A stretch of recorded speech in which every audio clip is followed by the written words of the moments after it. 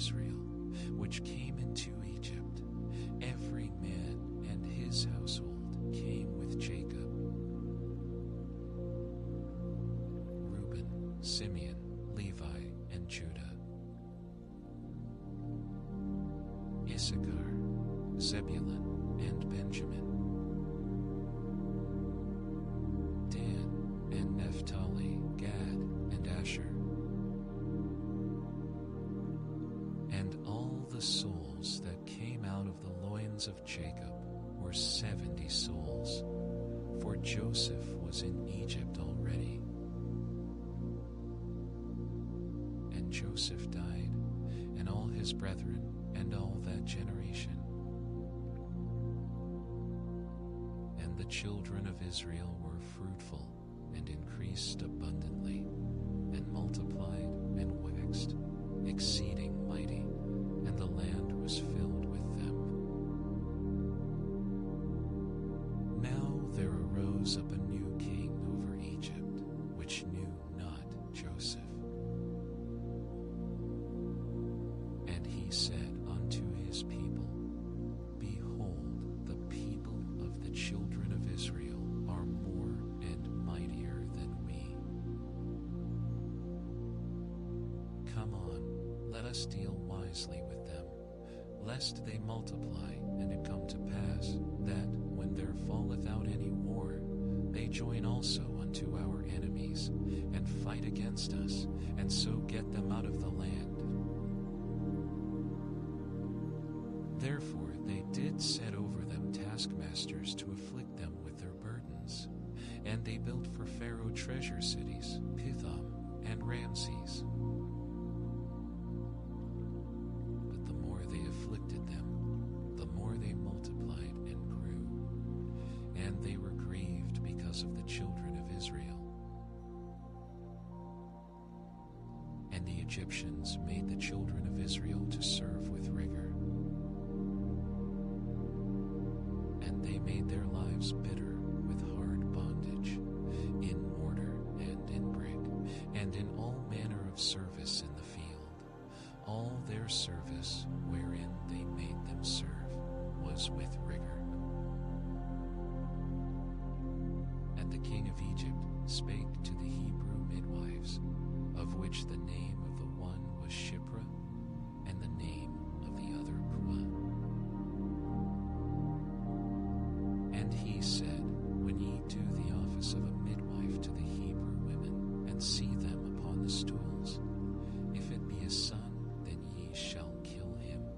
But if it be a daughter, then she shall live.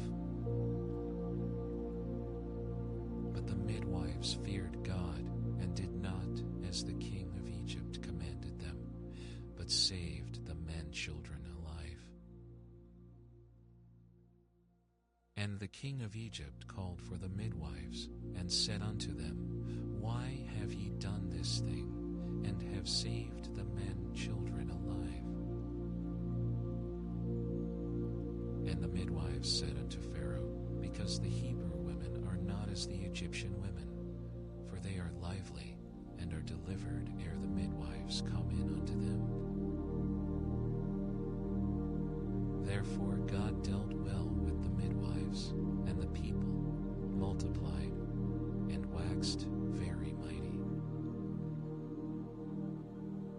And it came to pass, because the midwives feared God, that he made them houses.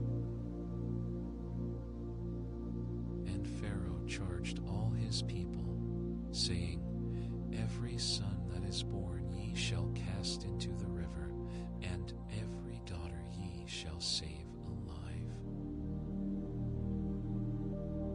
And there went a man of the house of Levi, and took to wife a daughter of Levi. And the woman conceived, and bare a son. And when she saw him, that he was a goodly child, she hid him 3 months. And when she could not longer hide him, she took for him an ark of bulrushes, and daubed it with slime and with pitch, and put the child therein, and she laid it in the flash,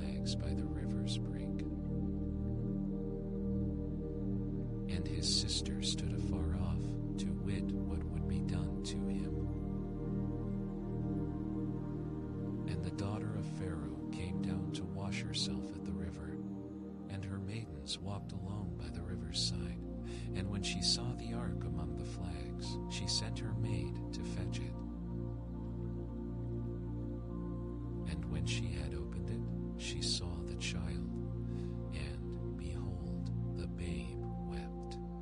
And she had compassion on him, and said, "This is one of the Hebrews' children." Then said his sister to Pharaoh's daughter, "Shall I go and call to thee a nurse of the Hebrew women, that she may nurse the child for thee?" And Pharaoh's daughter said to her, "Go."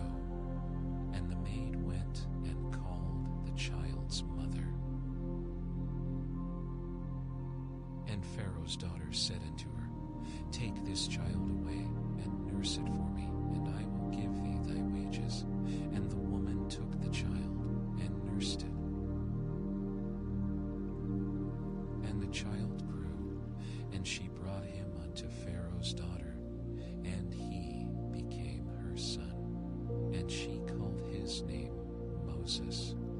And she said, "Because I drew him out of the water."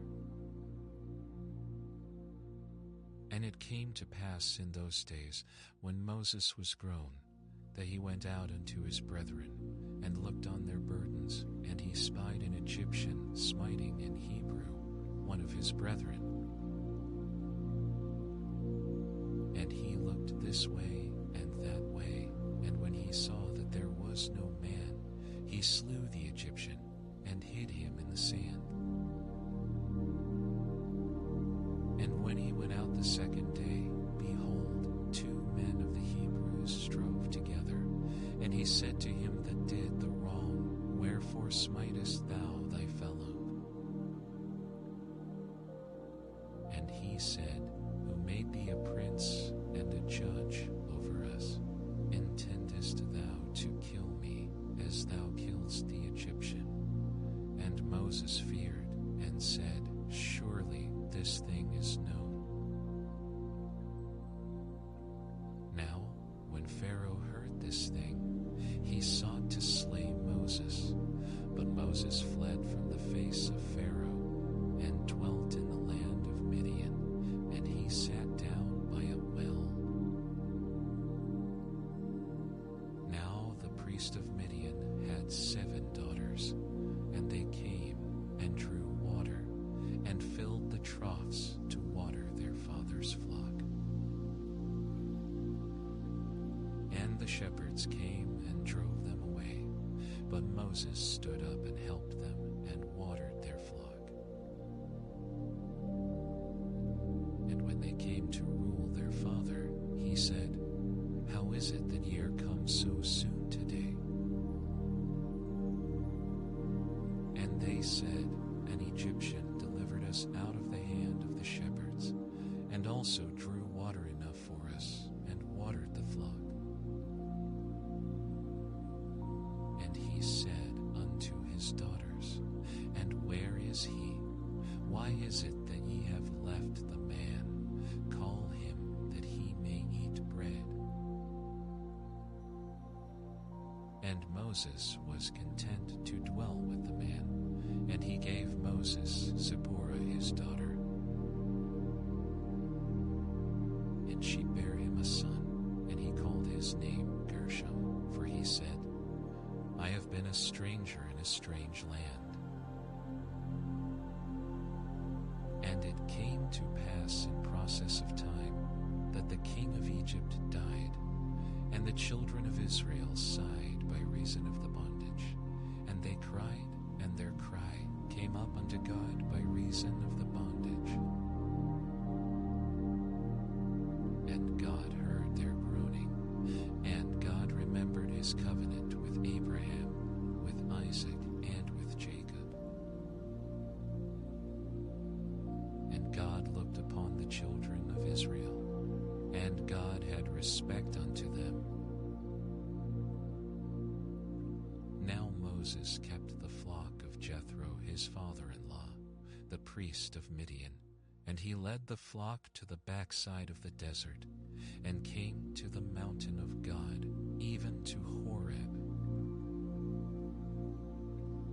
And the angel of the Lord appeared unto him in a flame of fire out of the midst of a bush. And he looked, and behold, the bush burned with fire, and the bush was not consumed. And Moses said, I will now turn aside and see this great sight, why the bush is not burnt. And when the Lord saw that he turned aside to see, God called unto him out of the midst of the bush, and said, Moses. And he said, Here am I.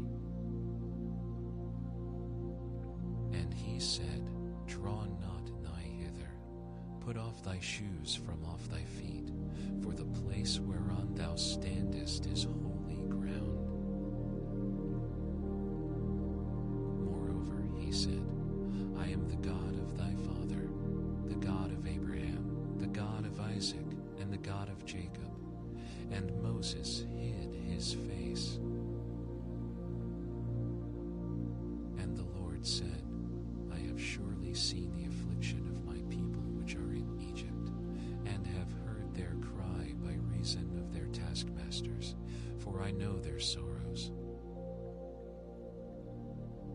And I am come down to deliver them out of the hand of the Egyptians, and to bring them up out of that land unto a good land, and a large, unto a land flowing with milk and honey, unto the place of the Canaanites, and the Hittites, and the Amorites, and the Perizzites, and the Hittites, and the Jebusites. Now therefore, behold, the cry of the children of Israel is come unto me, and I have also seen the oppression wherewith the Egyptians oppress them. Come now therefore, and I will send thee unto Pharaoh, that thou mayest bring forth my people, the children of Israel, out of Egypt. And Moses said unto God, Who am I, that I should go unto Pharaoh, and that I should bring forth the children of Israel out of Egypt? And he said, Certainly I will be with thee, and this shall be a token unto thee that I have sent thee. When thou hast brought forth the people out of Egypt, ye shall serve God upon this mountain. And Moses said unto God, Behold, when I come unto the children of Israel, and shall say unto them, The God of your fathers hath sent me unto you, and they shall say to me, What is his name? What shall I say unto them? And God said unto Moses, I am that I am. And he said, Thus shalt thou say unto the children of Israel, I am hath sent me unto you. And God said moreover unto Moses, Thus shalt thou say unto the children of Israel, The Lord God of your fathers, the God of Abraham, the God of Isaac, and the God of Isaac, and the God of Jacob, hath sent me unto you. This is my memorial unto all generations. Go and gather the elders of Israel together, and say unto them, The Lord God of your fathers, the God of Abraham, of Isaac, and of Jacob, appeared unto me, saying, I have surely visited you, and seen that which is done to you in Egypt. And I have said, I will bring you up out of the affliction of Egypt unto the land of the Canaanites, and the Hittites, and the Amorites, and the Perizzites, and the Amorites, and the Perizzites, and the Jebusites, unto a land flowing with milk and honey. And they shall hearken to thy voice, and thou shalt come, thou daughters of Israel unto the king of Egypt, and ye shall say unto him, The Lord God of the Hebrews hath met with us. Now let us go, we beseech, 3 days' journey into the wilderness, that we may sacrifice to the Lord our God. And I am sure that the king of Egypt will not let you go, no, not by a mighty hand. And I will stretch out my hand, and smite Egypt with all my wonders which I will do in the midst thereof. And after that he will let you go. And I will give this people favor in the sight of the Egyptians.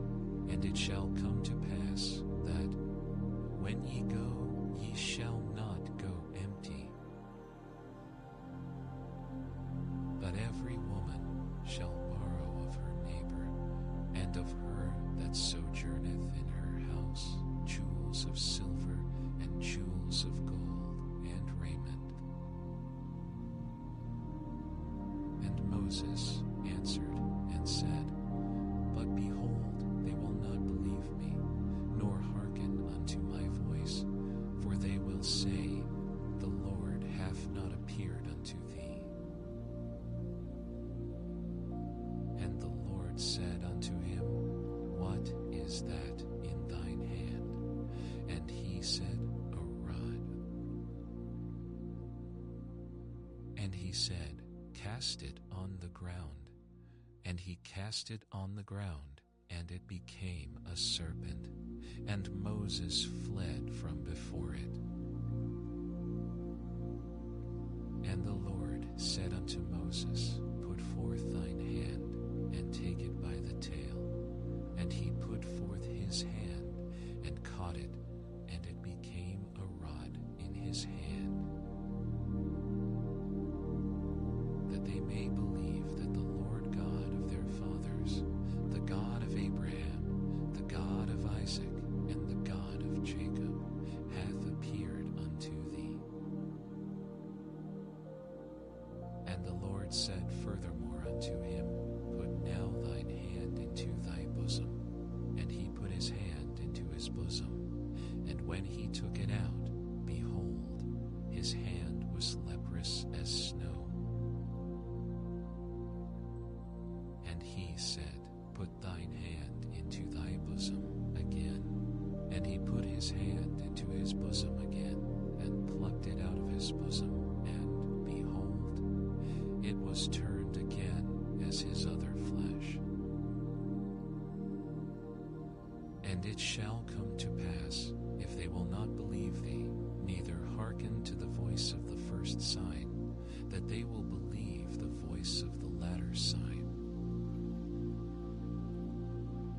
And it shall come to pass, if they will not believe also these 2 signs, neither hearken unto thy voice, that thou shalt take of the water of the river, and pour it upon the dry land, and the water which thou takest out of the river shall become blood upon the dry land.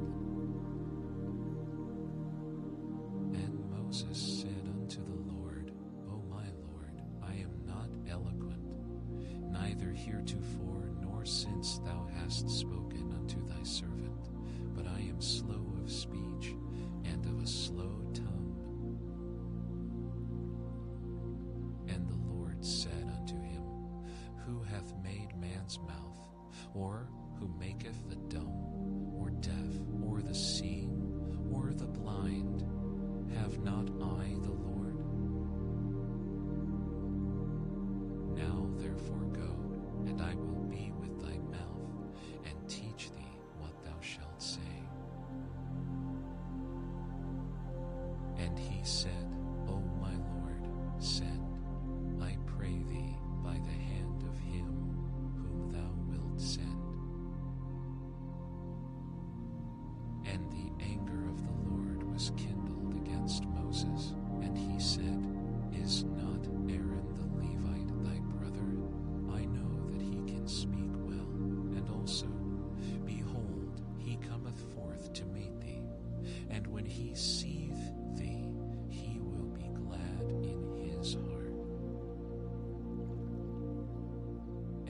shalt speak unto him, and put words in his mouth.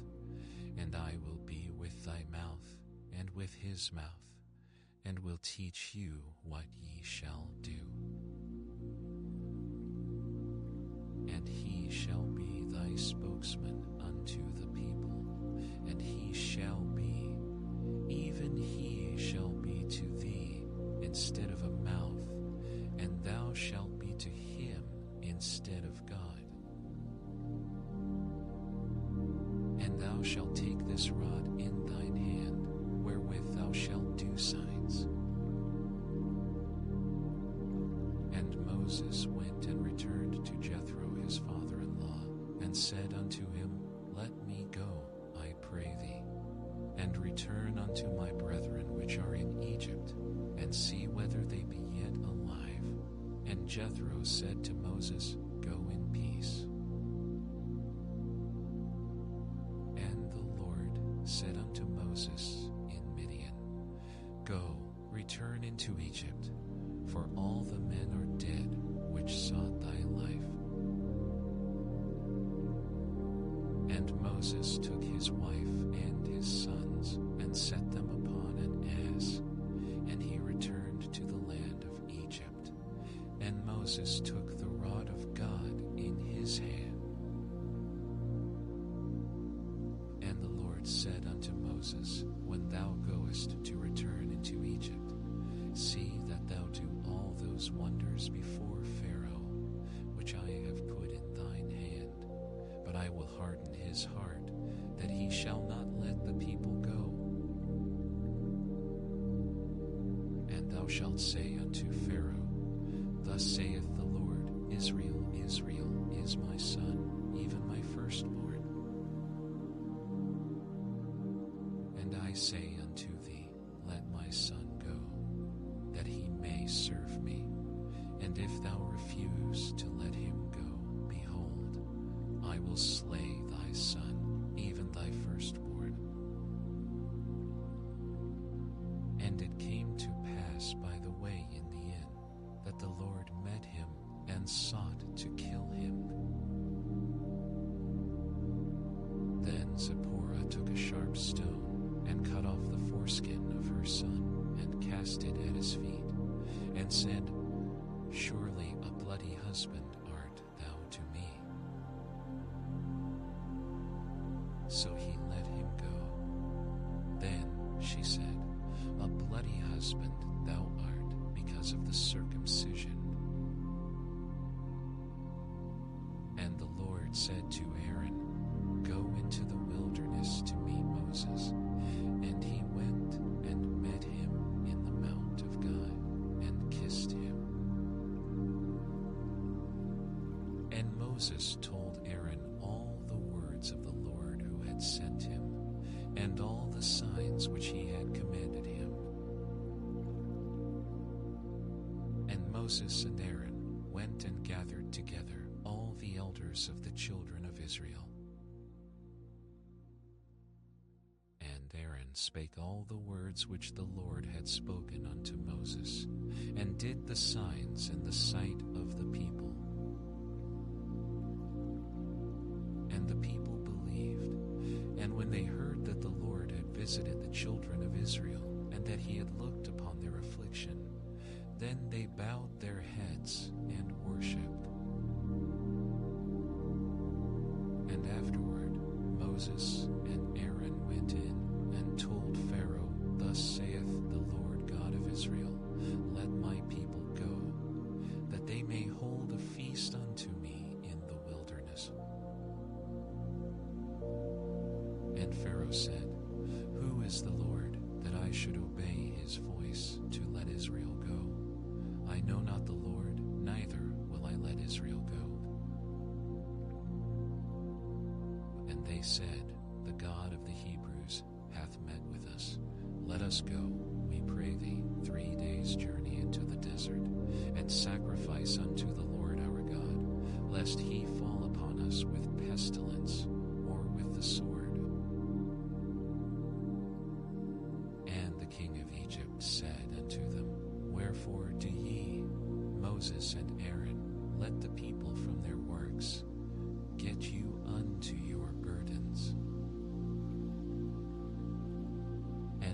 Pharaoh said, Behold, the people of the land now are many, and ye make them rest from their burdens.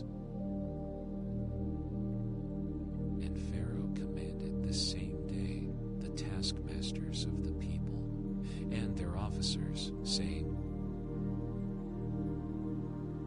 Ye shall no more give the people straw to make brick as heretofore.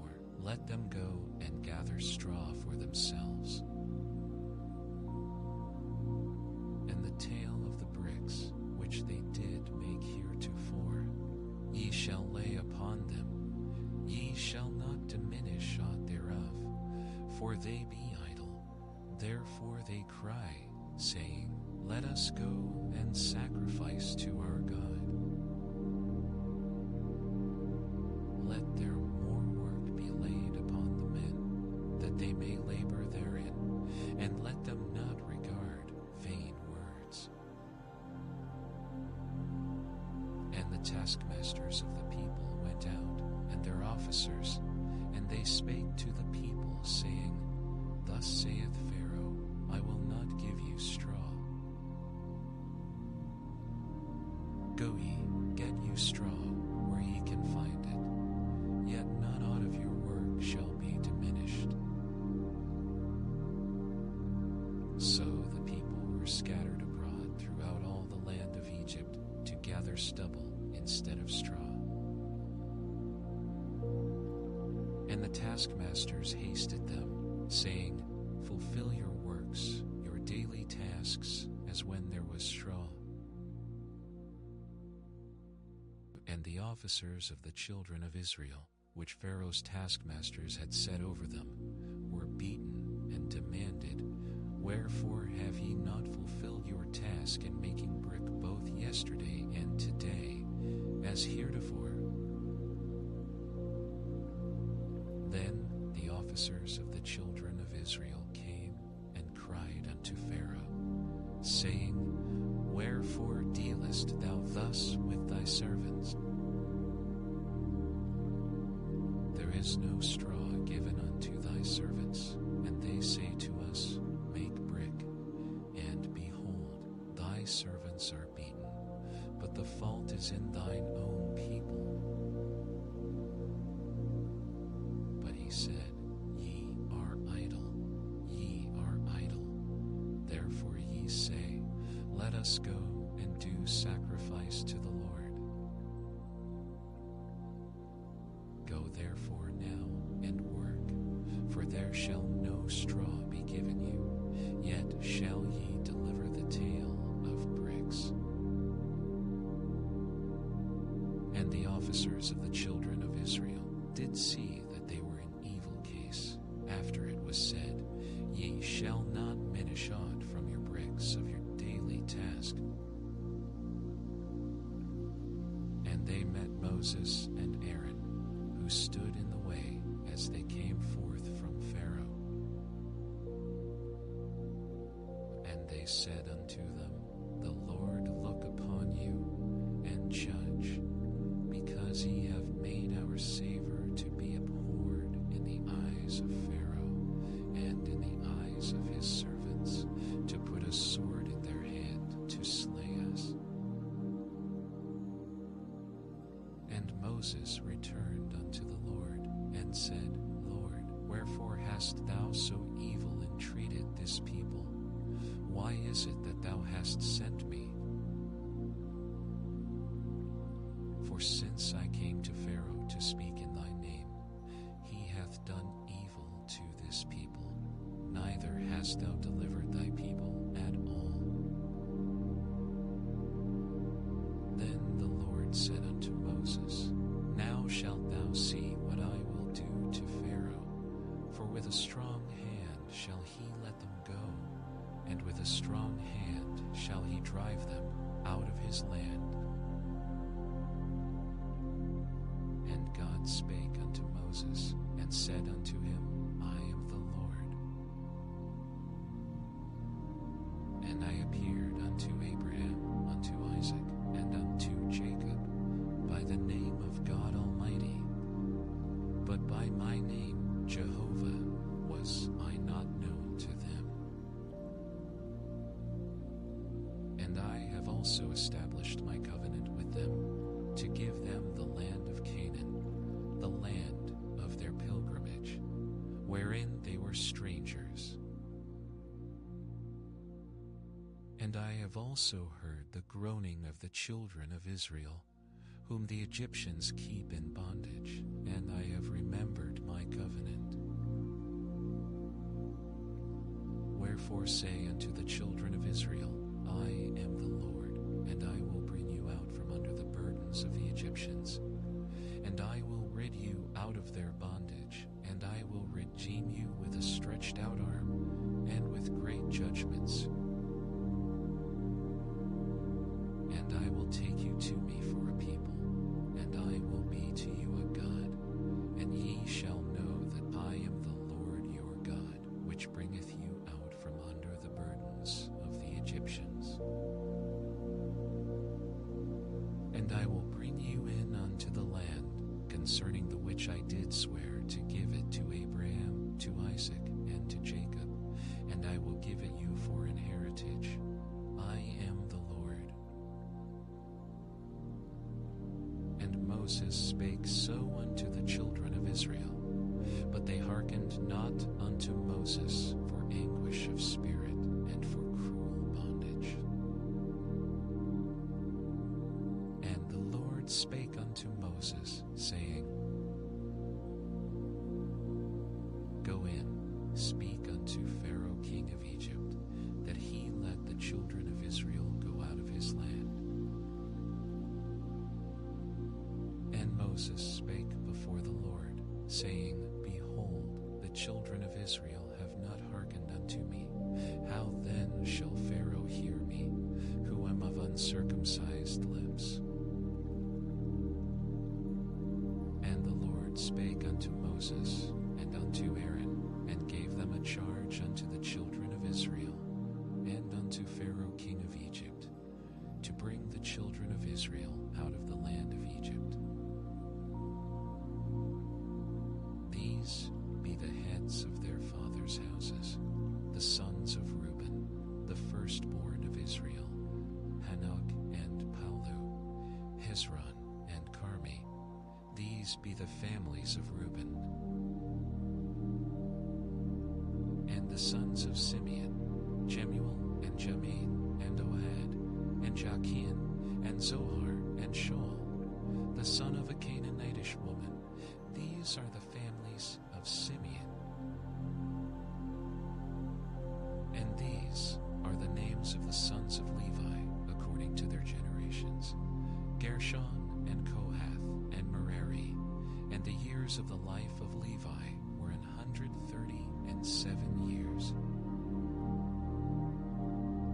The sons of Gershon, Libni and Shimi, according to their families. And the sons of Kohath, Amram and Izhar and Hebron and Uzziel. And the years of the life of Kohath were 133 years. And the sons of Merari, Mahali and Mushi. These are the families of Levi according to their generations. And Amram took him Jochebed his father's sister to wife, and she bare him Aaron and Moses. And the years of the life of Amram were 137 years. And the sons of Izhar, Korah and Nepheg and Zikri. And the sons of Uzziel, Mishael and Elzaphan and Zithri. And Aaron took him Elisheba, daughter of Amminadab, sister of Nahashon, to wife. And she bare him Nadab, and Abihu, Eleazar, and Ithamar. And the sons of Korah, Asher and Elkanah, and Abiasaph. These are the families of the Korahites. And Eleazar, Aaron's son, took him one of the daughters of Putiel to wife, and she bare him Phinehas. These are the descendants of the fathers of the Levites according to their families. These are that Aaron and Moses, to whom the Lord said, "Bring out the children of Israel from the land of Egypt according to their armies." These are they which spake to Pharaoh king of Egypt, to bring out the children of Israel from Egypt. These are that Moses and Aaron. And it came to pass on the day when the Lord spake unto Moses in the land of Egypt, that the Lord spake unto Moses, saying, I am the Lord. Speak thou unto Pharaoh king of Egypt all that I say unto thee. And Moses said before the Lord, Behold, I am of uncircumcised lips, and how shall Pharaoh hearken unto me? And the Lord said unto Moses, See, I have made thee a god to Pharaoh, and Aaron thy brother shall be thy prophet. Thou shalt speak all that I command thee, and Aaron thy brother shall speak unto Pharaoh, that he send the children of Israel out of his land. And I will harden Pharaoh's heart, and multiply my signs and my wonders in the land of Egypt. But Pharaoh shall not hearken unto you, that I may lay my hand upon Egypt, and bring forth mine armies, and my people, the children of Israel, out of the land of Egypt by great judgments. And the Egyptians shall know that I am the Lord, when I stretch forth mine hand upon Egypt, and bring out the children of Israel from among them. And Moses and Aaron did as the Lord commanded them, so did they. And Moses was 80 years old, and Aaron 83 years old, when they spake unto Pharaoh. And the Lord spake unto Moses and unto Aaron, saying, When Pharaoh shall speak unto you, saying, Shew a miracle for you, then thou shalt say unto Aaron, Take thy rod, and cast it before Pharaoh, and it shall become a serpent. And Moses and Aaron went in unto Pharaoh, and they did so as the Lord had commanded. And Aaron cast down his rod before Pharaoh, and before his servants, and it became a serpent. Then Pharaoh also called the wise men and the sorcerers. Now the magicians of Egypt, they also did in like manner with their enchantments. For they cast down every man his rod, and they became serpents. But Aaron's rod swallowed up their rods. And he hardened Pharaoh's heart, that he hearkened not unto them, as the Lord had said. And the Lord said unto Moses, Pharaoh's heart is hardened. He refuseth to let the people go. Get thee unto Pharaoh in the morning. Lo, he goeth out unto the water, and thou shalt stand by the river's brink against he come, and the rod which was turned to a serpent shalt thou take in thine hand. And thou shalt say unto him, The Lord God of the Hebrews hath sent me unto thee, saying, Let my people go, that they may serve me in the wilderness. And behold, hitherto thou wouldest not hear. Thus saith the Lord, In this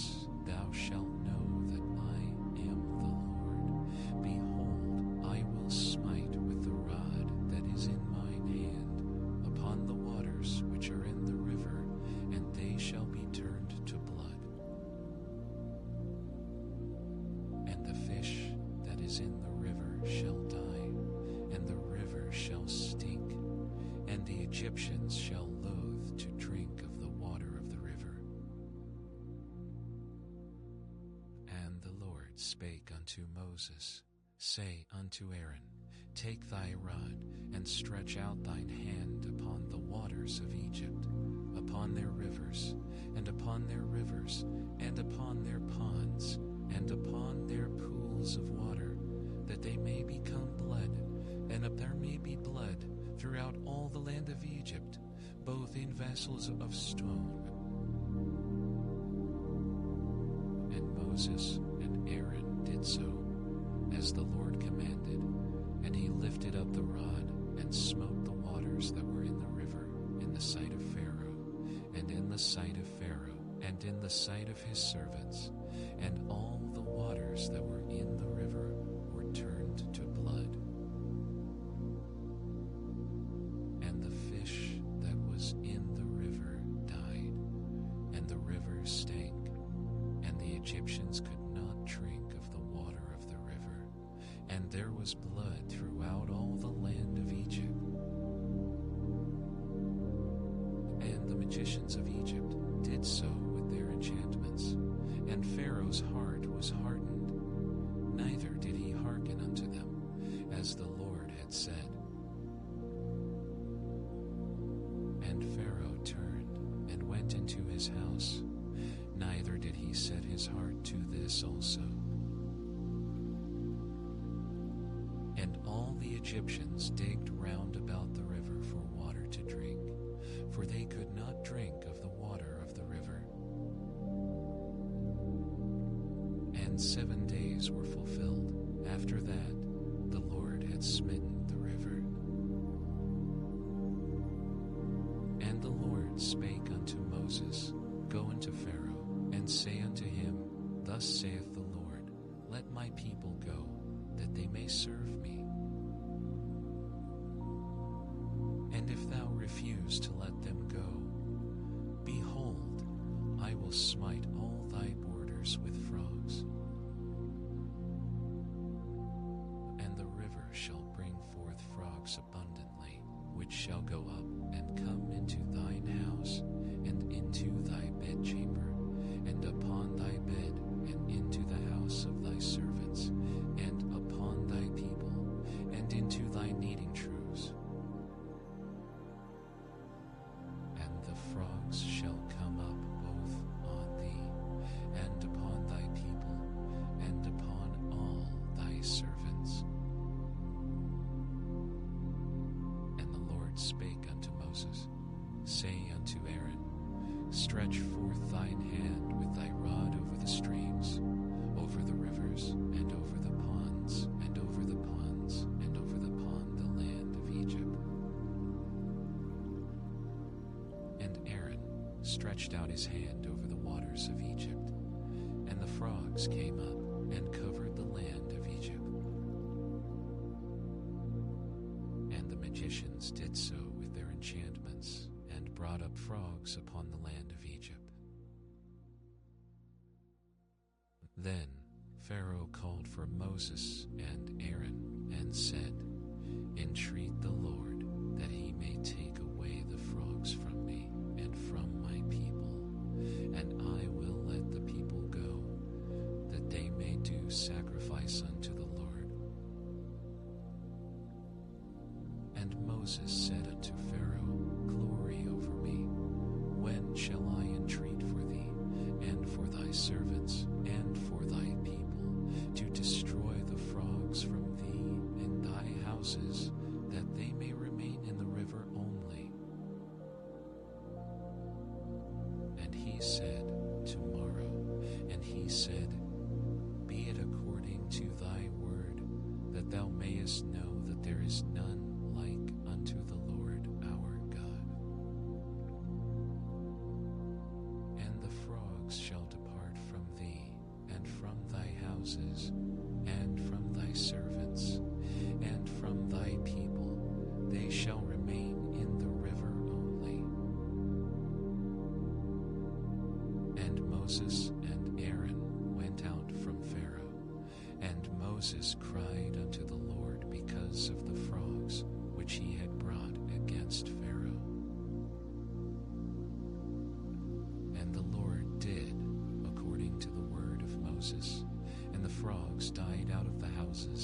out of the villages, and out of the fields.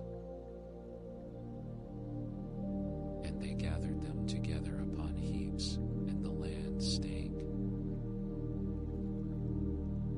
But when Pharaoh saw that there was respite, he hardened his heart, and hearkened not unto them, as the Lord had said.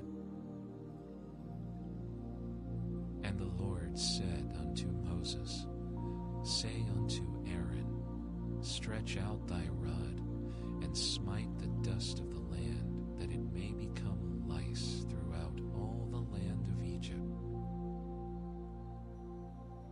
And they did so, for Aaron stretched out his hand with his rod, and smote the dust of the earth, and it became lice in man and in beast. All the dust of the land became lice throughout all the land of Egypt. And the magicians did so with their enchantments to bring forth lice, but they could not. So there were lice upon man and upon beast. Then the magicians said unto Pharaoh, This is the finger of God. And Pharaoh's heart was hardened, and he hearkened not unto them, as the Lord had said. And the Lord said unto Moses, Rise up early in the morning, and stand before Pharaoh. Lo, he cometh forth to the water, and say unto him, Thus saith the Lord, Let my people go, that they may serve me. Else, if thou wilt not let my people go, behold, I will send swarms of flies upon thee, and upon thy servants, and upon thy people, and into thy houses. And the houses of the Egyptians shall be full of swarms of flies, and also the ground whereon they are. And I will sever in that day the land of Goshen, in which my people dwell, that no swarms of flies shall be there, to the end thou mayest know that I am the Lord in the midst of the earth. And I will put a division between my people and thy people. Tomorrow shall this sign be.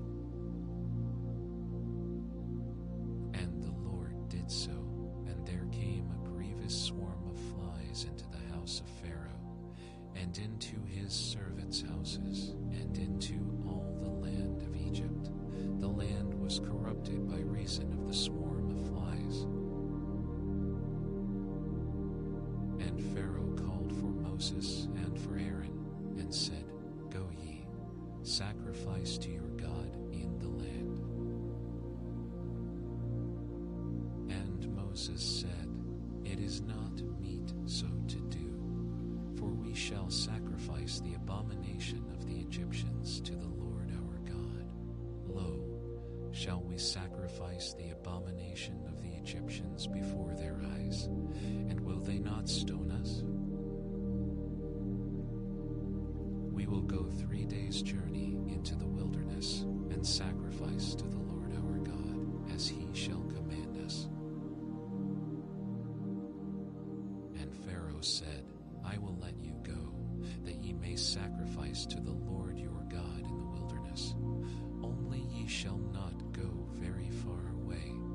Entreat for me. And Moses said, Behold, I go out from thee, and I will entreat the Lord that the swarms of flies may depart from Pharaoh, from his servants, and from his people tomorrow. But let not Pharaoh deal deceitfully any more in not letting the people go to sacrifice to the Lord.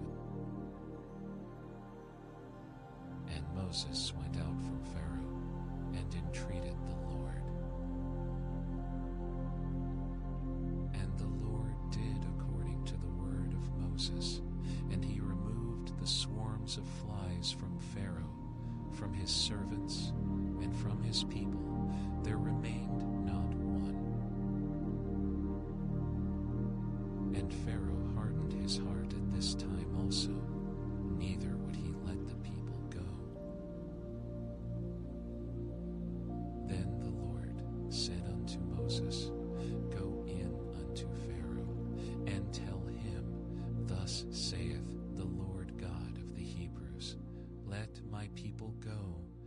that they may serve me.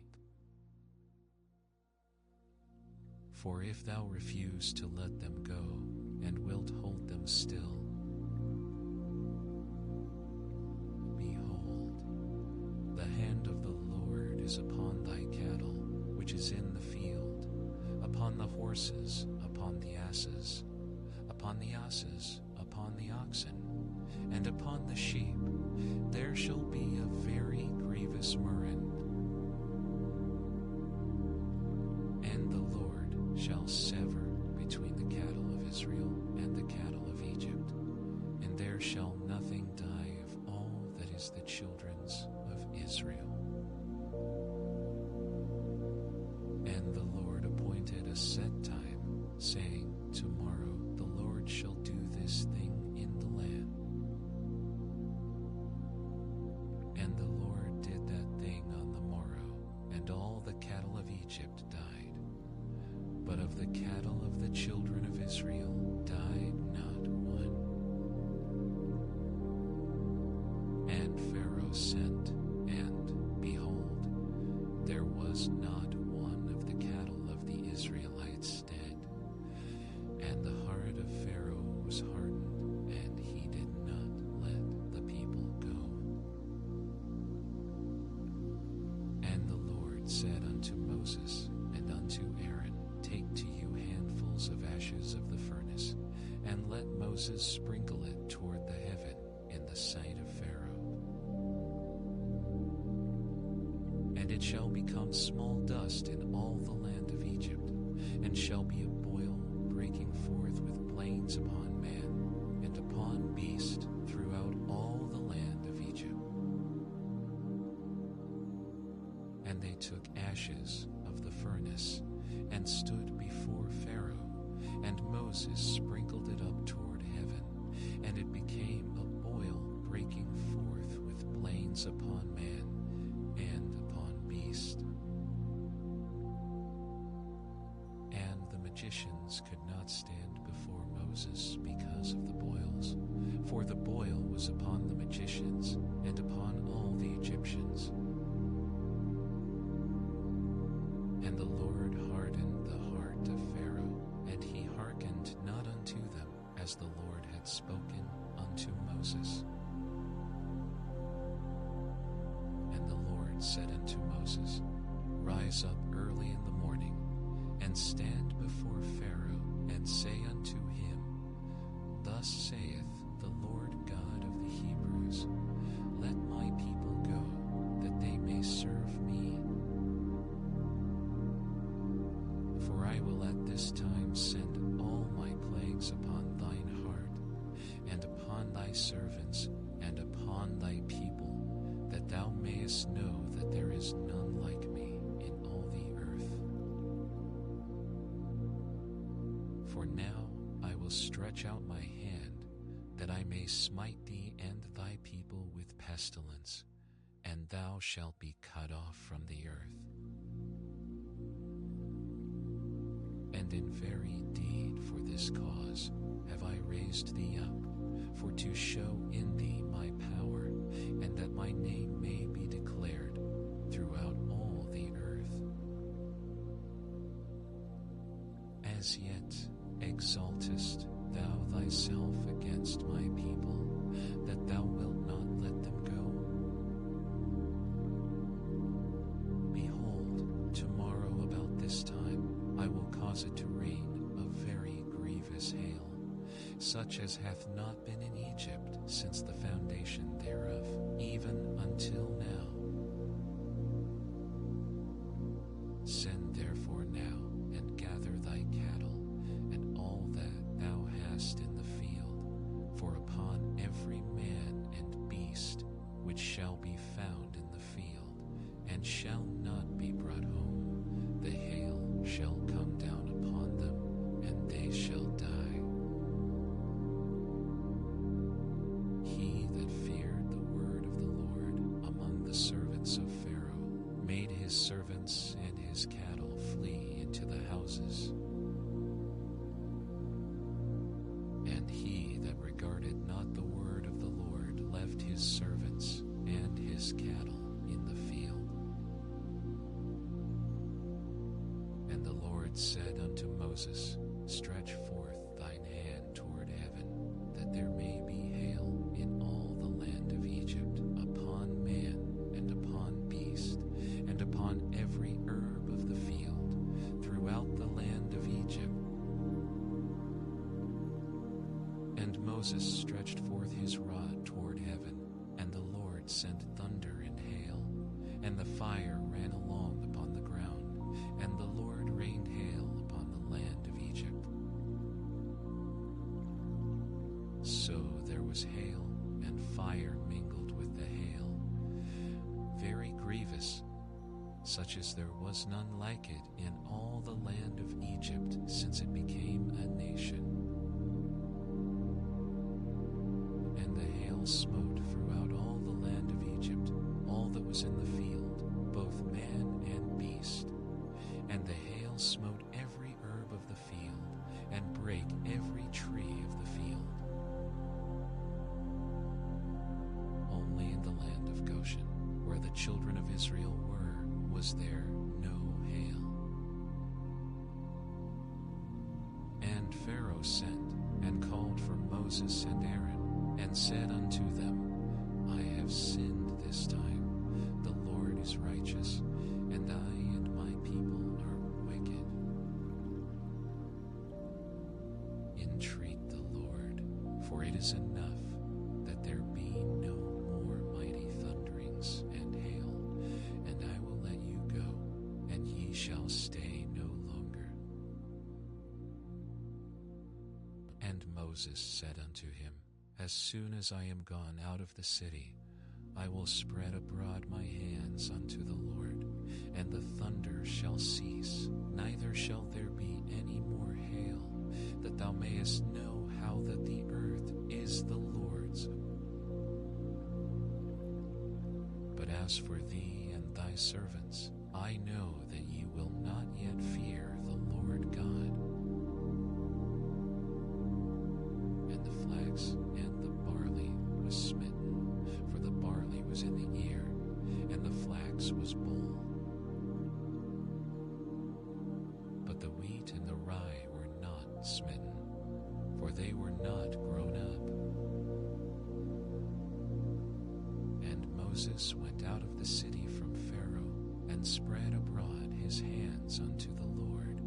And the thunders and hail ceased, and the rain was not poured upon the earth. And when Pharaoh saw that the rain and the hail and the thunders were ceased, he sinned yet more, and hardened his heart, he and his servants. And the heart of Pharaoh was hardened, neither would he let the children of Israel go, as the Lord had spoken by Moses. And the Lord said unto Moses, Go in unto Pharaoh, for I have hardened his heart, and the heart of his servants, that I might shew these my signs before him, and that thou mayest tell in the ears of thy son, and of thy son's son, what things I have wrought in Egypt, and my signs, which I have done among them, that ye may know how that I am the Lord. And Moses and Aaron came in unto Pharaoh, and said unto him, Thus saith the Lord God of the Hebrews, How long wilt thou refuse to humble thyself before me? Let my people go, that they may serve me. Else, if thou refuse to let my people go, behold, tomorrow will I bring the locusts into thy coast. And they shall cover the face of the earth, that one cannot be able to see the earth, and they shall eat the residue of that which is escaped, which remaineth unto you from the hail, and shall eat every tree which groweth for you out of the field.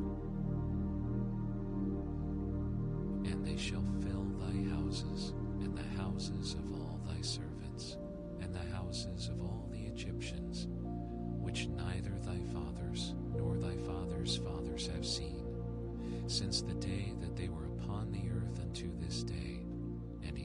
himself and went out from Pharaoh.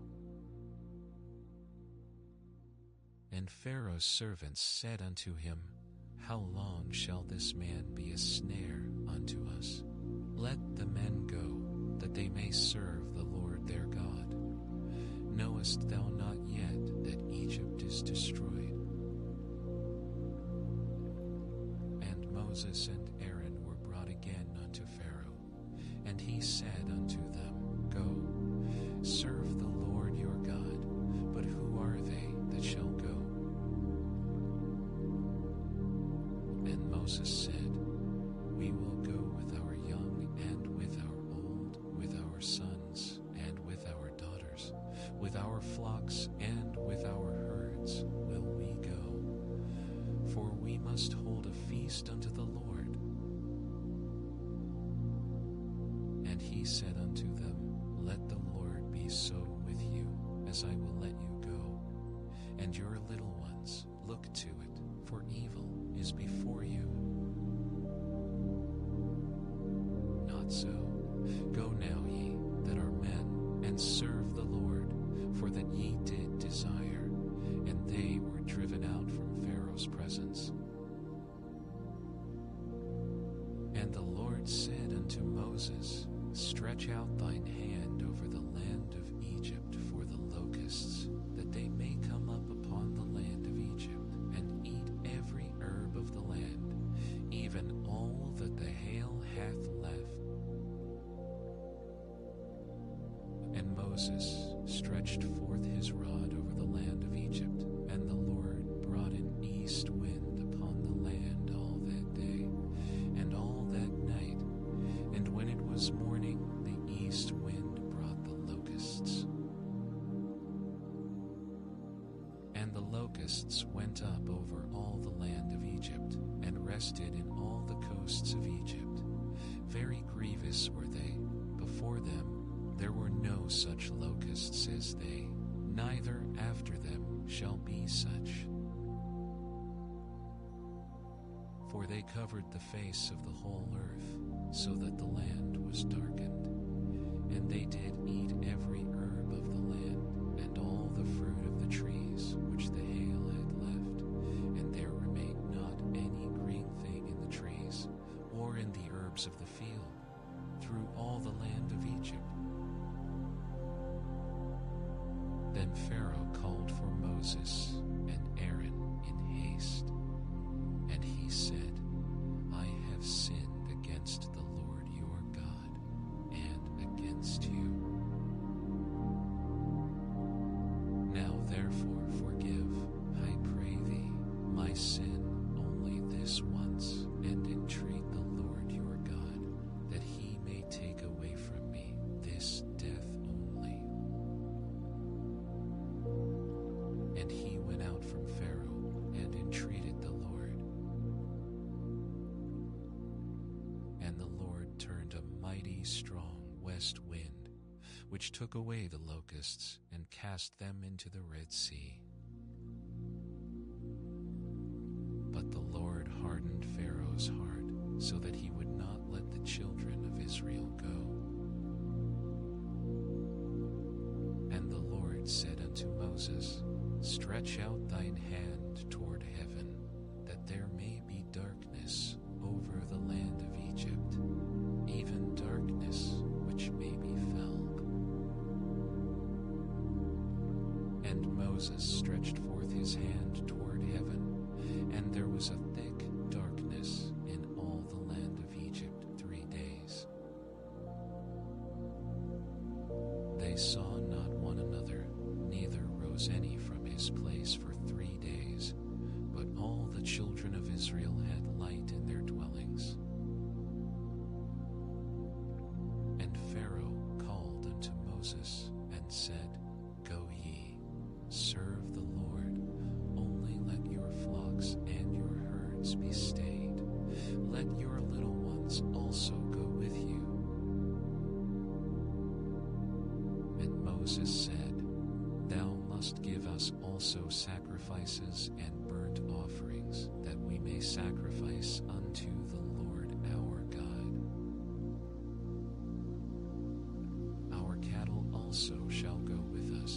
shall not an hoof be left behind, for thereof must we take to serve the Lord our God, and we know not with what we must serve the Lord until we come thither.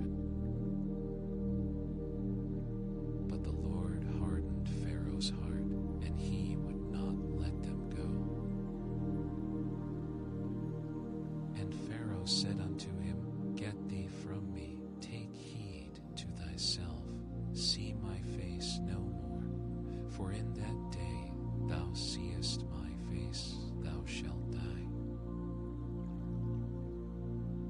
And Moses said, Thou hast spoken well, I will see thy face again no more.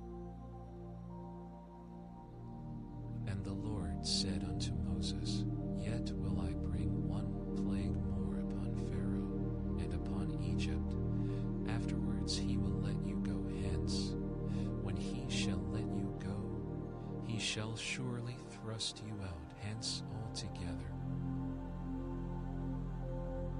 Speak now in the ears of the people, and let every man borrow of his neighbor, and every woman of her neighbor, jewels of silver and jewels of gold. And the Lord gave the people favor in the sight of the Egyptians.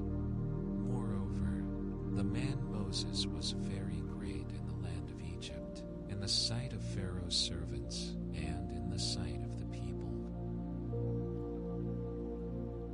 And Moses said, Thus saith the Lord, about midnight will I go out into the midst of Egypt. And all the firstborn in the land of Egypt shall die, from the firstborn of Pharaoh that sitteth upon his throne, even unto the firstborn of the maidservant that is behind the mill, and all the firstborn of beast. And there shall be a great cry throughout all the land of Egypt, such as there was none like it, nor shall be like it any more. But against any of the children of Israel shall not a dog move his tongue against man or beast, that ye may know how that the Lord doth put a difference between the Egyptians and Israel. And all these thy servants shall come down unto me, and bow down themselves unto me, saying, Get thee out, and all the people that follow thee, and after that I will go out. And he went out from Pharaoh in a great anger. And the Lord said unto Moses, Pharaoh shall not hearken unto you, that my wonders may be multiplied in the land of Egypt. And Moses and Aaron did all these wonders before Pharaoh, and the Lord hardened Pharaoh's heart, so that he would not let the children of Israel go out of his land. And the Lord spake unto Moses and Aaron in the land of Egypt, saying, This month shall be unto you the beginning of months. It shall be the first month of the year to you. Speak ye unto all the congregation of Israel, saying, In the 10th day of this month they shall take to them every man a lamb, according to the house of their fathers, a lamb for an house. And if the household be too little for the lamb, let him and his neighbor next unto his house take it according to the number of the souls. Every man according to his eating shall make your count for the lamb. Your lamb shall be without blemish, a male of the first year. Ye shall take it out from the sheep or from the goats. And ye shall keep it up until the 14th day of the same month, and the whole assembly of the congregation of Israel shall kill it in the evening. And they shall take of the blood, and strike it on the 2 side posts and on the upper doorpost of the houses, wherein they shall eat it. And they shall eat the flesh in that night, roast with fire, and unleavened bread, and with bitter herbs they shall eat it. Eat not of it raw, nor sodden at all with water, but roast with fire, his head with his legs, and with the purtenance thereof. And ye shall let nothing of it remain until the morning, and that which remaineth of it until the morning ye shall burn with fire. And thus shall ye eat it, with your loins girded, your shoes on your feet, and your staff in your hand, and ye shall eat it in haste. It is the Lord's Passover. For I will pass through the land of Egypt this night, and will smite all the firstborn in the land of Egypt, both man and beast. And against all the gods of Egypt I will execute judgment. I am the Lord. And the blood shall be to you for a token upon the houses where ye are. And when I see the blood, I will pass over you, and the plague shall not be upon you to destroy you when I smite the land of Egypt. And this day shall be unto you for a memorial, and ye shall keep it a feast to the Lord throughout your generations. Ye shall keep it a feast by an ordinance forever. 7 days shall ye eat unleavened bread. Even the first day ye shall put away leaven out of your houses. For whosoever eateth leavened bread from the first day until the 7th day, that soul shall be cut off from Israel. And in the first day there shall be an holy convocation, and in the 7th day there shall be an holy convocation to you. No manner of work shall be done in them, save that which every man must eat, that only may be done of you. And ye shall observe the feast of unleavened bread, for in this selfsame day have I brought your armies out of the land of Egypt. Therefore shall ye observe this day in your generations, by an ordinance forever. In the first month, on the 14th day of the month at even, ye shall eat unleavened bread until the 21st day of the month at even. 7 days shall there be no leaven found in your houses, for whosoever eateth that which is leavened, even that soul shall be cut off from the congregation of Israel, whether he be a stranger or born in the land. Ye shall eat nothing leavened. In all your habitations shall ye eat unleavened bread. Then Moses called for all the elders of Israel, and said unto them, Draw out and take you a lamb according to your families, and kill the Passover. And ye shall take a bunch of hyssop, and dip it in the blood that is in the basin, and strike the lintel and the 2 side posts with the blood that is in the basin, and none of you shall go out at the door of his house until the morning. For the Lord will pass through to smite the Egyptians, and when he seeth the blood upon the lintel and on the 2 side posts, the Lord will pass over the door, and will not suffer the destroyer to come in unto your houses to smite you. And ye shall observe this thing for an ordinance to thee and to thy sons forever. And it shall come to pass, when ye be come to the land which the Lord will give you, according as he hath promised, that ye shall keep this service. And it shall come to pass, when your children shall say unto you, What mean ye by this service? That ye shall say, It is the sacrifice of the Lord's Passover, who passed over the houses of the children of Israel in Egypt, when he smote the Egyptians and delivered our houses. And the people bowed the head and worshipped. And the children of Israel went away and did as the Lord had commanded Moses and Aaron. And it came to pass that at midnight the Lord smote all the firstborn in the land of Egypt, from the firstborn of Pharaoh that sat on his throne, unto the firstborn of the captive that was in the dungeon, and all the firstborn of cattle.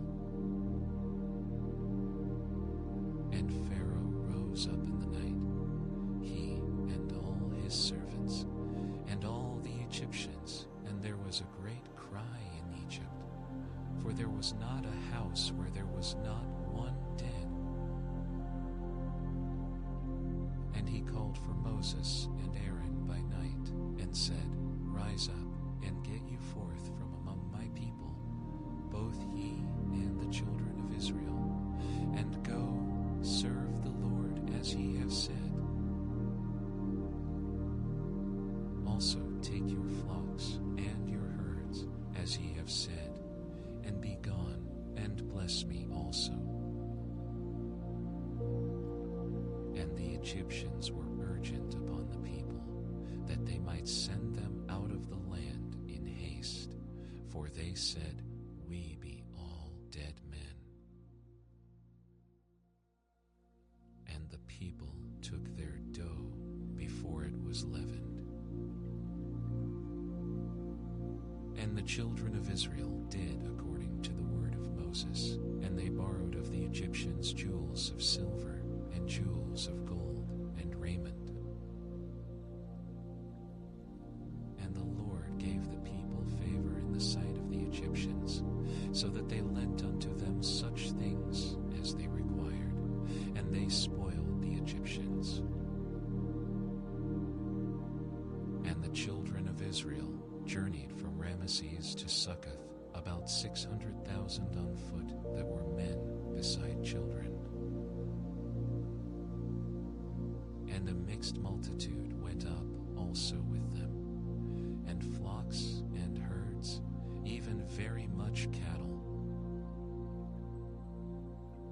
And they baked unleavened cakes of the dough which they brought forth out of Egypt, for it was not leavened, because they were thrust out of Egypt, and could not tarry, neither had they prepared for themselves any victual.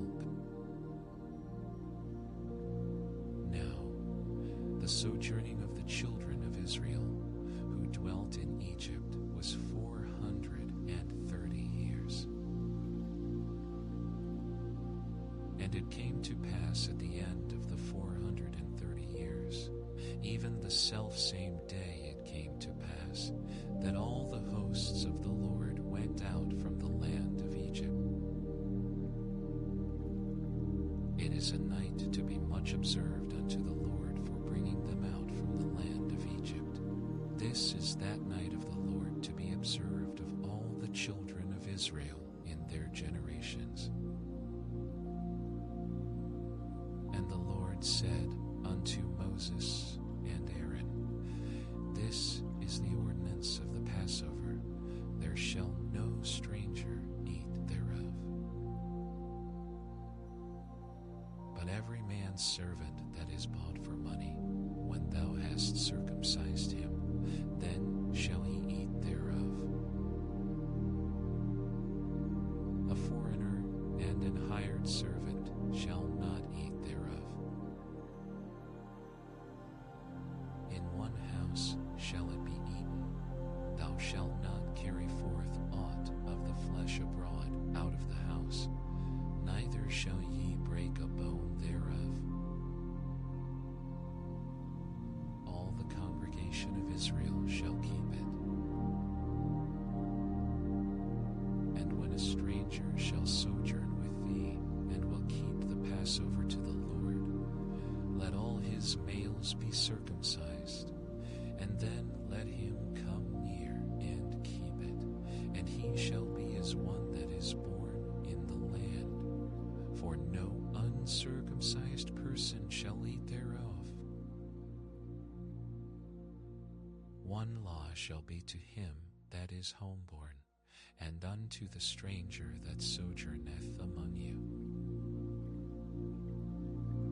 Thus did all the children of Israel, as the Lord commanded Moses and Aaron, so did they. And it came to pass the selfsame day that the Lord did bring the children of Israel out of the land of Egypt by their armies.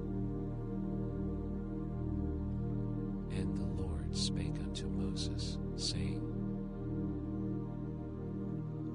Sanctify unto me all the firstborn, whatsoever openeth the womb among the children of Israel, both of man and of beast. It is mine. And Moses said unto the people, Remember this day, in which ye came out from Egypt, out of the house of bondage, for by strength of hand the Lord brought you out from this place. There shall no leavened bread be eaten. This day came ye out in the month Abib. And it shall be, when the Lord shall bring thee into the land of the Canaanites, and the Hittites, and the Amorites, and the Abusites, which he sware unto thy fathers to give, a land flowing with milk and honey, that thou shalt keep this service in this month. 7 days thou shalt eat unleavened bread, and in the 7th day shall be a feast to the Lord. Unleavened bread shall be eaten 7 days, and there shall no leavened bread be seen with thee, neither shall there be leaven seen with thee in all thy quarters. And thou shalt shew thy son in that day, saying, This is done because of that which the Lord did unto me when I came forth out of Egypt. And it shall be for a sign unto thee upon thine hand, and for a memorial between thine eyes, that the Lord's law may be in thy mouth. For with a strong hand hath the Lord brought thee out of Egypt. Thou shalt therefore keep this ordinance in his season from year to year. And it shall be, when the Lord shall bring thee into the land of the Canaanites, as he swore unto thee and to thy fathers, and shall give it thee, that thou shalt set apart unto the Lord all that openeth the matrix, and every firstling that cometh of a beast which thou hast, the males shall be the Lord's. And every firstling of an ass thou shalt redeem with a lamb. And if thou wilt not redeem it, then thou shalt break his neck, and all the firstborn of man among thy children shalt thou redeem. And it shall be, when thy son asketh thee in time to come, saying, What is this? That thou shalt say unto him, By strength of hand the Lord brought us out from Egypt, from the house of bondage. And it came to pass, when Pharaoh would hardly let us go, that the Lord slew all the firstborn in the land of Egypt, both the firstborn of man and the firstborn of beast. Therefore I sacrifice to the Lord all that openeth the matrix, firstborn of my children I redeem. And it shall be for a token upon thine hand, and for frontlets between thine eyes. For by strength of hand the Lord brought us forth out of Egypt. And it came to pass, when Pharaoh had let the people go, that God led them not through the way of the land of the Philistines, although that was near. For God said, lest peradventure the people repent when they see war, and they return to Egypt. But God led the people about through the way of the wilderness of the Red Sea, and the children of Israel went up harnessed out of the land of Egypt. And Moses took the bones of Joseph with him, for he had straitly sworn the children of Israel, saying, God will surely visit you, and ye shall carry up my bones away hence with you. And they took their journey from Succoth, and encamped in Etham in the edge of the wilderness. And the Lord went before them by day in a pillar of a cloud to lead them the way, and by night in a pillar of fire to give them light, to go by day and night. He took not away the pillar of the cloud by day, nor the pillar of fire by night from before the people. And the Lord spake unto Moses, saying, Speak unto the children of Israel, that they turn and encamp before Pi-hahiroth, between Migdol and the sea, over against Baal-zephon, before it shall ye encamp by the sea. For Pharaoh will say of the children of Israel, they are entangled in the land, the wilderness hath shut them in. And I will harden Pharaoh's heart, that he shall follow after them, and I will be honored upon Pharaoh and upon all his host, that the Egyptians may know that I am the Lord. And they did so. And it was told the king of Egypt that the people fled, and the heart of Pharaoh and of his servants was turned against the people. And they said, Why have we done this? That we done this, that we have let Israel go from serving us. And he made ready his chariot, and took his people with him. And he took 600 chosen chariots, and all the chariots of Egypt, and captains over every one of them. And the Lord hardened the heart of Pharaoh king of Egypt, and he pursued after the children of Israel, and the children of Israel went out with an high hand. But the Egyptians pursued after them, all the horses and chariots of Pharaoh, and his horsemen and his army, and overtook them encamping by the sea, beside Pi-hahiroth, before Baal-zephon. And when Pharaoh drew nigh, the children of Israel lifted up their eyes, and behold, the Egyptians marched after them, and they were sore afraid. And the children of Israel cried out unto the Lord. And they said unto Moses, Because there were no graves in Egypt, hast thou taken us away to die in the wilderness? Wherefore hast thou dealt thus with us, to carry us forth out of Egypt?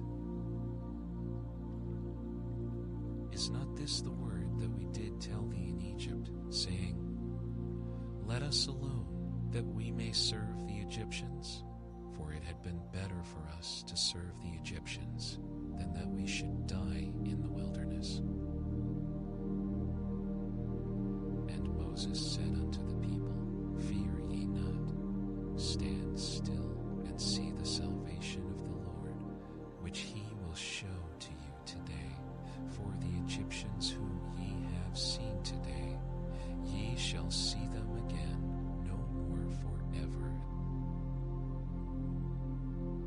The Lord shall fight for you, and ye shall hold your peace. And the Lord said unto Moses, Wherefore criest thou unto me? Speak unto the children of Israel, that they go forward. But lift thou up thy rod, and stretch out thine hand over the sea, and divide it, and the children of Israel shall go on dry ground through the midst of the sea. And I, behold, I will harden the hearts of the Egyptians, and they shall follow them. And I will get me honor upon Pharaoh, and upon all his host, upon his chariot, and upon his horsemen. And the Egyptians shall know that I am the Lord, when I have gotten me honor upon Pharaoh, upon his chariots, and upon his horsemen. And the angel of God, which went before the camp of Israel, removed and went behind them, and the pillar of the cloud went from before their face, and stood behind them. And it came between the camp of the Egyptians and the camp of Israel, and it was a cloud and darkness to them, but it gave light by night to these, so that the one came not near the other all the night. And Moses stretched out his hand over the sea, and the Lord caused the sea to go back by a strong east wind all that night, and made the sea dry land, and the waters were divided. And the children of Israel went into the midst of the sea upon the dry ground, and the waters were a wall unto them on their right hand and on their left. And the Egyptians pursued, and went in after them to the midst of the sea, even all Pharaoh's horses, his chariots, and his horsemen. And it came to pass that in the morning watch the Lord looked unto the host of the Egyptians through the pillar of fire and of the cloud, and troubled the host of the Egyptians, and took off their chariot wheels, that they drave them heavily, so that the Egyptians said, Let us flee from the face of Israel, for the Lord fighteth for them against the Egyptians. And the Lord said unto Moses, Stretch out thine hand over the sea, that the waters may come again upon the Egyptians, upon their chariots, and upon their horsemen. And Moses stretched forth his hand over the sea, and the sea returned to his strength when the morning appeared, and the Egyptians fled against it, and the Lord overthrew the Egyptians in the midst of the sea. And the waters returned, and covered the chariots, and the horsemen, and all the host of Pharaoh that came into the sea after them. There remained not so much as one of them. But the children of Israel walked upon dry land in the midst of the sea, and the waters were a wall unto them on their right hand and on their left. Thus the Lord saved Israel that day out of the hand of the Egyptians, and Israel saw the Egyptians dead upon the seashore. And Israel saw that great work which the Lord did upon the Egyptians, and the people feared the Lord, and believed the Lord, and his servant Moses. Then sang Moses and the children of Israel this song unto the Lord, and spake, saying, I will sing unto the Lord, for he hath triumphed gloriously. The horse and his rider hath he thrown into the sea. The Lord is my strength and song, and he is become my salvation. He is my God, and I will prepare him an habitation, my father's God, and I will exalt him. The Lord is a man of war, the Lord is his name. Pharaoh's chariots and his host hath he cast into the sea. His chosen captains also are drowned in the Red Sea. The depths have covered them. They sank into the bottom as a stone. Thy right hand, O Lord, is become glorious in power. Thy right hand, O Lord, hath dashed in pieces the enemy. And in the greatness of thine excellency thou hast overthrown them that rose up against thee. Thou sentest forth thy wrath, which consumed them as stubble. And with the blast of thy nostrils the waters were gathered together. The floods stood upright as an heap, and the depths were congealed in the heart of the sea. The enemy said, I will pursue, I will overtake, I will divide the spoil. My lust shall be satisfied upon them. I will draw my sword, my hand shall destroy them. Thou didst blow with thy wind, the sea covered them. They sank as lead in the mighty waters. Who is like unto thee, O Lord, among the gods? Who is like thee, glorious in holiness, fearful in praises, doing wonders? Thou stretchedst out thy right hand, the earth swallowed them. Thou in thy mercy hast led forth the people, which thou hast redeemed. Thou hast guided them in thy strength unto thy holy habitation. The people shall hear and be afraid. Sorrow shall take hold on the inhabitants of Palestina. Then the dukes of Edom shall be amazed. The mighty men of Moab, trembling, shall take hold upon them. All the inhabitants of Canaan shall melt away. Fear and dread shall fall upon them. By the greatness of thine arm they shall be as still as a stone, till thy people pass over, O Lord, till the people pass over, which thou hast purchased. Thou shalt bring them in and plant them in the mountain of thine inheritance, in the place, O Lord, which thou hast made for thee to dwell in the sanctuary, O Lord, which thy hands have established. The Lord shall reign forever and ever. For the horse of Pharaoh went in with his chariots and with his horsemen into the sea, and the Lord brought again the waters of the sea upon them. But the children of Israel went on dry land in the midst of the sea. And Miriam the prophetess, the sister of Aaron, took a timbrel in her hand, and all the women went out after her with timbrels and with dances. And Miriam answered them, Sing ye to the Lord, for he hath triumphed gloriously. The horse and his rider hath he thrown into the sea. So Moses brought Israel from the Red Sea, and they went out into the wilderness of Shur, and they went 3 days in the wilderness. wilderness and found no water. And when they came to Mara, they could not drink of the waters of Mara, for they were bitter.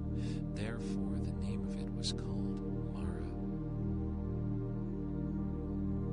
And the people murmured against Moses, saying, "What shall we drink?" And he cried unto the Lord, and the Lord shewed him a tree, which when he had cast into the waters were made sweet.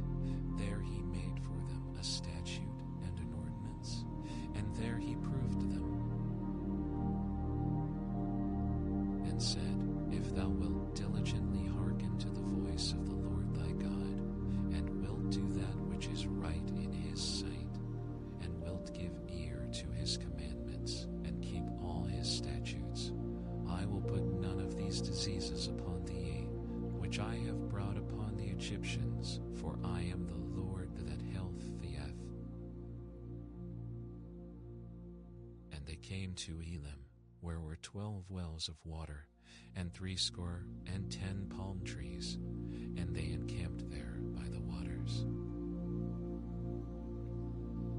And they took their journey from Elim, and all the congregation of the children of Israel came unto the wilderness of Sin, which is between Elim and Sinai, on the 15th day of the 2nd month, after their departing out of the land of Egypt.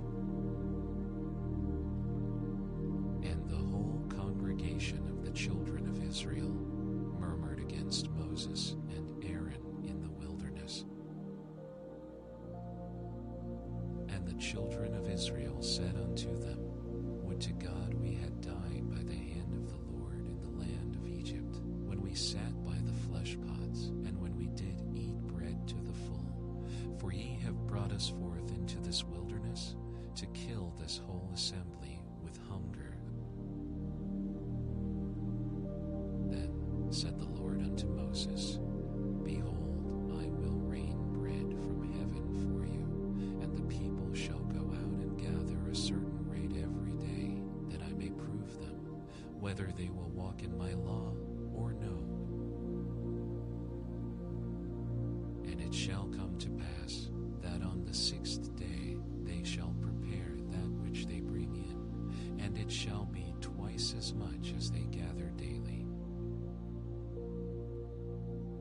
And Moses and Aaron said unto all the children of Israel, "At even then ye shall know that the Lord hath brought you out from the land of Egypt.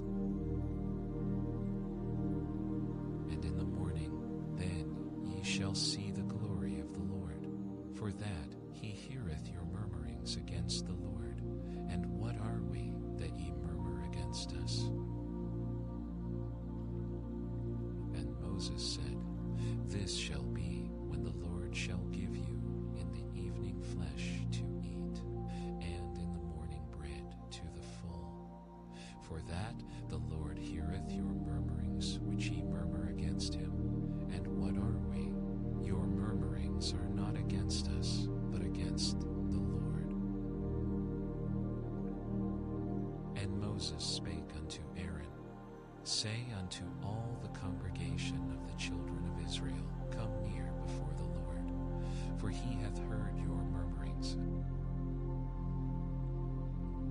And it came to pass, as Aaron spake unto the whole congregation of the children of Israel, that they looked toward the wilderness, and behold, the glory of the Lord appeared in the cloud. And the Lord spake unto Moses, saying, "I have heard the murmurings of the children of Israel. Speak unto them, saying, At even ye shall eat flesh, and in the morning ye shall be filled with bread, and ye shall know that I am the Lord your God." And it came to pass that at even the quails came up and covered the camp, and in the morning the dew lay round about the host. And when the dew that lay was gone up, behold, upon the face of the wilderness there lay a small round thing, as small as the hoar frost on the ground. And when the children of Israel saw it, they said one to another, It is manna, for they wist not what it was. And Moses said unto them, This is the bread which the Lord hath given you to eat. This is the thing which the Lord hath commanded. Gather of it every man according to his eating, an omer for every man according to the number of your persons. Take ye every man for them which are in his tents. And the children of Israel did so, and gathered some more, some less. And when they did met it with an omer, he that gathered much had nothing over, and he that gathered little had no lack. They gathered every man according to his eating. And Moses said, Let no man leave of it till the morning. Notwithstanding, they hearkened not unto Moses, but some of them left of it until the morning, and it bred worms, and stank, and Moses was wroth with them. And they gathered it every morning, every man according to his eating. And when the sun waxed hot, it melted. And it came to pass that on the 6th day they gathered twice as much bread, 2 omers for one man. And all the rulers of the congregation came and told Moses. And he said unto them, This is that which the Lord hath said. Tomorrow is the rest of the holy Sabbath unto the Lord. Bake that which ye will bake today, and seethe that ye will seethe, and that which remaineth over lay up for you to be kept until the morning. And they laid it up till the morning, as Moses bade, and it did not stink, neither was there any worm therein. And Moses said, Eat that today, for today is a Sabbath unto the Lord. Today ye shall not find it in the field. 6 days ye shall gather it, but on the 7th day, which is the Sabbath, in it there shall be none. And it came to pass that there went out some of the people on the 7th day for to gather, and they found none. And the Lord said unto Moses, How long refuse ye to keep my commandments and my laws? See, for that the Lord hath given you the Sabbath. Therefore he giveth you on the 6th day the bread of 2 days. Abide ye every man in his place. Let no man go out of his place on the 7th day. So the people rested on the 7th day. And the house of Israel called the name thereof manna, and it was like coriander seed, white, and the taste of it was like wafers made with honey. And Moses said, This is the thing which the Lord commandeth. Fill an omer of it to be kept for your generations, that they may see the bread wherewith I have fed you in the wilderness when I brought you forth from the land of Egypt. And Moses said unto Aaron, Take a pot, and put an omer full of manna therein, and lay it up before the Lord to be kept for your generations. As the Lord commanded Moses, so Aaron laid it up before the testimony to be kept. And the children until they came to a land inhabited. They did eat manna until they came unto the borders of the land of Canaan. Now an omer is the 10th part of an ephah. And all the congregation of the children of Israel journeyed from the wilderness of Sin after their journeys, according to the commandment of the Lord, and pitched in Rephidim, and there was no water for the people to drink. Wherefore the people did chide with Moses, and said, Give us water that we may drink. And Moses said unto them, Why chide ye with me? Wherefore do ye tempt the Lord? And the people thirsted there for water, and the people murmured against Moses, and said, Wherefore is this, that thou hast brought us up out of Egypt, to kill us, and our children, and our cattle with thirst? And Moses cried unto the Lord, saying, What shall I do unto this people? They be almost ready to stone me. And the Lord said unto Moses, Go on before the people, and take with thee of the elders of Israel, and thy rod, wherewith thou smottest the river, take in thine hand, and go. Behold, I will stand before thee there upon the rock in Horeb, and thou shalt smite the rock, and there shall come water out of it, that the people may drink. And Moses did so in the sight of the elders of Israel. And he called the name of the place Massah and Meribah, because of the chiding of the children of Israel, and because they tempted the Lord, saying, Is the Lord among us or not? Then came Amalek and fought with Israel in Rephidim. And Moses said unto Joshua, Choose us out men, and go out, fight with Amalek. Tomorrow I will stand on the top of the hill with the rod of God in mine hand. So Joshua did as Moses had said to him, and fought with Amalek. And Moses, Aaron, and Hur went up to the top of the hill. And it came to pass, when Moses held up his hand, that Israel prevailed, and when he let down his hand, Amalek prevailed. But Moses' hands were heavy, and they took a stone and put it under him, and he sat thereon, and Aaron and Hur stayed up his hands, the one on the one side, and the other on the other side, and his hands were steady until the going down of the sun. And Joshua discomfited Amalek and his people with the edge of the sword.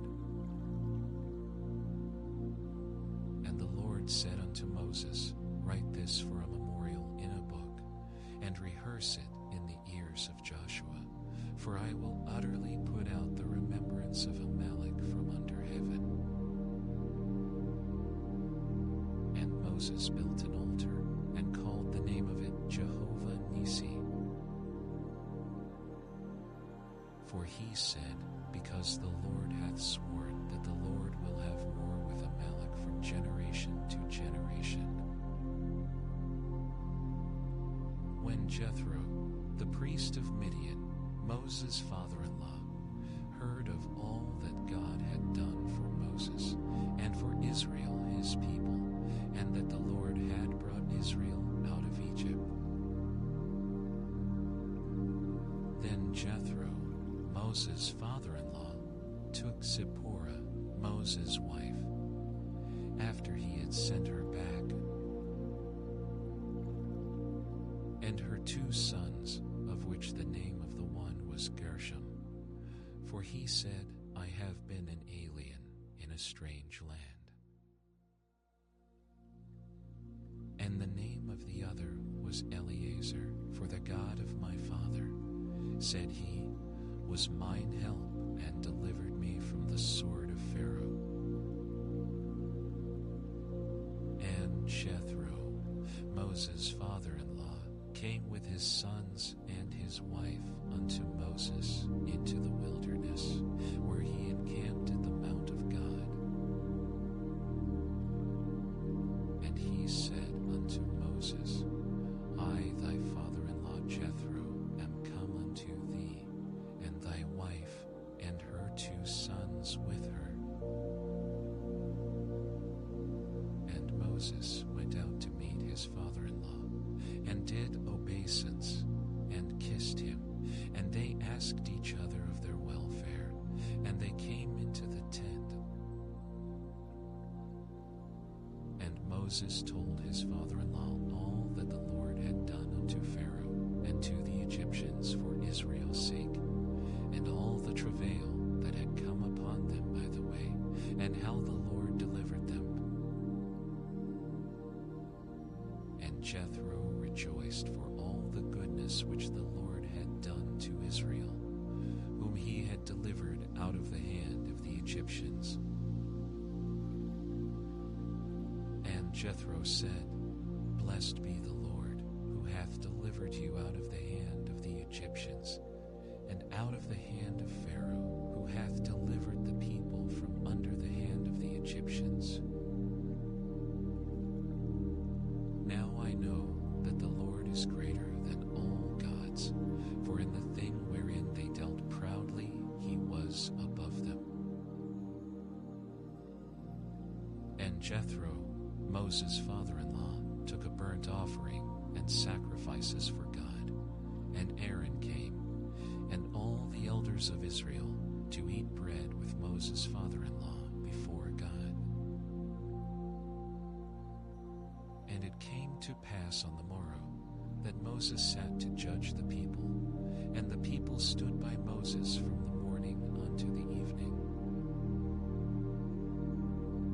And when Moses' father-in-law saw all that he did to the people, he said, What is this thing that thou doest to the people? Why sittest thou thyself alone, and all the people stand by thee from morning unto even? And Moses said unto his father-in-law, Because the people come unto me to inquire of God.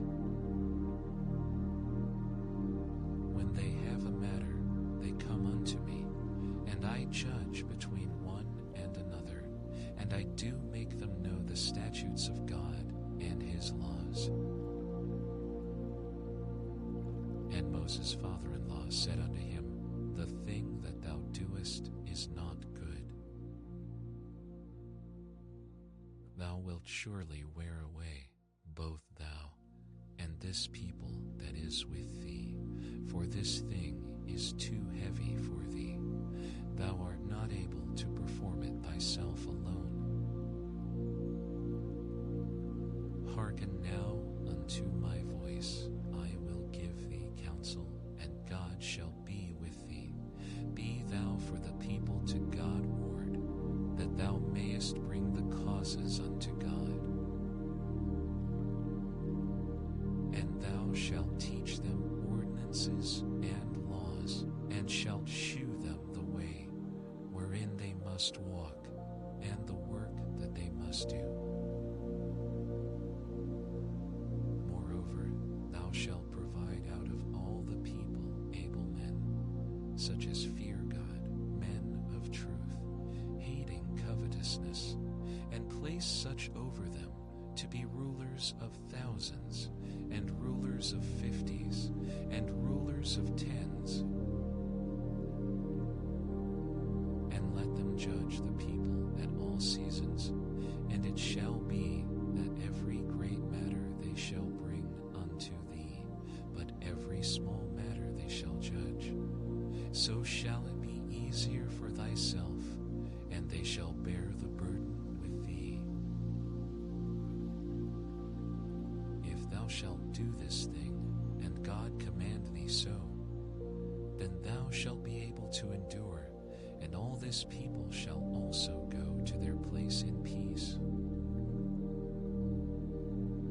So Moses hearkened to the voice of his father-in-law and did all that he had said. And Moses chose able men out of all Israel and made them heads over the people, rulers of thousands, rulers of hundreds, rulers of 50s, and rulers of 10s. And they judged the people at all seasons. The hard causes they brought unto Moses, but every small matter they judged themselves. And Moses let his father-in-law depart, and he went his way into his own land. In the 3rd month, when the children of Israel were gone forth out of the land of Egypt, the same day came they into the wilderness of Sinai. For they were departed from Rephidim, and were come to the desert of Sinai, and had pitched in the wilderness, and there Israel camped before the mount. And Moses went up unto God, and the Lord called unto him out of the mountain, saying, Thus shalt thou say to the house of Jacob, and tell the children of Israel, Ye have seen what I did unto the Egyptians, and how I bare you on eagle's wings, and brought you unto myself. Now therefore, if ye will obey my voice indeed, and keep my covenant, then ye shall be a peculiar treasure unto me above all people, for all the earth is mine. And ye shall be unto me a kingdom of priests, and an holy nation. These are the words which thou shalt speak unto the children of Israel. And Moses came and called for the elders of the people, and laid before their faces all these words which the Lord commanded him. And all the people answered together and said, All that the Lord hath spoken we will do. And Moses returned the words of the people unto the Lord. And the Lord said unto Moses, Lo, I come unto thee in a thick cloud, that the people may hear when I speak with thee, and believe thee forever. And Moses told the words of the people unto the Lord. And the Lord said unto Moses, Go unto the people, and sanctify them today and tomorrow, and let them wash their clothes, and be ready against the 3rd day. For the 3rd day the Lord will come down in the sight of all the people upon Mount Sinai. And thou shalt set bounds unto the people round about, saying, Take heed to yourselves, that ye go not up into the mount, or touch the border of it. Whosoever toucheth the mount shall be surely put to death. There shall not an hand touch it, but he shall surely be stoned or shot through. Whether it be beast or man, it shall not live. When the trumpet soundeth long, they shall come up to the mount. And Moses went down from the mount unto the people, and sanctified the people, and they washed their clothes. And he said unto the people, Be ready against the 3rd day. Come not at your wives. And it came to pass on the 3rd day in the morning that there were thunders and lightnings, and a thick cloud upon the mount, and the voice of the trumpet exceeding loud, so that all the people that was in the camp trembled. Moses brought forth the people out of the camp to meet with God, and they stood at the nether part of the mount. And Mount Sinai was altogether on a smoke, because the Lord descended upon it in fire, and the smoke thereof ascended as the smoke of a furnace, and the whole mount quaked greatly. And when the voice of the trumpet sounded long and waxed louder and louder, Moses spake, and God answered him by a voice. And the Lord came down upon Mount Sinai on the top of the mount, and the Lord called Moses up to the top of the mount, and Moses went up. And the Lord said unto Moses, Go down, charge the people, lest they break through unto the Lord to gaze, and many of them perish. And let the priests also, which come near to the Lord, sanctify themselves, lest the Lord break forth upon them. And Moses said unto the Lord, The people cannot come up to Mount Sinai, for thou charged us, saying, Set bounds about the mount, and sanctify it. And the Lord said unto him, Away, get thee down, and thou shalt come up thou, and Aaron with thee. But let not the priests and the people break through to come up unto the Lord, lest he break forth upon them. So Moses went down unto the people, and spake unto them. And God spake all these words, saying, I am the Lord thy God, which have brought thee out of the land of Egypt, out of the house of bondage. Thou shalt have no other gods before me.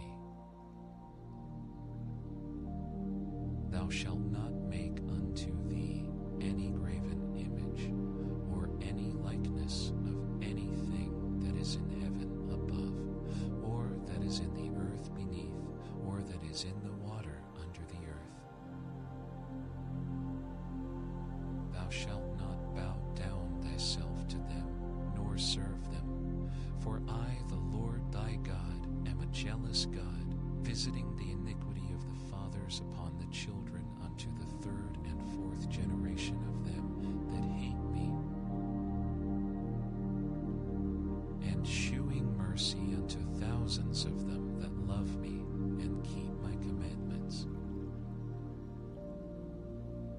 Thou shalt not take the name of the Lord thy God in vain, for the Lord will not hold him guiltless that taketh his name in vain. Remember the Sabbath day to keep it holy.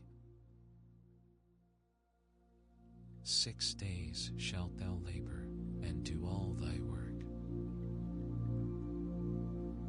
But the seventh day is the Sabbath of the Lord thy God. In it thou shalt not do any work, thou, nor thy son, nor thy daughter, thy manservant, nor thy maidservant, nor thy maidservant, nor thy cattle, nor thy stranger that is within thy gates. For in 6 days the Lord made heaven and earth, the sea, and all that in them is, and rested the seventh day. Wherefore the Lord blessed the Sabbath day and hallowed it. Honor thy father and thy mother, that thy days may be long upon the land which the Lord thy God giveth thee. Thou shalt not kill. Thou shalt not commit adultery. Thou shalt not steal. Thou shalt not bear false witness against thy neighbor.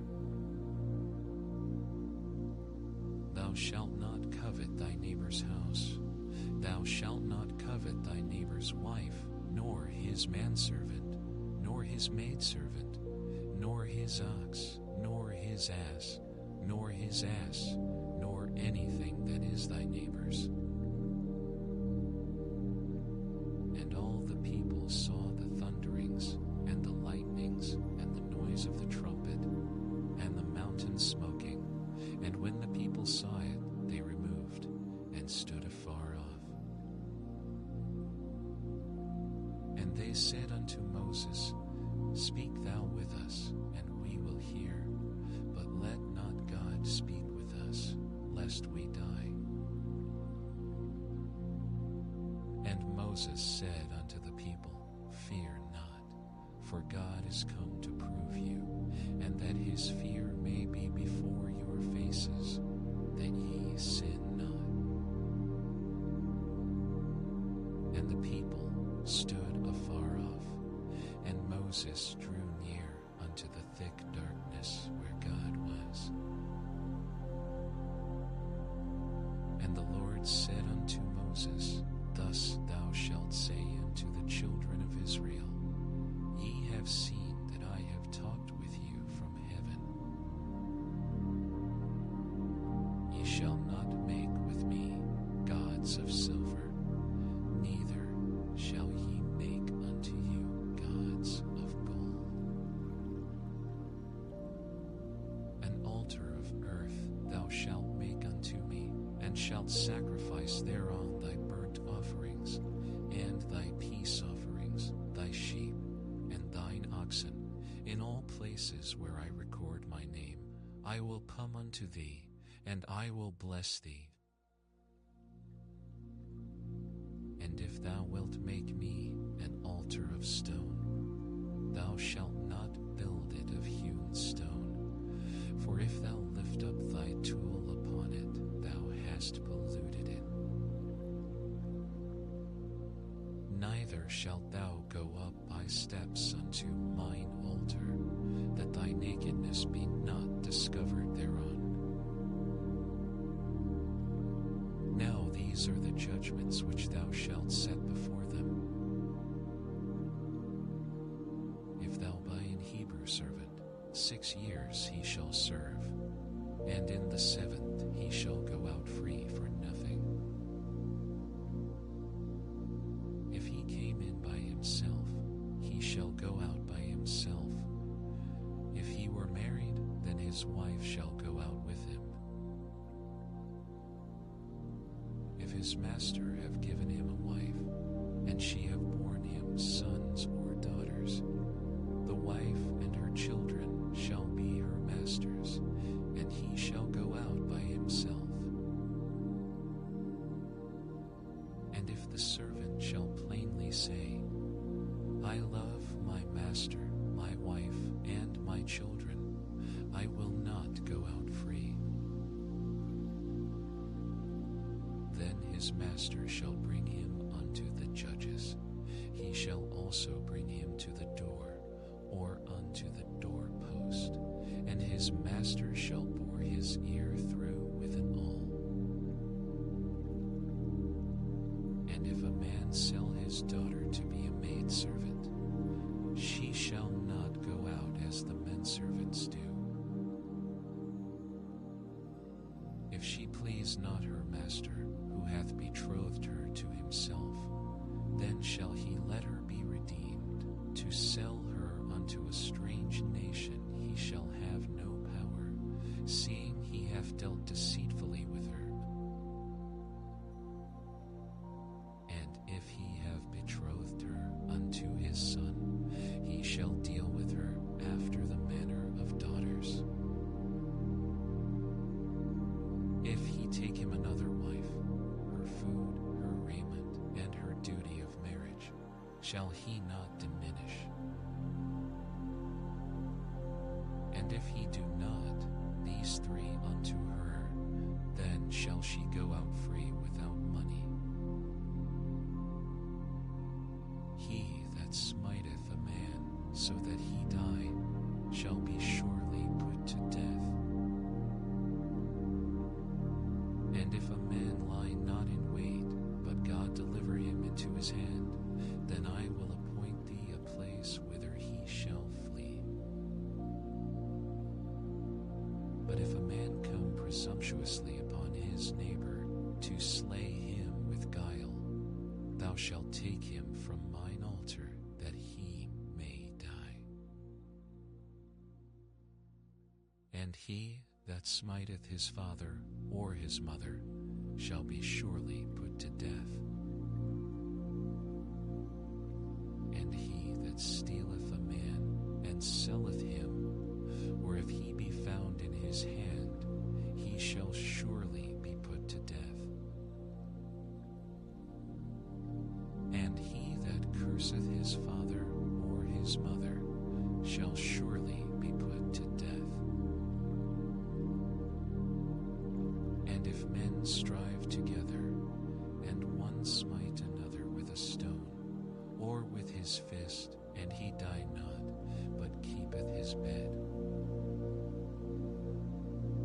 if he rise again, and walk abroad upon his staff, then shall he that smote him be quit. Only he shall pay for the loss of his time, and shall cause him to be thoroughly healed.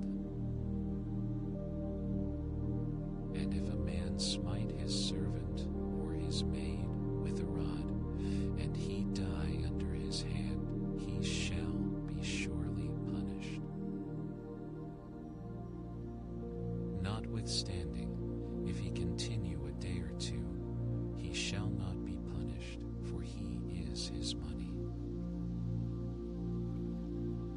If men strive and hurt a woman with child, so that her fruit depart from her, and yet no mischief follow, he shall be surely punished, according as the woman's husband will lay upon him, and he shall pay as the judges determine. And if any mischief follow, then thou shalt give life for life, eye for eye, tooth for tooth, hand for hand, foot for foot, burning for burning, wound for wound, stripe for stripe. And if a man smite the eye of his servant, or the eye of his maid, that it perish, he shall let him go free for his eye's sake. And if he smite out his manservant's tooth, or his maidservant's tooth, he shall let him go free for his tooth's sake. If an ox gore a man or a woman, that they die, then the ox shall be surely stoned, and his flesh shall not be eaten, but the owner of the ox shall be quit. But if the ox were wont to push with his horn in time past, and it hath been testified to his owner, and he hath not kept him in, but that he hath killed a man or a woman, the ox shall be stoned, and his owner also shall be put to death. If there be laid on him a sum of money, then he shall give for the ransom of his life whatsoever is laid upon him. Whether he have gored a son or have gored a daughter, according to this judgment shall it be done unto him. If the ox shall push a manservant or a maidservant, he shall give unto their master 30 shekels of silver, and the ox shall be stoned. And if a man shall open a pit, or if a man shall dig a pit and not cover it, and an ox or an ass fall therein, the owner of the pit shall make it good, and give money unto the owner of them, and the dead beast shall be his. And if one man's ox hurt another's, that he die, then they shall sell the live ox, and divide the money of it, and the dead ox also they shall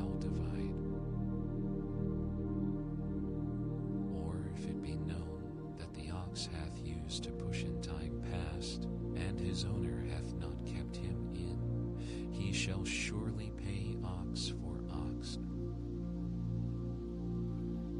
If a man shall steal an ox or a sheep and kill it or sell it, he shall restore 5 oxen for an ox, and 4 sheep for a sheep.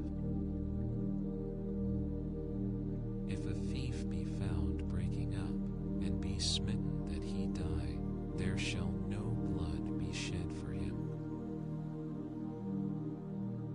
If the sun be risen upon him, there shall be blood shed for him, for he should make full restitution. If he have nothing, then he shall be sold for his theft. If the theft be certainly found in his hand alive, whether it be ox or ass or sheep, he shall restore double. If a man shall cause a field or vineyard to be eaten, and shall put in his beast, and shall feed in another man's field, of the best of his own field, and of the best of his own vineyard, shall he make restitution? If fire break out and catch in thorns, so that the stacks of corn, or the standing corn, or the field be consumed therewith, he that kindled the fire shall surely make restitution. If a man shall deliver unto his neighbor money or stuff to keep, and it be stolen out of the man's house, if the thief be found, let him pay double. If the thief be not found, then the master of the house shall be brought unto the judges, to see whether he have put his hand unto his neighbor's goods. For all manner of trespass, whether it be for ox, for ass, for sheep, for raiment, or for any manner of lost thing, which another challengeth to be his, the cause of both parties shall come before the judges, and whom the judges shall condemn, he shall pay double unto his neighbor. If a man deliver unto his neighbor an ass, or an ox, or a sheep, or any beast to keep, and it die, or be hurt, or driven away, no man seeing it, then shall an oath of the Lord be between them both, that he hath not put his hand unto his neighbor's goods, and the owner of it shall accept thereof, and he shall not make it good. And if it be stolen from him, he shall make restitution unto the owner thereof. If it be torn in pieces, then let him bring it for witness, and he shall not make good that which was torn. And if a man borrow aught of his neighbor, and it be hurt or die, the owner thereof being not with it, he shall surely make it good. But if the owner thereof be with it, he shall not make it good. If it be an hired thing, it came for his hire. And if a man entice a maid that is not betrothed, and lie with her, he shall surely endow her to be his wife. If her father utterly refuse to give her unto him, he shall pay money according to the dowry of virgins. Thou shalt not suffer a witch to live. Whosoever lieth with a beast shall surely be put to death. He that sacrificeth unto any god, save unto the Lord only, he shall be utterly destroyed. Thou shalt neither vex a stranger nor oppress him, for ye were strangers in the land of Egypt. Ye shall not afflict any widow or fatherless child. If thou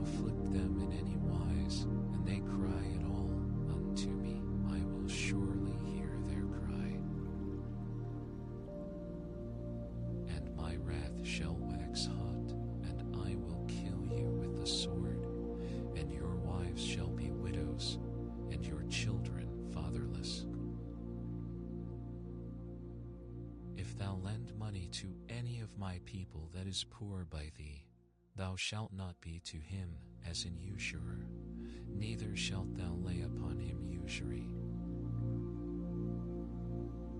If thou at all take thy neighbor's raiment to pledge, thou shalt deliver it unto him by that the sun goeth down. For that is his covering only, it is his raiment for his skin, wherein shall he sleep. And it shall come to pass, when he crieth unto me, that I will hear, for I am gracious. Thou shalt not revile the gods, nor curse the ruler of thy people. Thou shalt not delay to offer the first of thy ripe fruits, and of thy liquors. The firstborn of thy sons shalt thou give unto me. Likewise shalt thou do with thine oxen and with thy sheep. 7 days it shall be with his dam. On the 8th day thou shalt give it me. And ye shall be holy men unto me. Neither shall ye eat any flesh that is torn of beasts in the field. Ye shall cast it to the dogs. Thou shalt not raise a false report. Put not thine hand with the wicked to be an unrighteous witness. Thou shalt not follow a multitude to do evil, neither shalt thou speak in a cause to decline after many to wrest judgment. Neither shalt thou countenance a poor man in his cause. If thou meet thine enemy's ox or his ass going astray, thou shalt surely bring it back to him again. If thou see the ass of him that hateth thee lying under his burden, and wouldest forbear to help him, thou shalt surely help with him. Thou shalt not wrest the judgment of thy poor in his cause.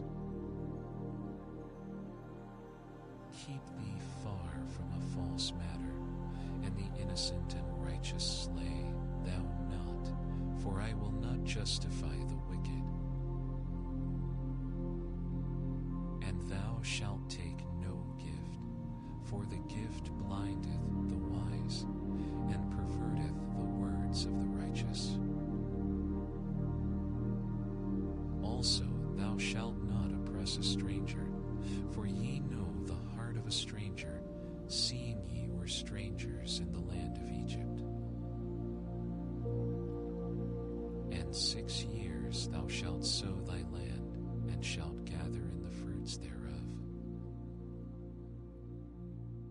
But the 7th year thou shalt let it rest and lie still, that the poor of thy people may eat, and what they leave the beasts of the field shall eat. In like manner thou shalt deal with thy vineyard and with thy oliveyard. 6 days thou shalt do thy work, and on the 7th day thou shalt rest. And in all things that I have said unto you, be circumspect, and make no mention of the name of other gods, neither let it be heard out of thy mouth. 3 times thou shalt keep a feast unto me in the year. Thou shalt keep the feast of unleavened bread. Thou shalt eat unleavened bread 7 days, as I commanded thee, in the time appointed of the month Abib. For in it thou camest out from Egypt, and none shall appear before me empty. And the feast of harvest, the first fruits of thy labors, which thou hast sown in the field, and the feast of ingathering, which is in the end of the year, when thou hast gathered in thy labors out of the field. 3 times in the year all thy males shall appear before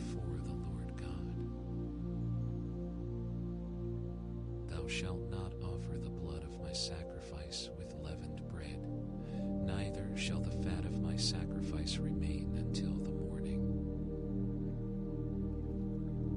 The first of the first fruits of thy land thou shalt bring into the house of the Lord thy God. Thou shalt not see the kid in his mother's milk. Behold, I send an angel before thee to keep thee in the way, and to bring thee into the place which I have prepared. Beware of him, and obey his voice. Provoke him not, for he will not pardon your transgressions, for my name is in him. But if thou shalt indeed obey his voice, and do all that I speak, then I will be an enemy unto thine enemies, and an adversary unto thine adversaries. For mine angel shall go before thee, and bring thee in unto the Amorites, and the Hittites, and the Perizzites, and the Canaanites, the Ageites, and the Jananites, and I will cut them off. Thou shalt not bow down to their gods, nor serve them, nor do after their works, but thou shalt utterly overthrow them, and quite break down their images. And ye shall serve the Lord your God, and he shall bless thy bread and thy water, and I will take sickness away from the midst of thee. There shall nothing cast their young, nor be barren in thy land. The number of thy days I will fulfill. I will send my fear before thee, and will destroy all the people to whom thou shalt come, and I will make all thine enemies turn their backs unto thee. And I will send hornets before thee, which shall drive out the Avite, the Canaanite, and the Hittite from before thee. I will not drive them out from before thee in 1 year, lest the land become desolate, and the beast of the field multiply against thee. By little and little I will drive them out from before thee, until thou be increased, and inherit the land. And I will set thy bounds from the Red Sea, even unto the sea of the Philistines, and from the desert unto the river, for I will deliver the inhabitants of the land into your hand, and thou shalt drive them out before thee. Thou shalt make no covenant with them, nor with their gods. They shall not dwell in thy land, lest they make thee sin against me. For if thou serve their gods, it will surely be a snare unto thee. And he said unto Moses, Come up unto the Lord, thou and Aaron, Nadab and Abihu, and 70 of the elders of Israel, and worship ye afar off. And Moses alone shall come near the Lord, but they shall not come nigh, neither shall the people go up with him.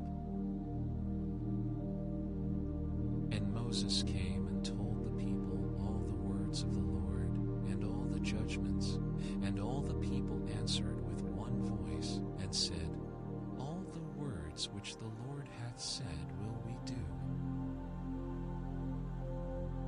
And Moses wrote all the words of the Lord, and rose up early in the morning, and builded an altar under the hill, and 12 pillars, according to the 12 tribes of Israel. And he sent young men of the children of Israel, which offered burnt offerings, and sacrificed peace offerings of oxen unto the Lord. Moses took half of the blood and put it in basins, and half of the blood he sprinkled on the altar. And he took the book of the covenant and read in the audience of the people, and they said, All that the Lord hath said will we do, and be obedient. And Moses took the blood and sprinkled it on the people, and said, Behold the blood of the covenant which the Lord hath made with you concerning all these words. Then went up Moses and Aaron, Nadab, and Abihu, and 70 of the elders of Israel. And they saw the God of Israel, and there was under his feet, as it were, a paved work of a sapphire stone, and as it were the body of heaven in his clearness. And upon the nobles of the children of Israel he laid not his hand. Also they saw God, and did eat and drink. And the Lord said unto Moses, Come up to me into the mount, and be there, and I will give thee tables of stone, and a law, and commandments which I have written, that thou mayest teach them. And Moses rose up, and his minister Joshua, and Moses went up into the mount of God. And he said unto the elders, Tarry ye here for us, until we come again unto you. And behold, Aaron and Hur are with you. If any man have any matters to do, let him come unto them.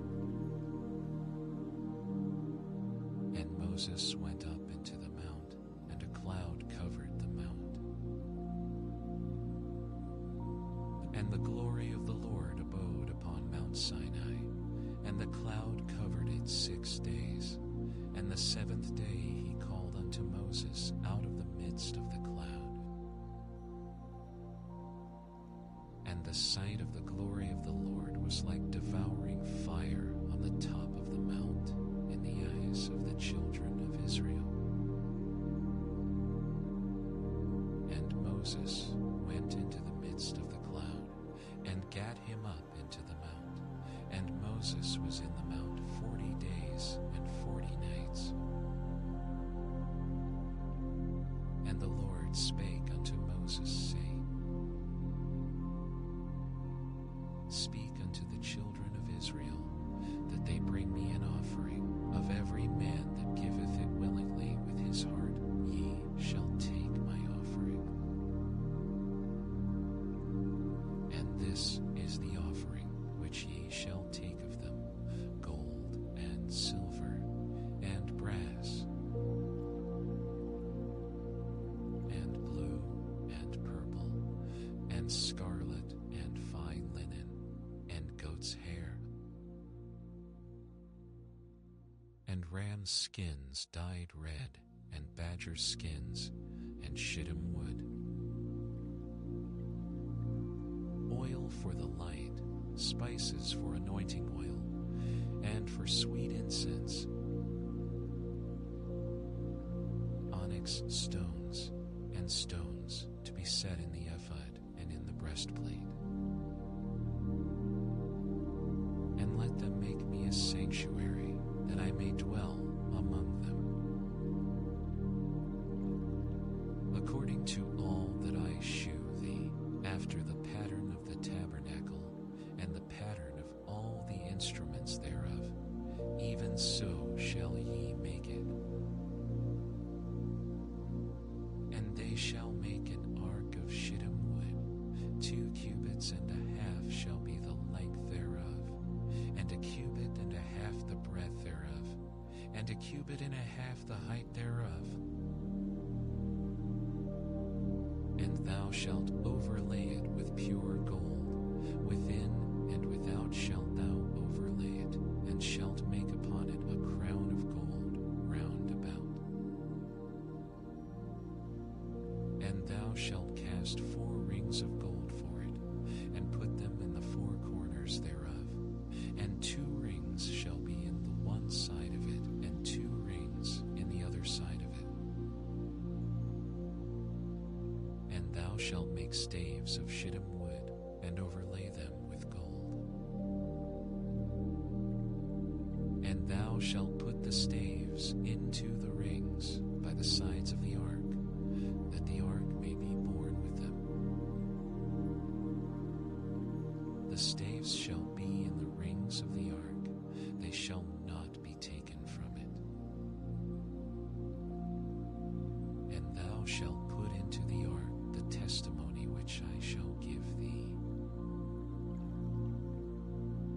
And thou shalt make a mercy seat of pure gold.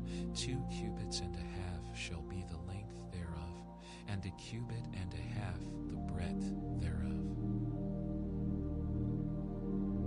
And thou shalt make 2 cherubims of gold. Of beaten work shalt thou make them in the 2 ends of the mercy seat. And make 1 cherub on the one end, and the other cherub on the other end. Even of the mercy seat shall ye make the cherubims on the 2 ends thereof. And the cherubims shall stretch forth their wings on high, covering the mercy seat with their wings, and their faces shall look one to another. Toward the mercy seat shall the faces of the cherubims be. And thou shalt put the mercy seat above upon the ark, and in the ark thou shalt put the testimony that I shall give thee. And there I will meet with thee, and I will commune with thee from above the mercy seat, from between the 2 cherubims which are upon the ark of the testimony, of all things which I will give thee in commandment unto the children of Israel. Thou shalt also make a table of shittim wood. 2 cubits shall be the length thereof, and 1 cubit the breadth thereof, and 1 cubit and a half the height thereof. And thou shalt overlay it with pure gold, and make thereto a crown of gold round about. And thou shalt make unto it a border of an handbreadth round about, and thou shalt make a golden crown to the border thereof round about. And thou shalt make for it 4 rings of gold, and put the rings in the 4 corners that are on the 4 feet thereof. Over against the border shall the rings be for places of the staves to bear the table. And thou shalt make the staves of shittim wood, and overlay them with gold, that the table may be borne with them. And thou shalt make the dishes thereof, and spoons thereof, and covers thereof, and bowls thereof, to cover withal. Of pure gold shalt thou make them. And thou shalt set upon the table shewbread before me alway. And thou shalt make a candlestick of pure gold. Of beaten work shall the candlestick be made. His shaft and his branches, his bowls, his knops, and his flowers shall be of the same.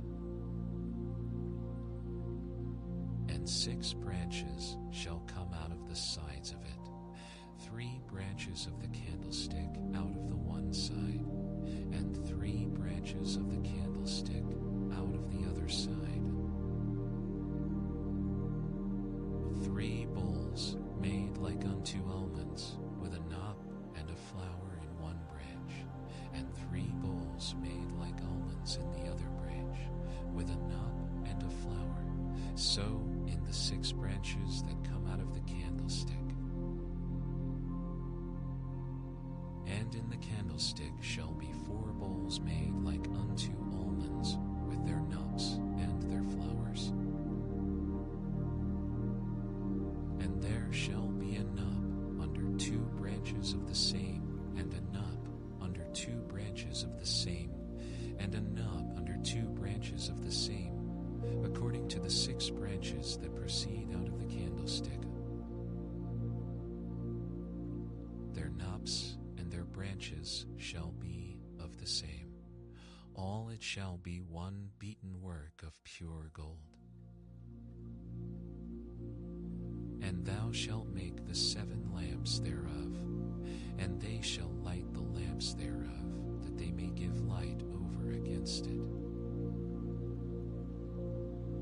And the tongs thereof, and the snuff dishes thereof, shall be of pure gold.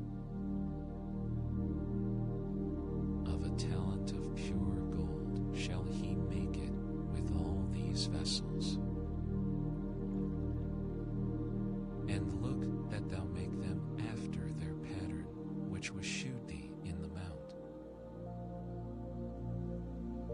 Moreover, thou shalt make the tabernacle with 10 curtains of fine twined linen, and blue and purple, and scarlet, with cherubims of cunning work shalt thou make them. The length of one curtain shall be 28 cubits, and the breadth of one curtain 4 cubits, and every one of the curtains shall have one measure. The 5 curtains shall be coupled together one to another, and other 5 curtains shall be coupled one to another. And thou shalt make loops of blue upon the edge of the one curtain from the selvage in the coupling, and likewise shalt thou make in the uttermost edge of another curtain in the coupling of the second. 50 loops shalt thou make in the one curtain, and 50 loops shalt thou make in the edge of the curtain that is in the coupling of the second, that the loops may take hold one of another. And thou shalt make 50 taches of gold, and couple the curtains together with the taches, and it shall be one tabernacle. And thou shalt make curtains of goat's hair to be a covering upon the tabernacle. 11 curtains shalt thou make.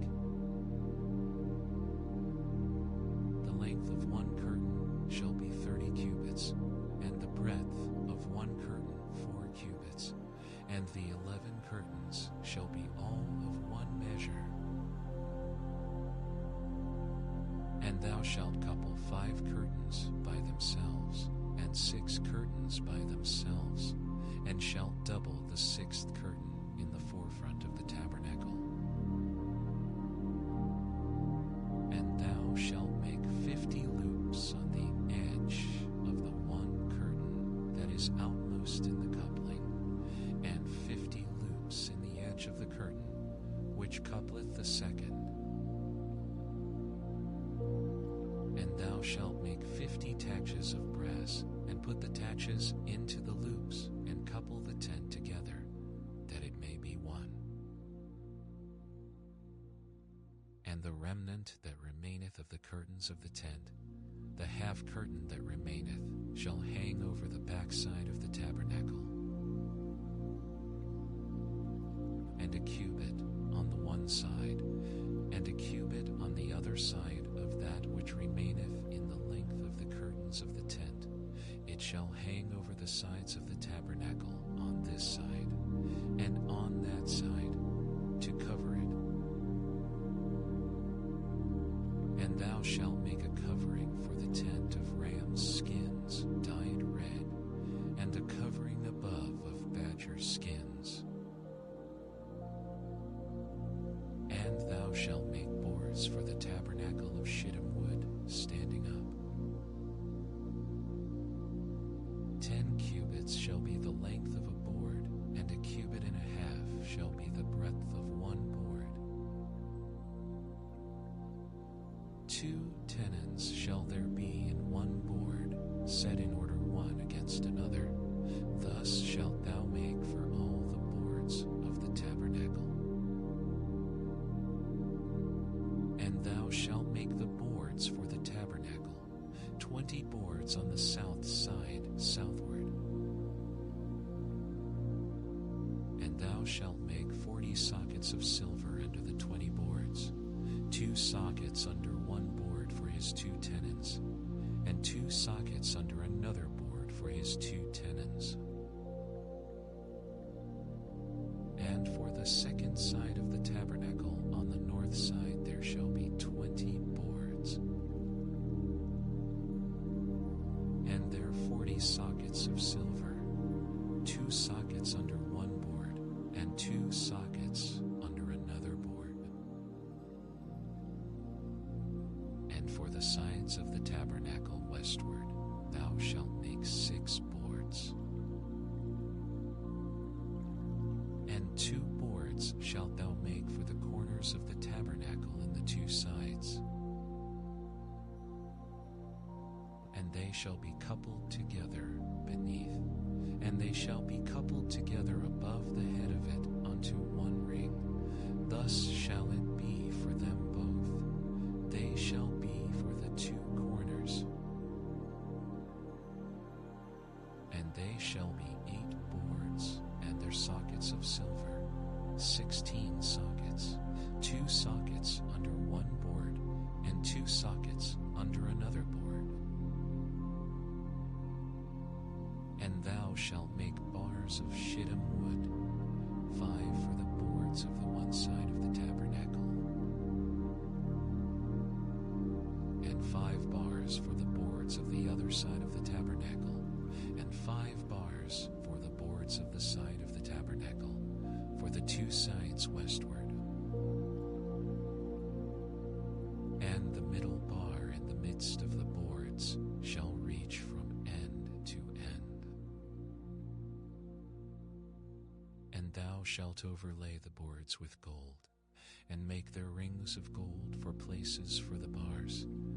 And thou shalt overlay the bars with gold.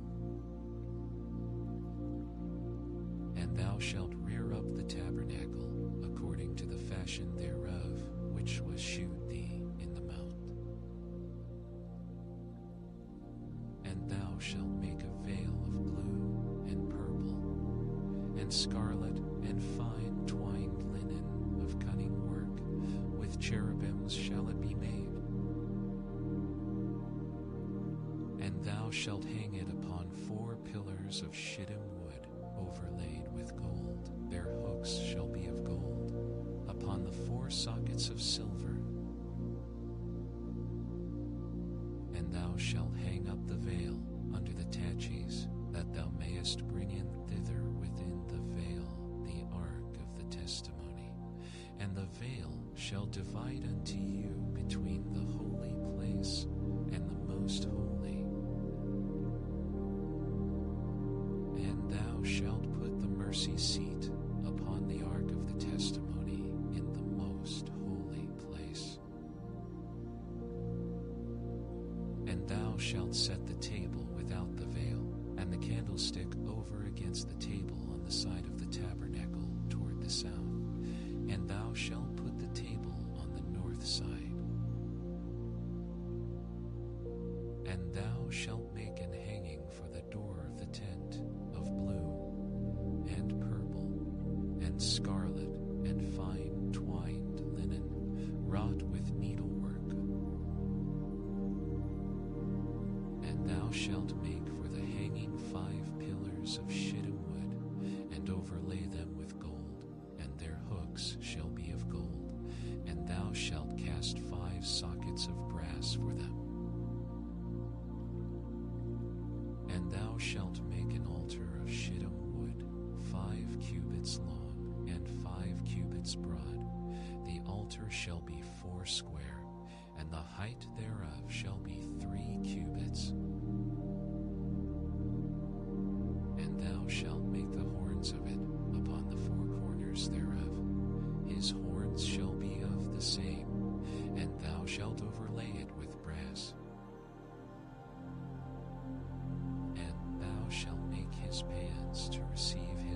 brushes, and his shovels, and his basins, and his flesh hooks, and his fire pans. All the vessels thereof thou shalt make of brass. And thou shalt make for it a grative network of brass, and upon the net shalt thou make 4 brasen rings in the 4 corners thereof. And thou shalt put it under the compass of the altar beneath, that the net may be even to the midst of the altar. And thou shalt make staves for the altar, staves of shittim wood, and overlay them with brass. And the staves shall be put into the rings, and the staves shall be upon the 2 sides of the altar to bear it. Hollow with boards shalt thou make it, as it was shewed thee in the mount, so shall they make it. And thou shalt make the cord of the tabernacle. For the south side southward there shall be hangings for the cord of fine twined linen of 100 cubits long for one side. And the 20 pillars thereof, and their 20 sockets shall be of brass. The hooks of the pillars and their fillets shall be of silver. And likewise, for the north side in length there shall be hangings of 100 cubits long, and his 20 pillars and their 20 sockets of brass, the hooks of the pillars and their fillets of silver. And for the breadth of the cord on the west side shall be hangings of 50 cubits, their pillars 10, and their sockets 10. And the breadth of the court on the east side eastward shall be 50 cubits. The hangings of one side of the gate shall be 15 cubits, their pillars 3, and their sockets 3.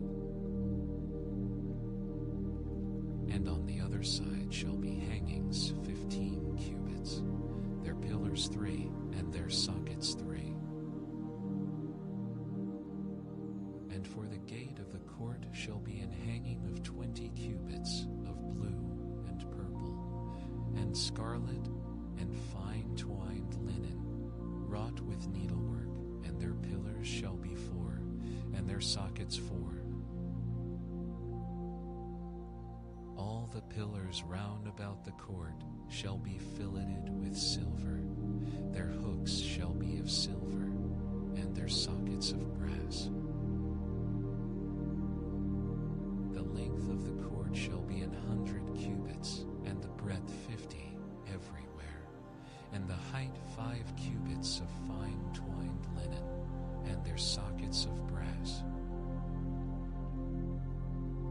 All the vessels of the tabernacle in all the service thereof, and all the pins thereof, and all the pins of the court shall be of brass. And thou shalt command the children of Israel that they bring thee pure oil olive beaten for the light, to cause the lamp to burn always. In the tabernacle of the congregation without the veil, which is before the testimony, Aaron and his sons shall order it from evening to morning before the Lord. It shall be a statute forever unto their generations on the behalf of the children of Israel. And take thou unto thee Aaron thy brother, and his sons with him, from among the children of Israel, that he may minister unto me in the priest's office, even Aaron, Nadab, and Abihu, Eleazar and Ithamar, Aaron's sons.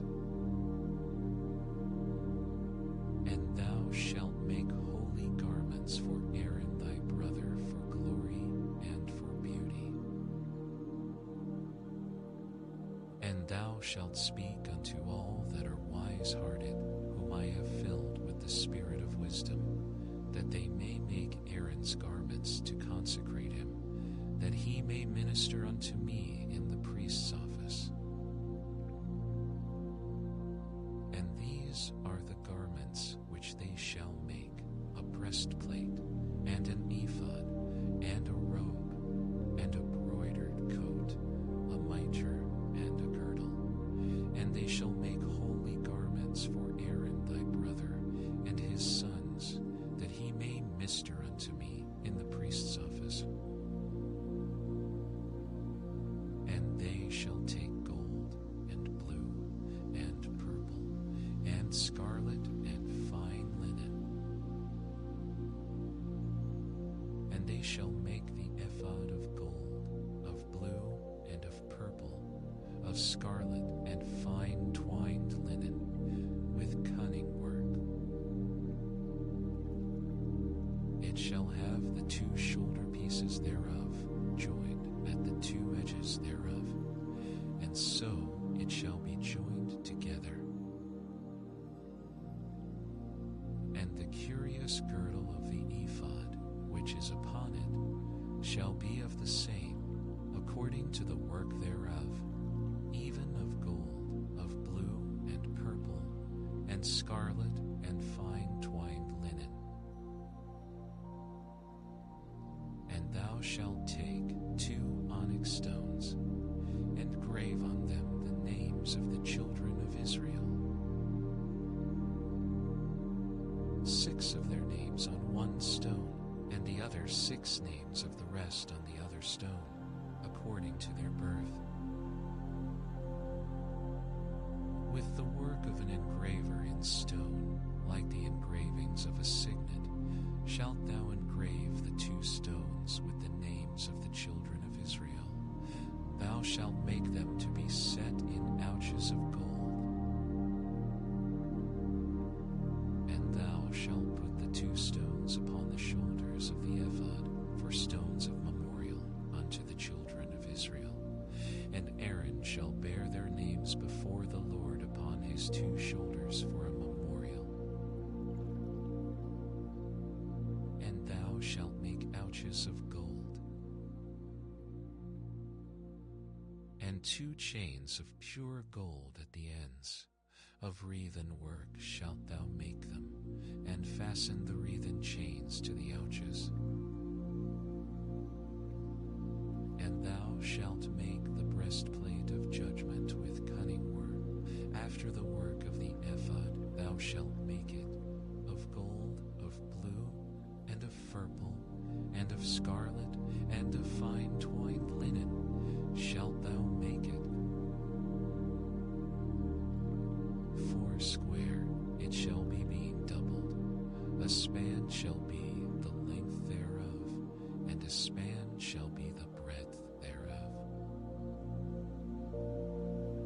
And thou shalt set in it settings of stones, even 4 rows of stones. The first row shall be a sardius, a topaz, and a carbuncle. This shall be the first row. And the second row shall be an emerald, a sapphire, and a diamond. And the third row a ligure, and an amethyst. And the 4th row a beryl, and an onyx, and a jasper. They shall be set in gold in their enclosings. And the stones shall be with the names of the children of Israel, 12, according to their names, like the engravings of a signet. Every one with his name shall they be according to the 12 tribes. And thou shalt make upon the breastplate chains at the ends of wreathen work of pure gold. And thou shalt make upon the breastplate 2 rings of gold, and shalt put the 2 rings on the 2 ends of the breastplate. And thou shalt put the 2 wreathen chains of gold in the 2 rings which are on the ends of the breastplate. And the other 2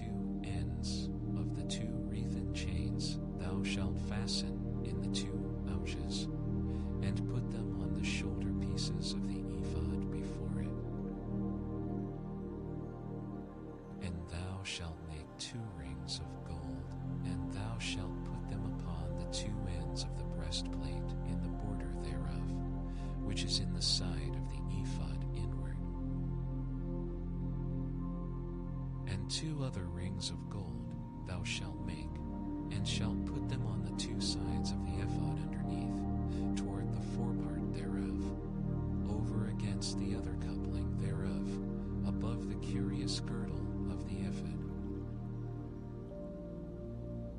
And they shall bind the breastplate by the rings thereof unto the rings of the ephod, with a lace of blue, that it may be above the curious girdle of the ephod, and that the breastplate be not loosed from the ephod. And Aaron shall bear the names of the children of Israel in the breastplate of judgment upon his heart, when he goeth in unto the holy place, for a memorial before the Lord continually.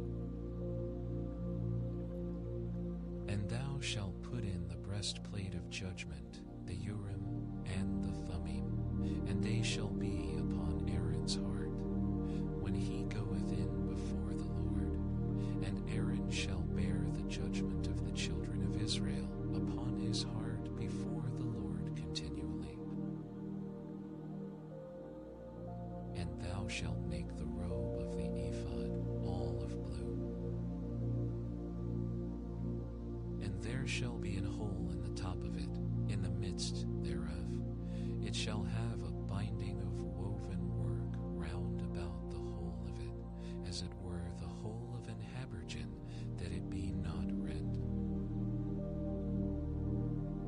And beneath upon the hem of it thou shalt make pomegranates of blue and of purple and of scarlet round about the hem thereof, and bells of gold between them round about.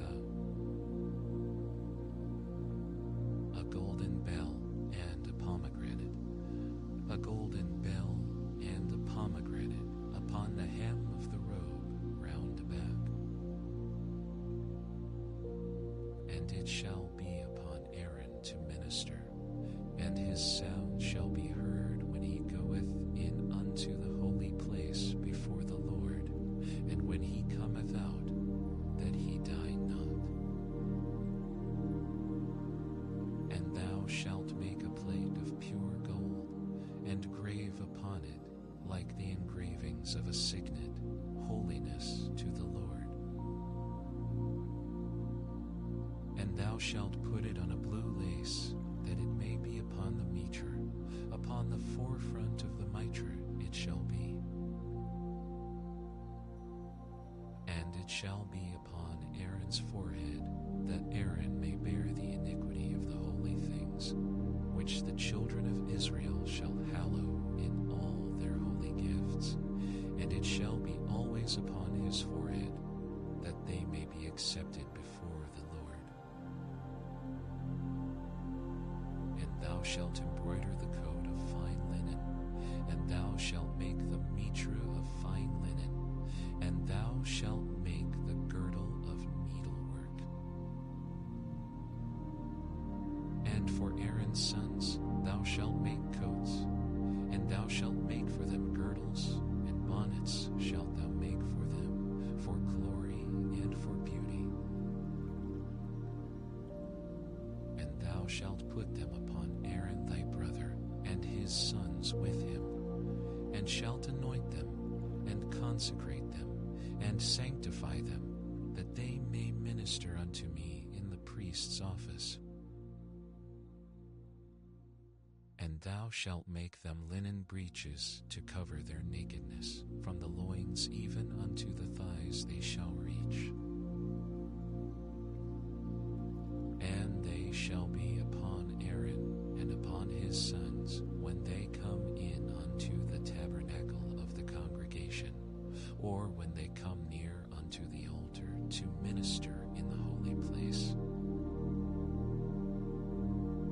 And this is the thing that thou shalt do unto them to hallow them, to minister unto me in the priest's office. Take 1 young bullock and 2 rams without blemish, and unleavened bread, and cakes unleavened, tempered with oil,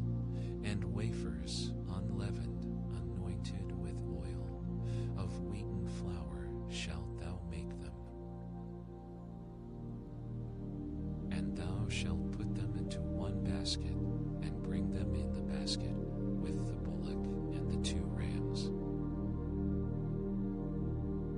And Aaron and his sons thou shalt bring unto the door of the tabernacle of the congregation, and shalt wash them with water.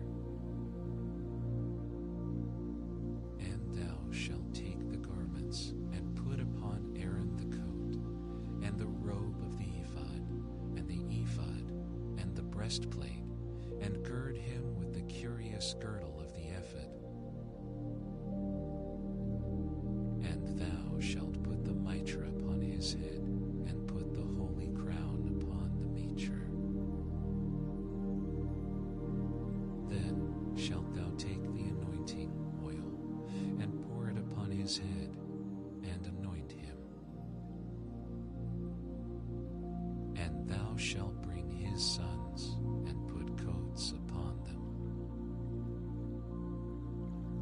And thou shalt gird them with girdles, Aaron and his sons, and put the bonnets on them, and the priest's office shall be theirs for a perpetual statute, and thou shalt consecrate Aaron and his sons. And thou shalt cause a bullock to be brought before the tabernacle of the congregation, and Aaron and his sons shall put their hands upon the head of the bullock. And thou shalt kill the bullock before the Lord by the door of the tabernacle of the congregation.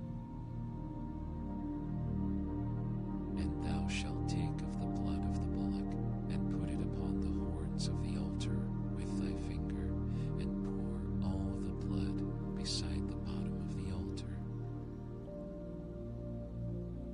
And thou shalt take all the fat that covereth the inwards, and the caul that is above the liver, and the 2 kidneys, and the fat that is upon them, and burn them upon the altar. But the flesh of the bullock, and his skin, and his dung, shalt thou burn with fire without the camp.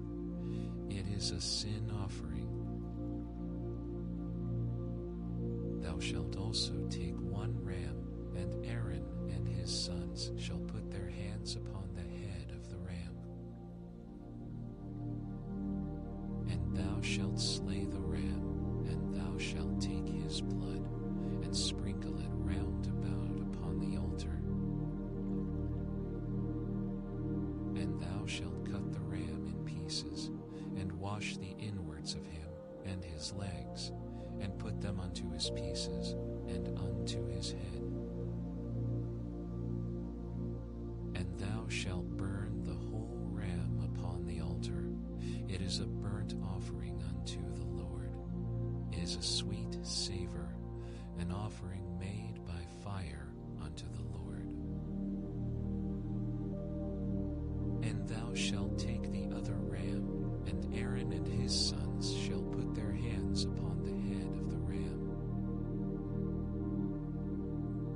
Then shalt thou kill the ram, and take of his blood, and put it upon the tip of the right ear of Aaron, and upon the tip of the right ear of his sons, and upon the thumb of their right hand, and upon the great toe of their right foot, and sprinkle the blood upon the altar round about.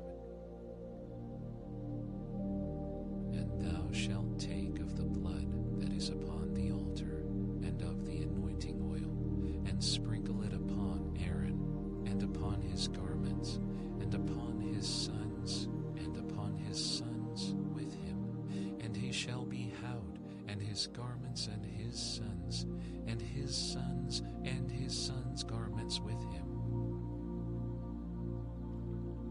Also thou shalt take of the ram the fat, and the rump, and the fat that covereth the inwards, and the caul above the liver, and the 2 kidneys, and the fat that is upon them, and the right shoulder, for it is a ram of consecration.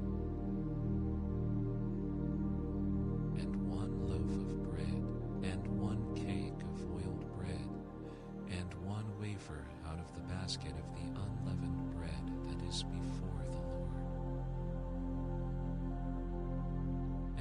shalt put all in the hands of Aaron and in the hands of his sons, and shalt wave them for a wave offering before the Lord. And thou shalt receive them of their hands, and burn them upon the altar for a burnt offering, for a sweet savor before the Lord. It is an offering made by fire unto the Lord.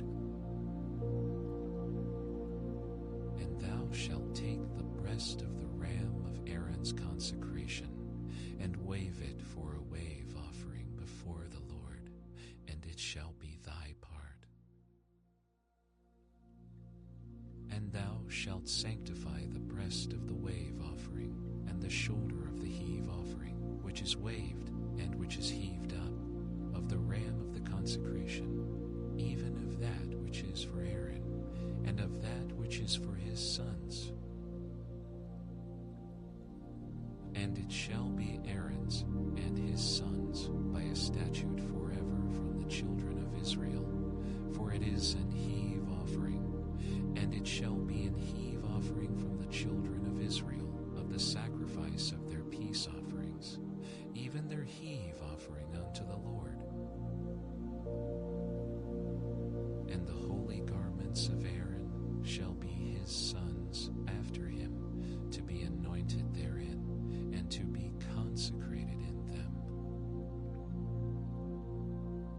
And that son that is priest in his stead shall put them on 7 days, when he cometh into the tabernacle of the congregation to minister in the holy place. And thou shalt take the ram of the consecration, and seethe his flesh in the holy place.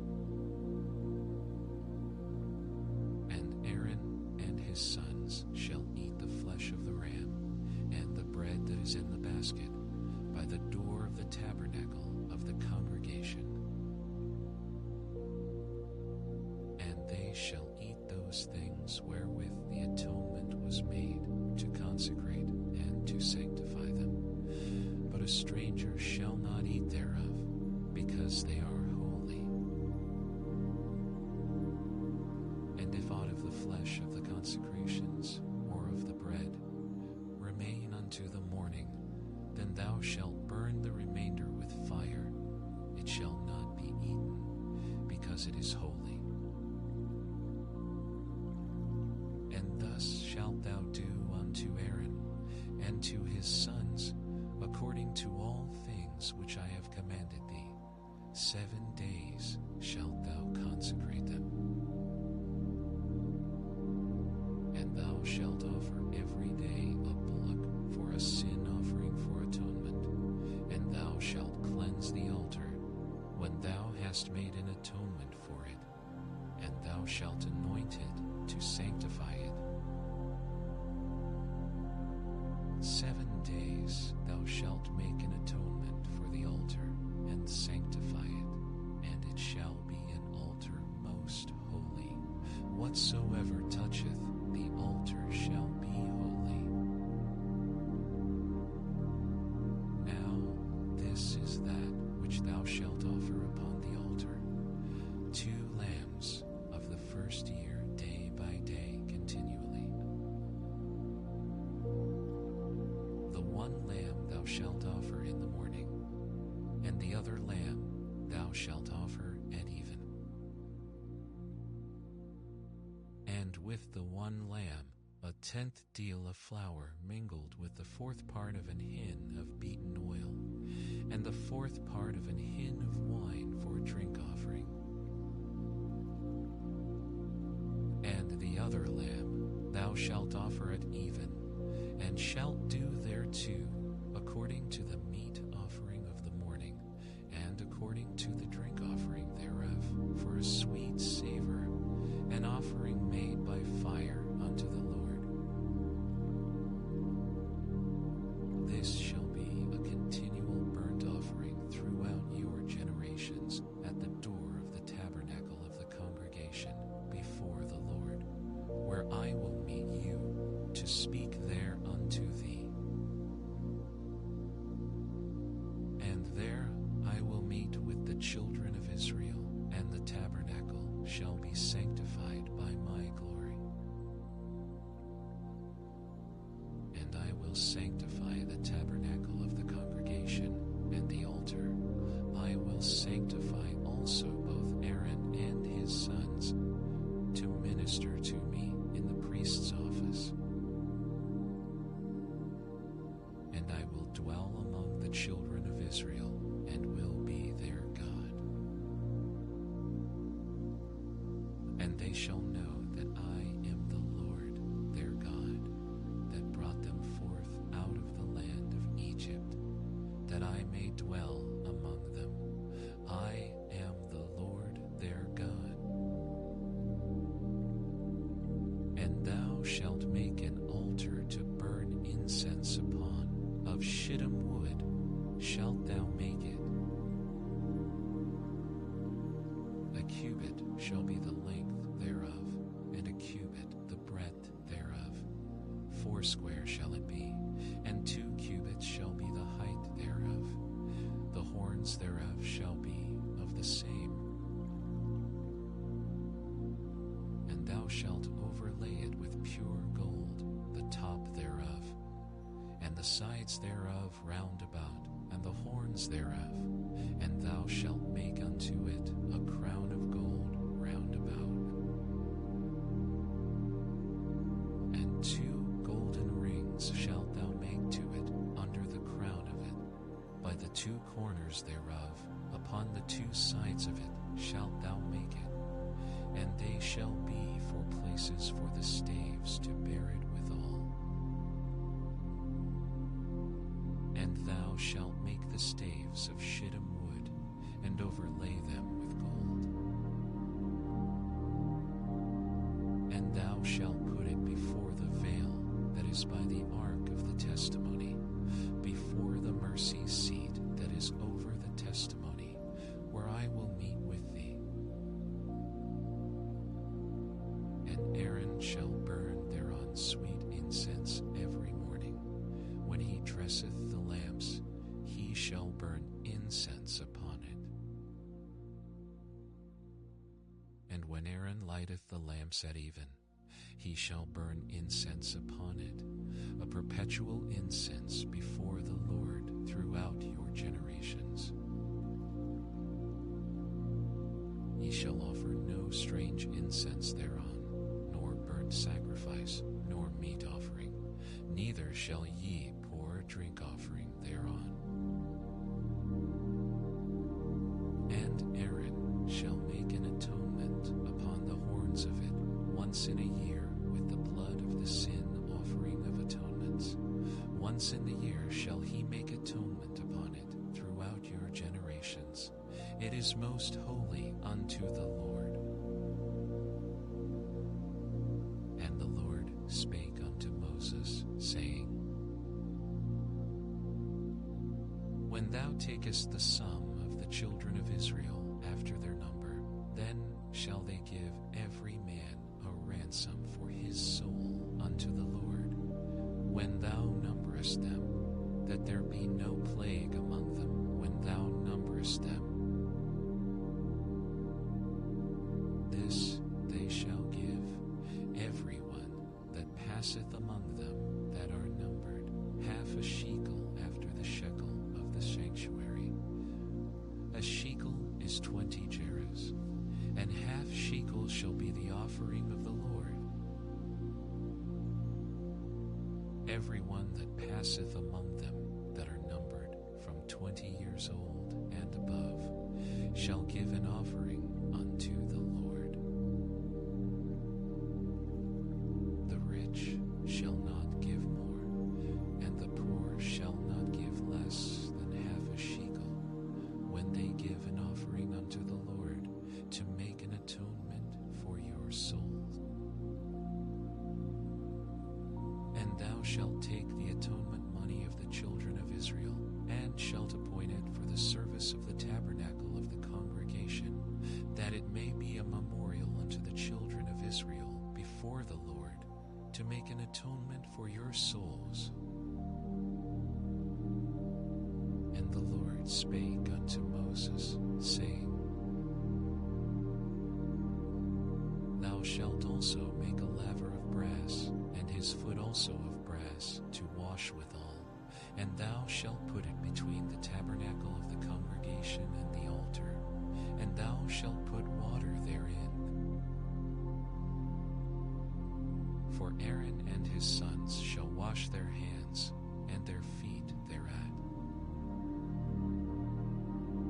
When they go into the tabernacle of the congregation, they shall wash with water, that they die not, or when they come near to the altar to minister, to burn offering made by fire unto the Lord.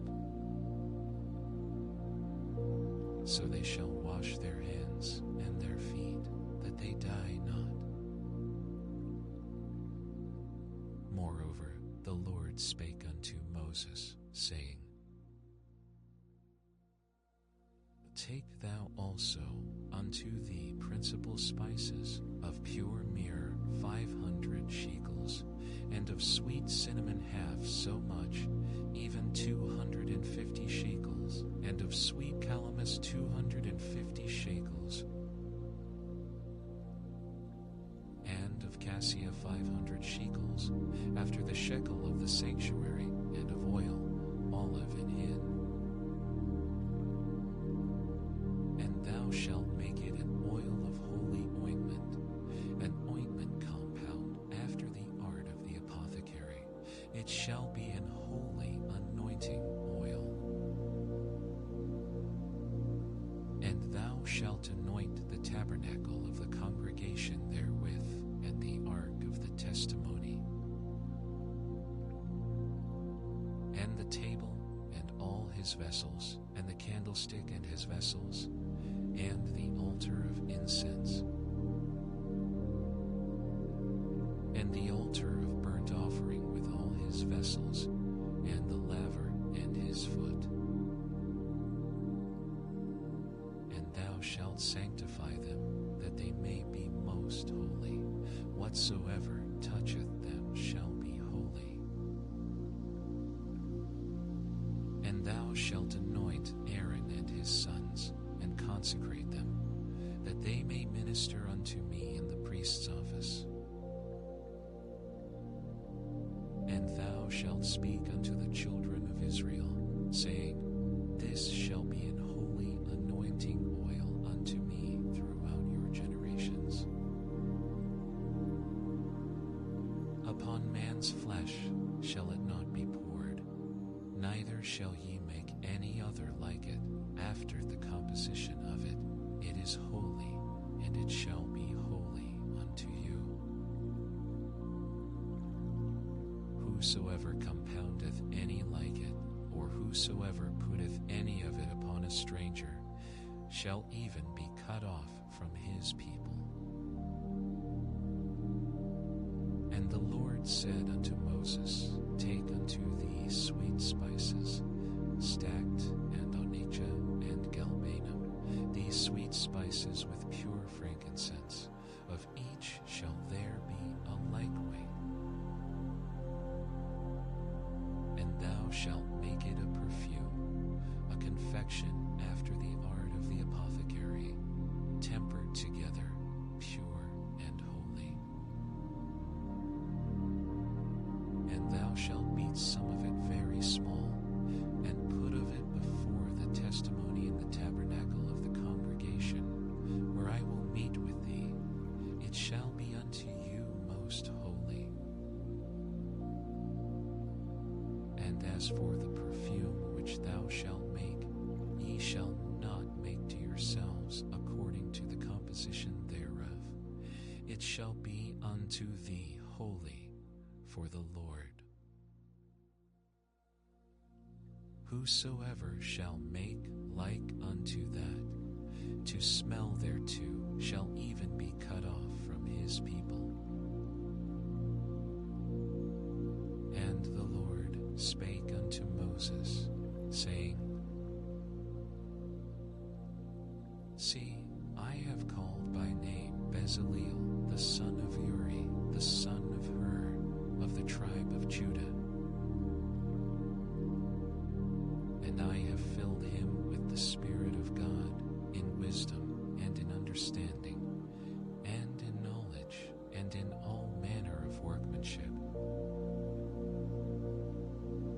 to devise cunning works, to work in gold, and in silver, and in brass, and in cutting of stones, to set them, and in carving of timber, to work in all manner of workmanship. And I, behold, I have given with him Aholiab, the son of Ahisamach, of the tribe of Dan, and in the hearts of all that are wise-hearted I have put wisdom, that they may make all that I have commanded thee. The tabernacle of the congregation, and the ark of the testimony, and the mercy seat that is thereupon, and all the furniture of the tabernacle, and the table and his furniture, and the pure candlestick with all his furniture, and the altar of incense, and the altar of burnt offering with all his furniture, and the laver and his foot, and the cloths of service, and the holy garments for Aaron the priest, and the garments of his sons to minister in the priest's office, and the anointing oil and sweet incense for the holy place, according to all that I have commanded thee shall they do. And the Lord spake unto Moses, saying, Speak thou also unto the children of Israel, saying, Verily my Sabbaths ye shall keep, for it is a sign between me and you throughout your generations, that ye may know that I am the Lord that doth sanctify you. Ye shall keep the Sabbath, therefore, for it is holy unto you. Every one that defileth it shall surely be put to death. For whosoever doeth any work therein, that soul shall be cut off from among his people.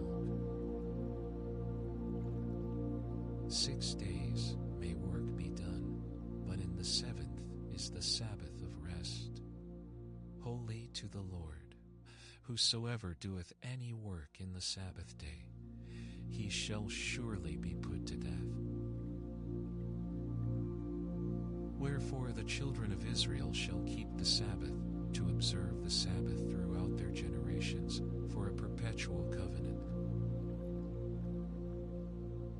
It is a sign between me and the children of Israel forever. For in 6 days the Lord made heaven and earth, and on the 7th day he rested and was refreshed.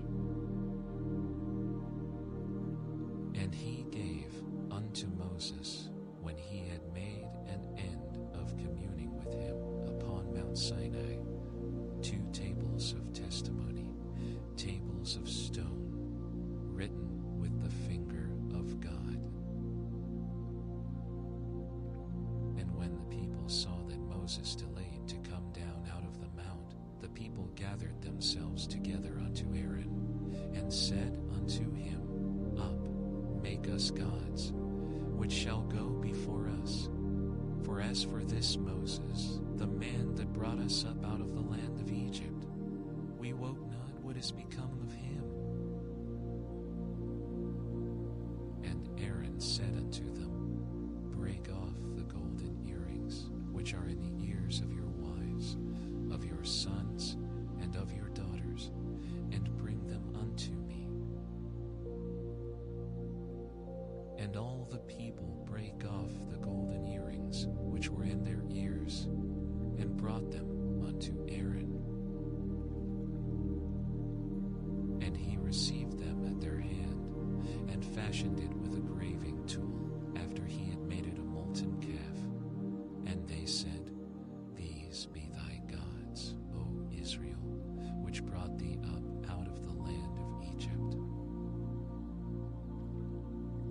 And when Aaron saw it, he built an altar before it.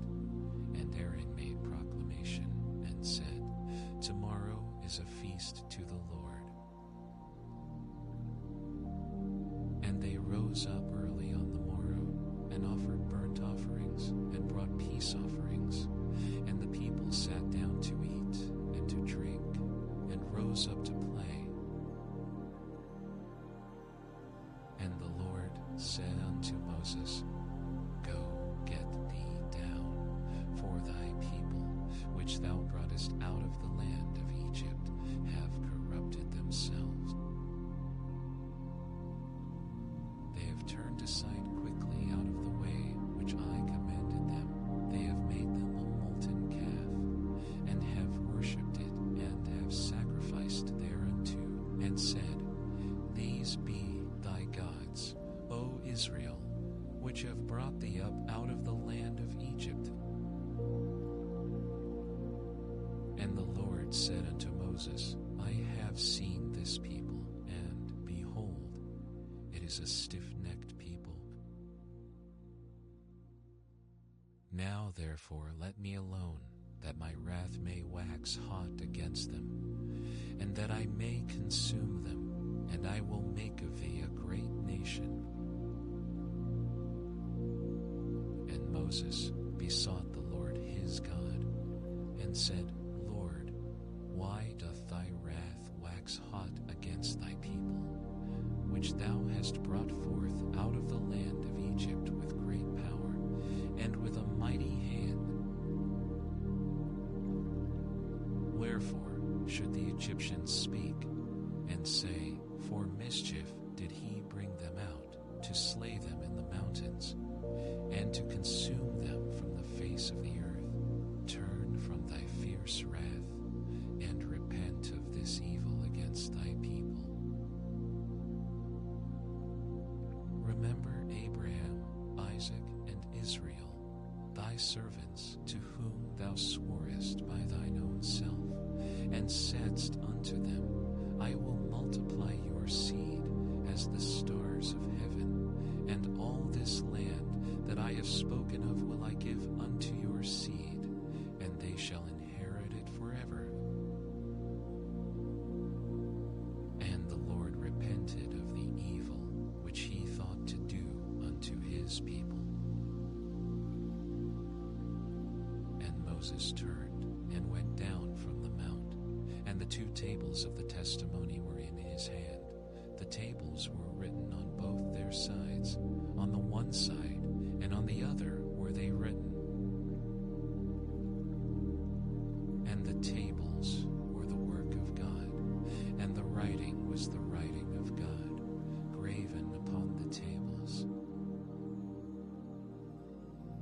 And when Joshua heard the noise of the people as they shouted, he said unto Moses, There is a noise of war in the camp.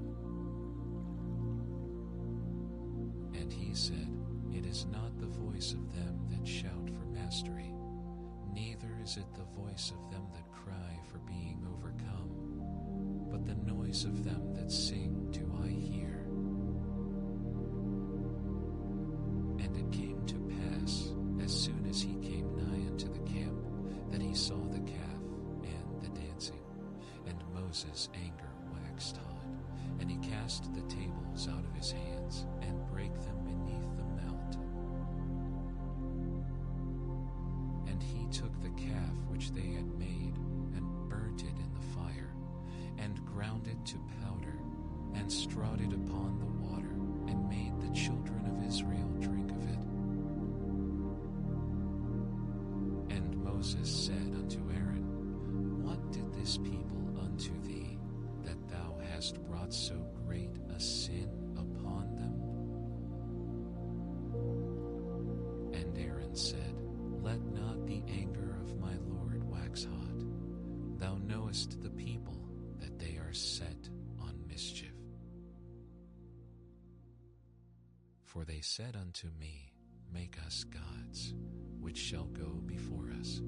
For as for this Moses, the man that brought us up out of the land of Egypt, we wot not what is become of him. And I said unto them, Whosoever hath any gold, let them break it off. So they gave it me. Then I cast it into the fire, and there came out his calf. And when Moses saw that the people were naked, for Aaron had made them naked unto their shame among their enemies, then Moses stood in the gate of the camp and said, Who is on the Lord's side? Let him come unto me. And all the sons of Levi gathered themselves together unto him. And he said unto them, Thus saith the Lord God of Israel, Put every man his sword by his side, and go in and out from gate to gate throughout the camp, and slay every man his companion, and every man his companion, and every man his neighbor. And the children of Levi did according to the word of Moses, and there fell of the people that day about 3,000 men. For Moses had said, Consecrate yourselves today to the Lord, even every man upon his son and upon his brother, that he may bestow upon you a blessing this day. And it came to pass on the morrow that Moses said unto the people, Ye have sinned a great sin, and now I will go up unto the Lord. Peradventure I shall make an atonement for your sin. And Moses returned unto the Lord, and said, This people have sinned a great sin, and have made them gods of gold. Yet now, if thou wilt forgive their sin, and if not, blot me, I pray thee, out of thy book which thou hast written. And the Lord said unto Moses, Whosoever hath sinned against me, him will I blot out of my book. Therefore, now go, lead the people unto the place of which I have spoken unto thee. Behold, mine angel shall go before thee. Nevertheless, in the day when I visit, I will visit their sin upon them. And the Lord plagued the people, because they made the calf which Aaron made. And the Lord said unto Moses, Depart and go up hence, thou and the people which thou hast brought up out of the land of Egypt, unto the land which I swear unto Jacob, saying, Unto thy seed will I give it. And I will send an angel before thee, and I will drive out the Canaanite, the Amorite, and the Hittite, and the Perizzite, the Hivite, and the Jebusite,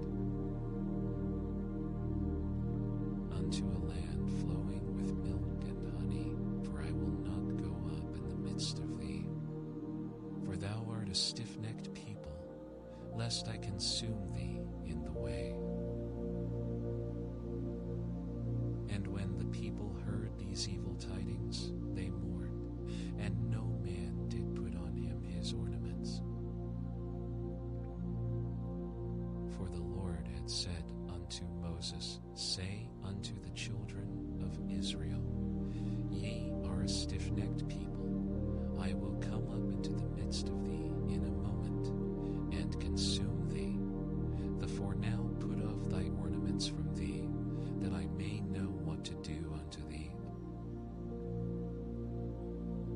And the children of Israel stripped themselves of their ornaments by the Mount Horeb.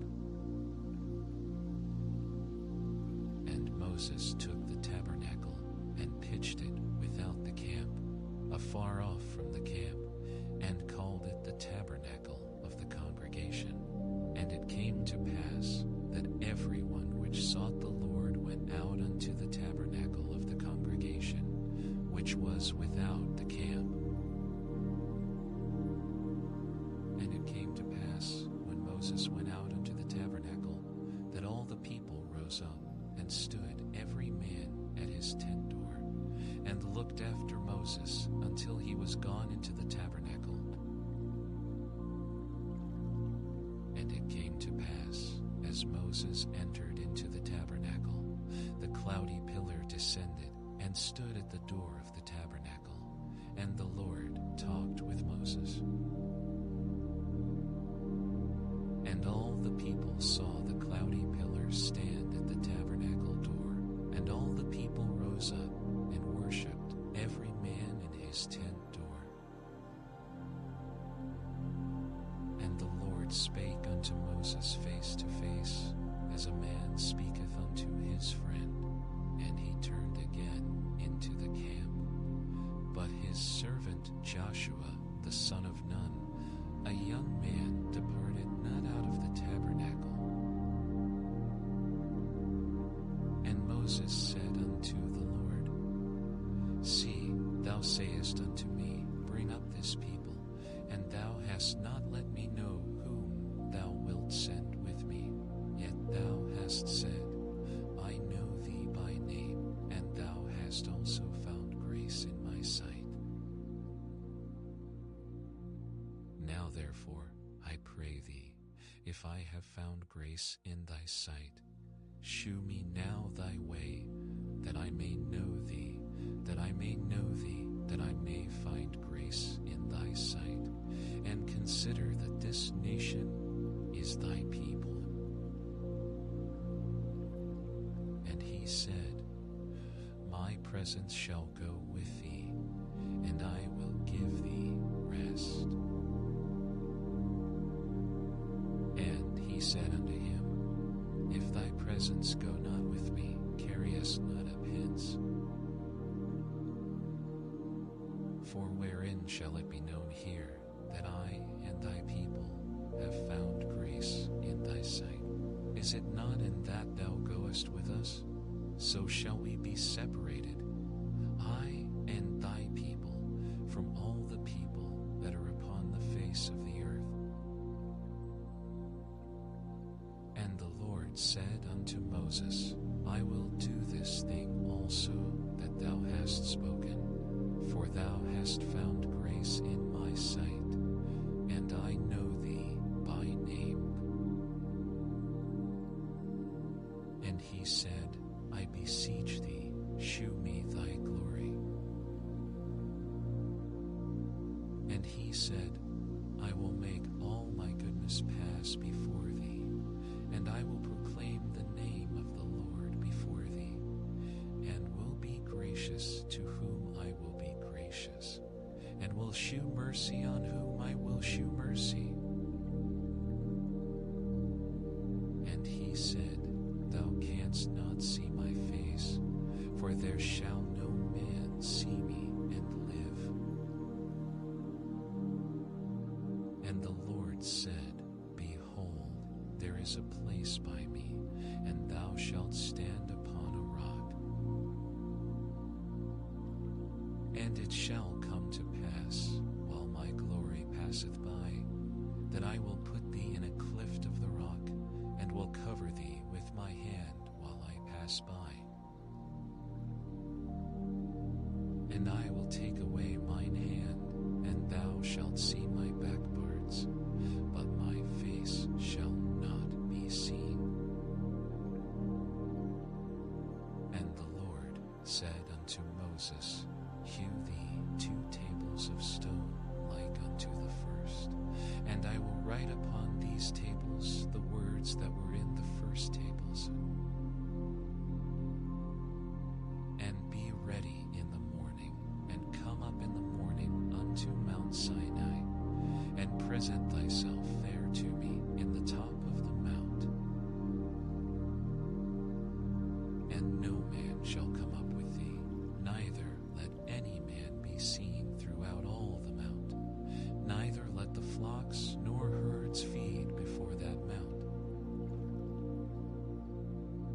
And he hewed 2 tables of stone like unto the first, and Moses rose up early in the morning, and went up unto Mount Sinai, as the Lord had commanded him, and took in his hand the 2 tables of stone.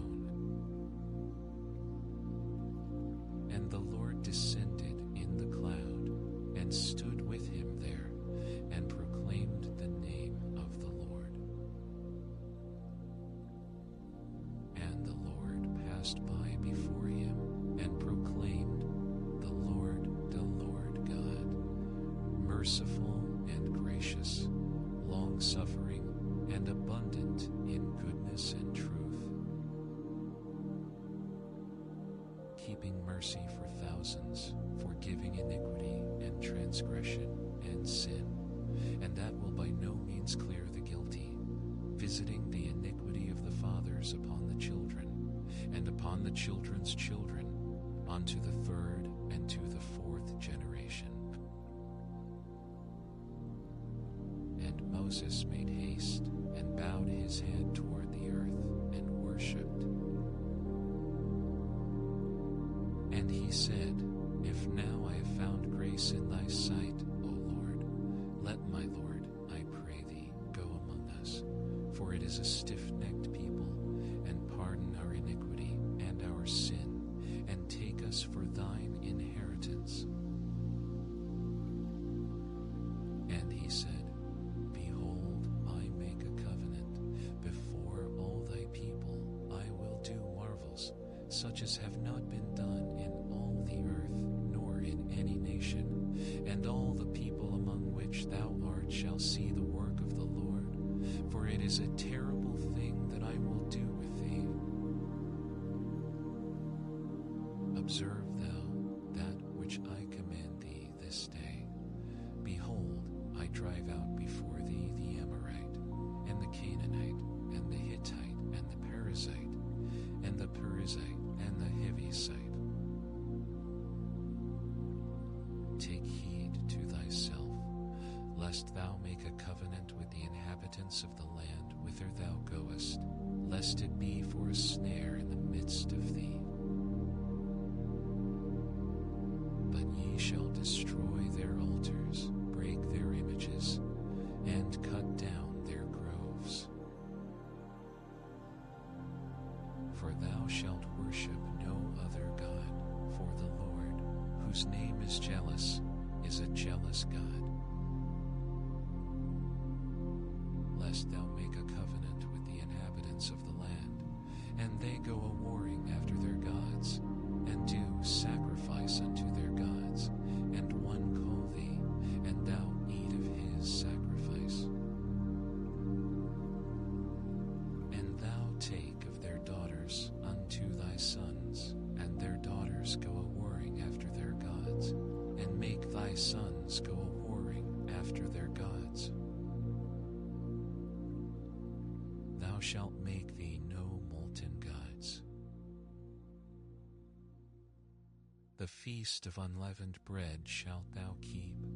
7 days thou shalt eat unleavened bread, as I commanded thee, in the time of the month Abib. For in the month Abib thou camest out from Egypt.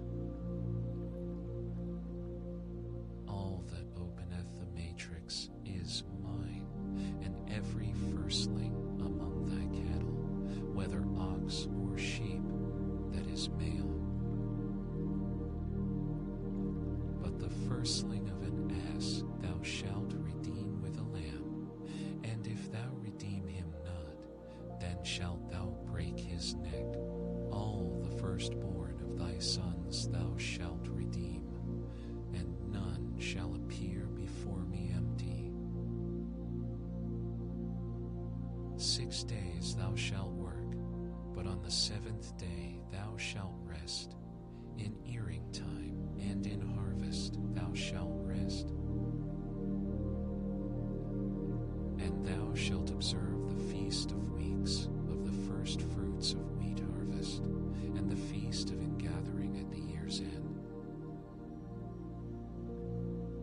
Thrice in the year shall all your men children appear before the Lord God, the God of Israel. For I will cast out the nations before thee, and enlarge thy borders. Neither shall any man desire thy land, when thou shalt go up to appear before the Lord thy God thrice in the year. Thou shalt not offer the blood of my sacrifice with leaven, neither shall the sacrifice of the feast of the Passover be left unto the morning. The first of the first fruits of thy land thou shalt bring unto the house of the Lord thy God. Thou shalt not see the kid in his mother's milk. And the Lord said unto Moses, Write thou these words, for after the tenor of these words I have made a covenant with thee and with Israel. And he was there with the Lord 40 days and 40 nights. He did neither eat bread nor drink water, and he wrote upon the tables the words of the covenant, the 10 Commandments.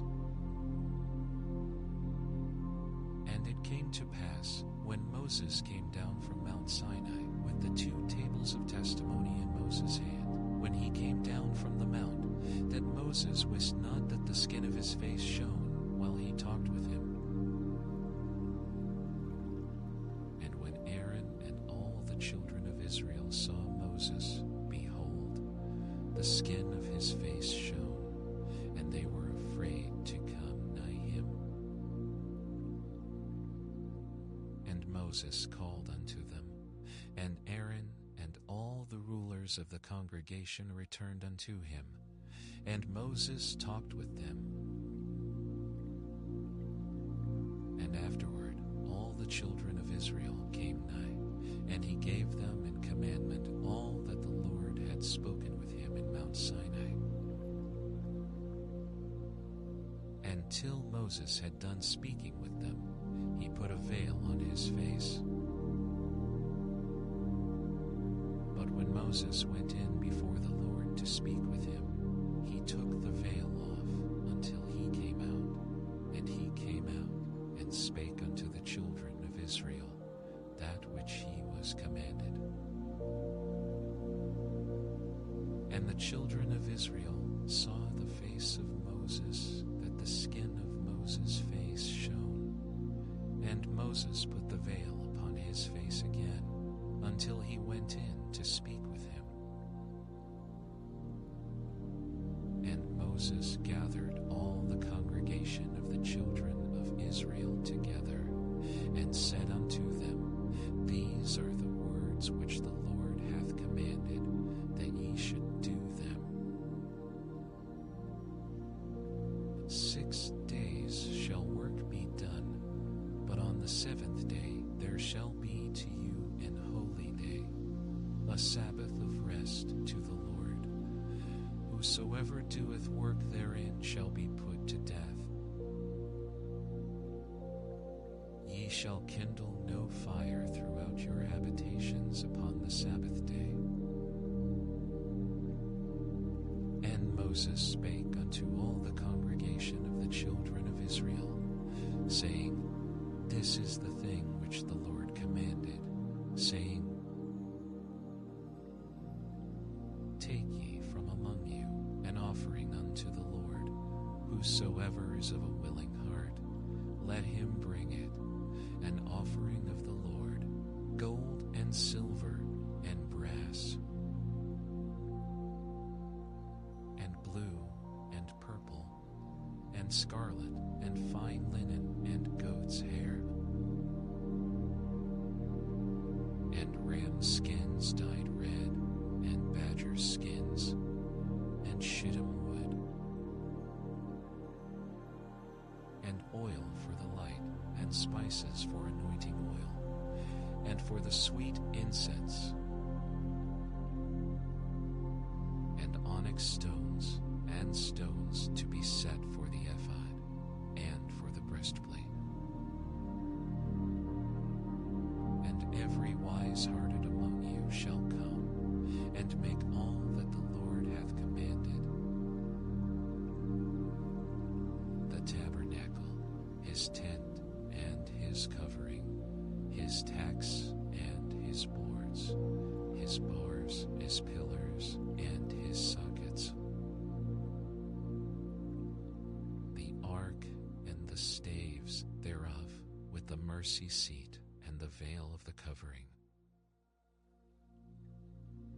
the table and his staves, and all his vessels, and the shewbread, the candlestick also for the light, and his furniture,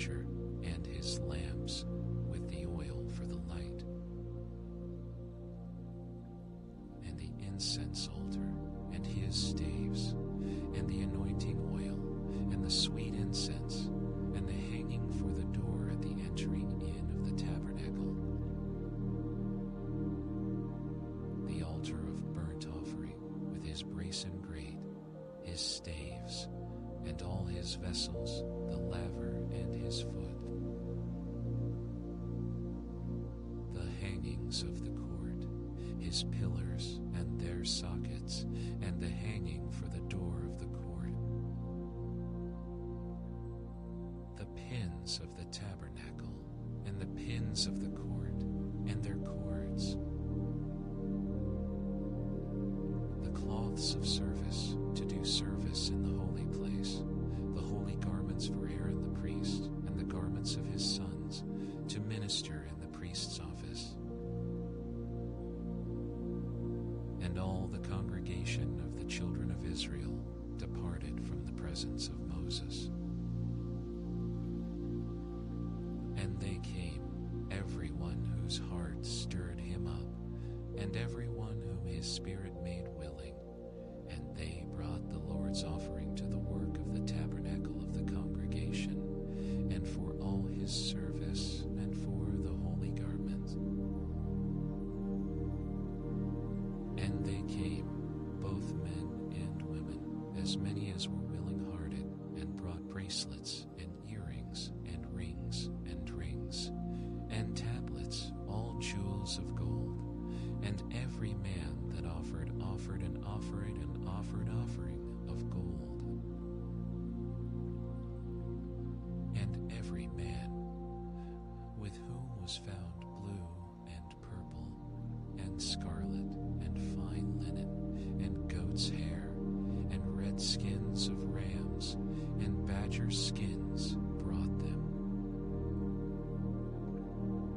Every one that did offer an offering of silver and brass brought the Lord's offering, and every man with whom was found shittim wood for any work of the service brought it. And all the women that were wise-hearted did spin with their hands, and brought that which they had spun, both of blue and of purple, and of scarlet, and of fine linen. And all the women whose heart stirred them up in wisdom spun goat's hair.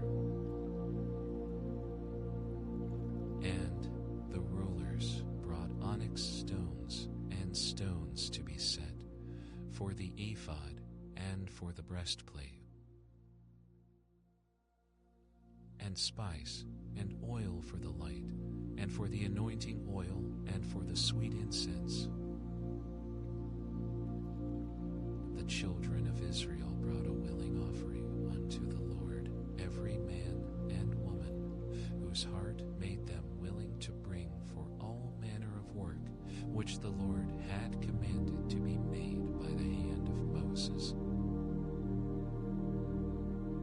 And Moses said unto the children of Israel, See, the Lord hath called by name Bezaleel, the son of Uri, the son of Hur, of the tribe of Judah. And he hath filled him with the Spirit of God, in wisdom, in understanding, and in knowledge, and in all manner of workmanship, and to devise curious works, to work in gold, and in silver, and in brass, and in the cutting of stones, to set them, and in carving of wood, to make any manner of cunning work.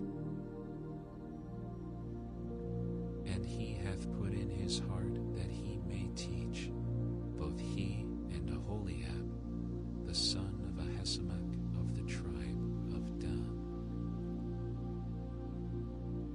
Them hath he filled with wisdom of heart, to work all manner of work of the engraver, and of the cunning workman, and of the embroiderer, in blue, and in purple, in scarlet, and in fine linen, and of the weaver, even of them that do any work, and of those that devise cunning work.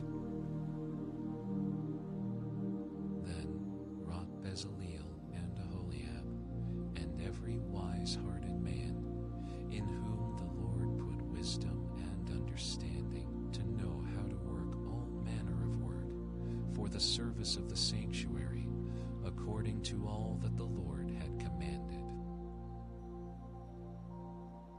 And Moses called Bezaleel and Aholiab, and every wise-hearted man, in whose heart the Lord had put wisdom, even every one whose heart stirred him up to come unto the work to do it.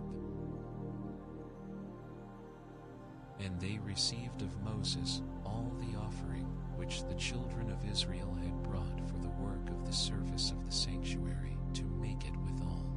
And they brought yet unto him free offerings every morning.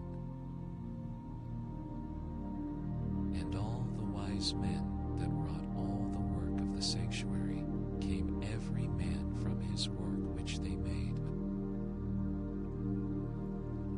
And they spake unto Moses, saying, The people bring much more than enough for the service of the work which the Lord commanded to make. And Moses gave commandment, and they caused it to be proclaimed throughout the camp, saying, Let neither man nor woman make any more work for the offering of the sanctuary. So the people were restrained from bringing. For the stuff they had was sufficient for all the work to make it, and too much. And every wise-hearted man among them that wrought the work of the tabernacle made 10 curtains of fine twined linen, and blue, and purple, and scarlet, with cherubims of cunning work made he them. The length of one curtain was 28 cubits, and the breadth of one curtain 4 cubits. The curtains were all of one size. And he coupled the 5 curtains one unto another, and the other 5 curtains he coupled one unto another. And he made loops of blue on the edge of one curtain from the self-edge in the coupling. Likewise he made in the uttermost side of another curtain in the coupling of the second. 50 loops made he in one curtain, and 50 loops made he in the edge of the curtain, which was in the coupling of the second. The loops held one curtain to another. And he made 50 taches of gold, and coupled the curtains one unto another with the taches, so it became one tabernacle. And he made curtains of goat's hair for the tent over the tabernacle. 11 curtains he made them. The length of one curtain was 30 cubits, and 4 cubits was the breadth of one curtain. The 11 curtains were of one size. And he coupled 5 curtains by themselves, and 6 curtains by themselves. And he made 50 loops upon the uttermost edge of the curtain in the coupling, and 50 loops made he upon the edge of the curtain which coupleth the second. And he made 50 taches of brass to couple the tent together, that it might be one. And he made a covering for the tent of ram skins, dyed red, and a covering of badger skins above that. And he made boards for the tabernacle of shittim wood, standing up. The length of a board was 10 cubits, and the breadth of a board 1 cubit and a half. One board had 2 tenons, equally distant one from another. Thus did he make for all the boards of the tabernacle. And he made boards for the tabernacle, 20 boards for the south side southward, and 40 sockets of silver he made under the 20 boards, 2 sockets under one board for his 2 tenons, and 2 sockets under another board for his 2 tenons. And for the other side of the tabernacle, which is toward the north corner, he made 20 boards, and their 40 sockets of silver, 2 sockets under one board, and 2 sockets under another board. And for the sides of the tabernacle westward, he made 6 boards. And 2 boards made he for the corners of the tabernacle in the 2 sides. And they were coupled beneath, and coupled together at the head thereof to one ring. Thus he did to both of them in both the corners. And there were 8 boards, and their sockets were 16 sockets of silver, under every board 2 sockets. And he made bars of shittim wood, 5 for the boards of the one side of the tabernacle, and 5 bars for the boards of the other side of the tabernacle, and 5 bars for the boards of the tabernacle, for the sides westward. And he made the middle bar to shoot through the boards from the one end to the other. And he overlaid the boards with gold, and made their rings of gold to be places for the bars, and overlaid the bars with gold. And he made a veil of blue and purple and scarlet and fine twined linen. With cherubims made he it of cunning work. And he made thereunto 4 pillars of shittim wood, and overlaid them with gold. Their hooks were of gold, and he cast for them 4 sockets of silver. And he made an hanging for the tabernacle door of blue and purple and scarlet and fine twined linen of needlework. And the 5 pillars of it with their hooks, and he overlaid their chapiters and their fillets with gold, but their 5 sockets were of brass. And Bezaleel made the ark of shittim wood. 2 cubits and a half was the length of it, and a cubit and a half the breadth of it, and a cubit and a half the height of it. And he overlaid it with pure gold, within and without, and made a crown of gold to it round about. And he cast for it 4 rings of gold, to be set by the 4 corners of it, even 2 rings upon the one side of it, and 2 rings upon the other side of it. And he made staves of shittim wood, and overlaid them with gold. And he put the staves into the rings by the sides of the ark to bear the ark.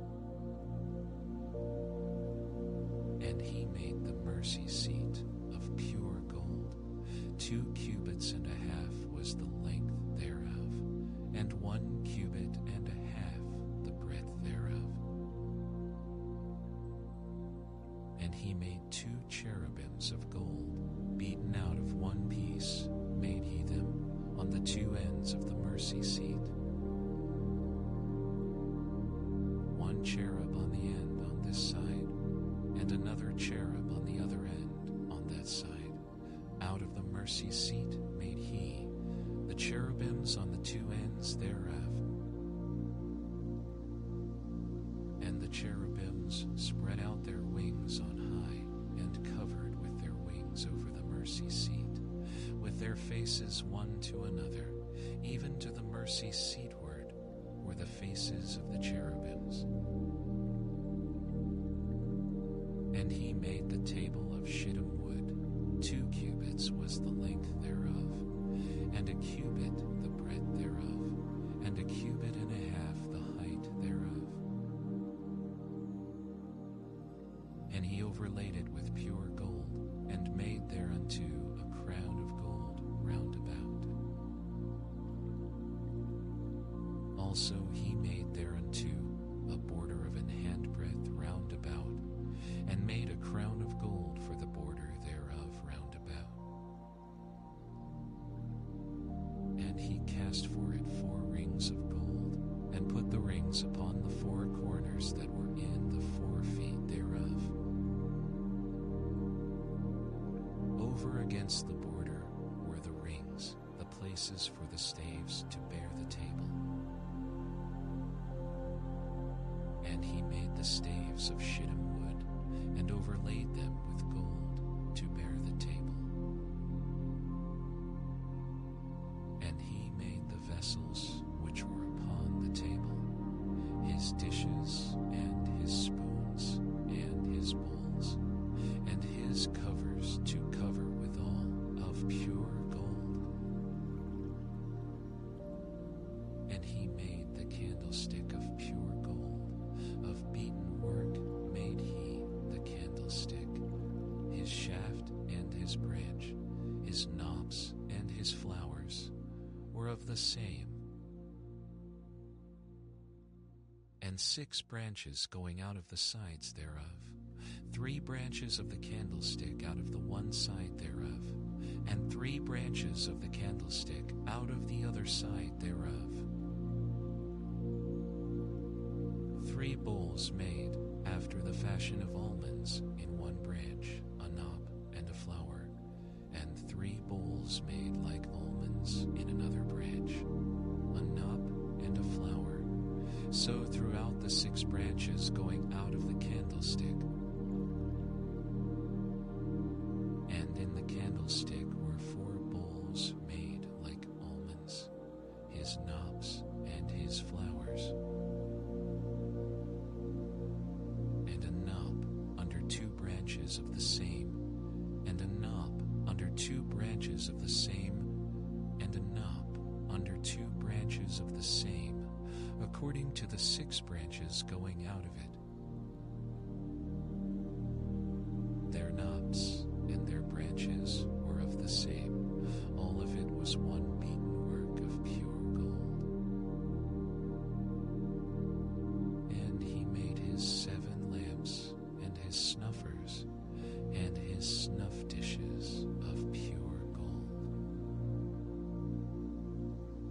Of a talent of pure gold made he it, and all the vessels thereof.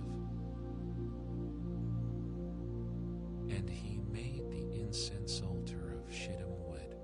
The length of it was a cubit, and the breadth of it a cubit. It was 4 square, and 2 cubits was the height of it. The horns thereof were of the same. And he overlaid it with pure gold, both the top of it and the sides thereof round about, and the horns of it. Also he made unto it a crown of gold round about. And he made 2 rings of gold for it, under the crown thereof, by the 2 corners of it, upon the 2 sides thereof, to be places for the staves to bear it withal. And he made the staves of shittim wood, and overlaid them with gold. And he made the holy anointing oil, and the pure incense of sweet spices, according to the work of the apothecary. And he made the altar of burnt offering of shittim wood. 5 cubits was the length thereof, and 5 cubits the breadth thereof. It was 4 square, and 3 cubits the height thereof. And he made the horns thereof on the 4 corners of it. The horns thereof were of the same. And he overlaid it with brass.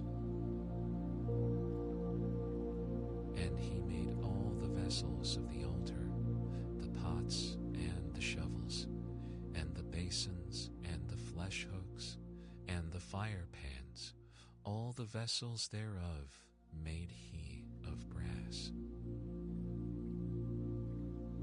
And he made for the altar a brasen grate of network under the compass thereof beneath unto the midst of it.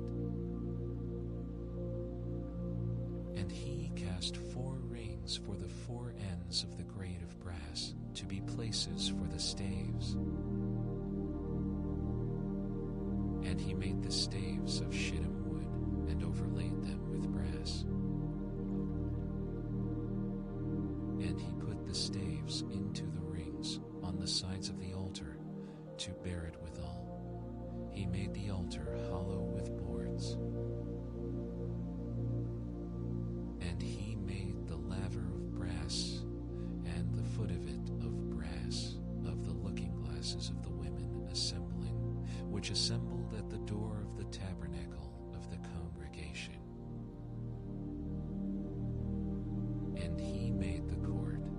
On the south side southward, the hangings of the court were of fine twined linen, 100 cubits. Their pillars were 20, and their brazen sockets 20. The hooks of the pillars and their fillets were of silver. And for the north side, the hangings were 100 cubits.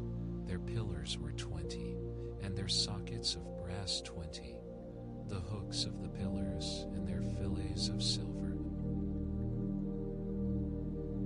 And for the west side were hangings of 50 cubits, their pillars 10, and their sockets 10, the hooks of the pillars and their fillets of silver. And for the east side eastward 50 cubits. The hangings of the one side of the gate were 15 cubits, their pillars 3, and their sockets 3.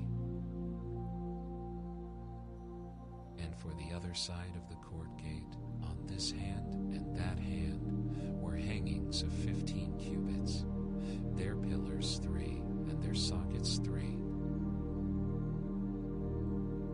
All the hangings of the court round about were of fine twined linen. And the sockets for the pillars were of brass, the hooks of the pillars and their fillets of silver, and the overlaying of their chapiters of silver, and all the pillars of the court were filleted with silver. And the hanging for the gate of the court was needlework of blue and purple, and scarlet and fine twined linen, and 20 cubits was the length, and the height in the breadth was 5 cubits, answerable to the hangings of the court.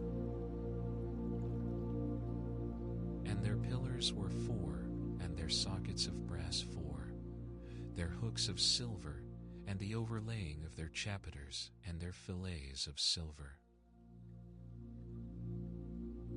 And all the pins of the tabernacle and of the court round about were of brass. This is the sum of the tabernacle, even of the tabernacle of testimony, as it was counted, according to the commandment of Moses for the service of the Levites, by the hand of Ithamar, son to Aaron the priest. And Bezaleel, the son of Uri, the son of Hur, of the tribe of Judah, made all that the Lord commanded Moses. And with him was Oholiab, son of Ahisamach, of the tribe of Dan, an engraver and a cunning workman, and an embroiderer in blue, and in purple, and in scarlet, and fine linen. All the gold that was occupied for the work and all the work of the holy place, even the gold of the offering, was 29 talents, and 730 shekels, after the shekel of the sanctuary. silver of them that were numbered of the congregation was 100 talents, and 1,760 shekels, after the shekel of the sanctuary. A bekah for every man, that is, half a shekel, after the shekel of the sanctuary, for every one that went to be numbered, from 20 years old and upward, for 600,000 and 3,000 and 3,000 and 550 men. And of the 100 talents of silver were cast the sockets of the sanctuary, and the sockets of the veil, 100 sockets of the 100 talents, a talent for a socket. And of the 1,775 shekels, he made hooks for the pillars, and overlaid their chapiters, and filleted them. And the brass of the offering was 70 talents, and 2,400 shekels. And therewith he made the sockets to the door of the tabernacle of the congregation, and the brasen altar, and the brasen grate for it, and all the vessels of the altar, and the sockets of the court round about, and the sockets of the court gate, and all the pins of the tabernacle, and all the pins of the court round about, and of the blue and purple and scarlet they made cloths of service, to do service in the holy place, and made the holy garments for Aaron, as the Lord commanded Moses.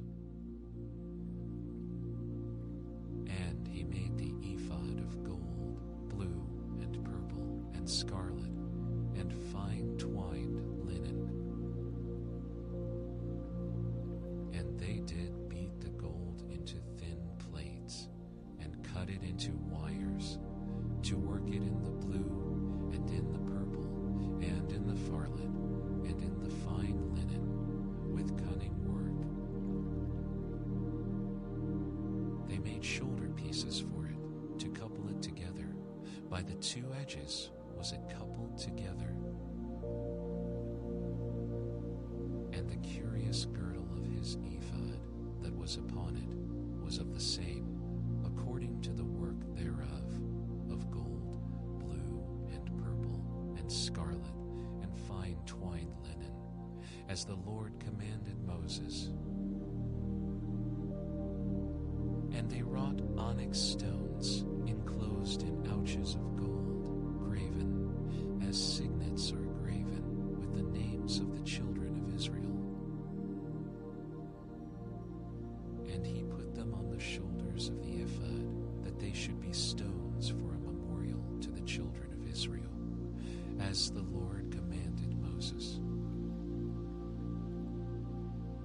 And he made the breastplate of cunning work, like the work of the ephod, of gold, blue, and purple, and scarlet, and fine twined linen. It was 4 square. They made the breastplate double.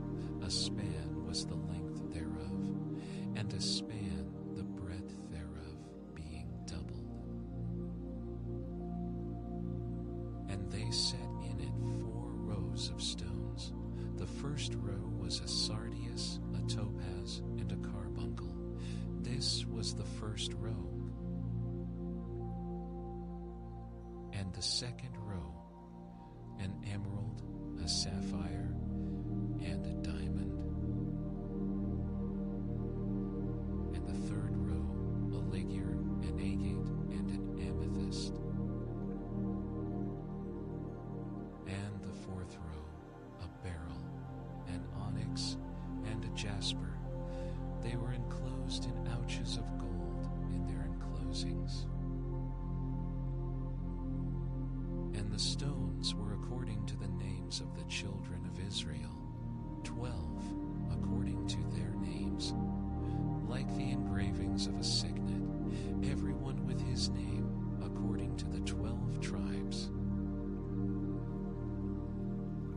And they made upon the breastplate chains at the ends of wreathen work of pure gold.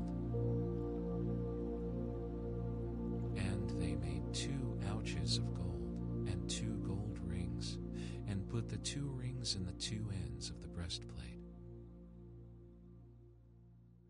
And they put the 2 wreathen chains of gold in the 2 rings on the ends of the breastplate.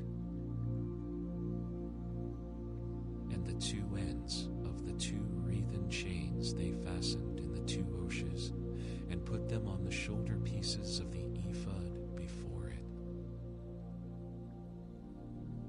And they made 2 rings of gold, and put them on the 2 ends of the breastplate upon the border of it, which was on the side of the ephod inward. And they made 2 other golden rings, and put them on the 2 sides of the ephod underneath, toward the forepart of it, over against the other coupling thereof, above the curious girdle of the ephod. And they did bind the breastplate by his rings unto the rings of the ephod with a lace of blue, that it might be above the curious girdle of the ephod, and that the breastplate might not be loosed from the ephod, as the Lord commanded Moses. And he made the robe of the ephod of woven work, all of blue. And there was an hole in the midst of the robe, as the hole of an habergeon, with a band round about the hole, that it should not rend. And they made upon the hems of the robe pomegranates of blue and purple and scarlet and twined linen. And they made bells of pure gold, and put the bells between the pomegranates upon the hem of the robe, round about between the pomegranates. A bell and a pomegranate, a bell and a pomegranate, round about the hem of the robe to minister it, as the Lord commanded Moses. And they made coats of fine linen of woven work for Aaron and for his sons, and a mitre of fine linen, and goodly bonnets of fine linen, and linen breeches of fine twined linen, and a girdle of fine twined linen, and blue and purple, and scarlet of needlework, as the Lord commanded Moses. And they made the plate of the holy crown of pure gold, and wrote upon it a writing like to the engravings of a signet, holiness to the Lord. And they tied unto it a lace of blue, to fasten it on high upon the mitre, as the Lord commanded Moses. Thus was all the work of the tabernacle of the tent of the congregation finished, and the children of Israel did according to all that the Lord commanded Moses, so did they. And they brought the tabernacle unto Moses, the tent, and all his furniture, his tacks, his boards, his bores, and his pillars, and his sockets, and the covering of ram skins dyed red, and the covering of badger skins, and the veil of the covering, the ark of the testimony, and the staves thereof, and the mercy seat, the table, and all the vessels thereof, and the shewbread, the pure candlestick, with the lamps thereof, even with the lamps to be set in order, and all the vessels thereof, and the oil for light,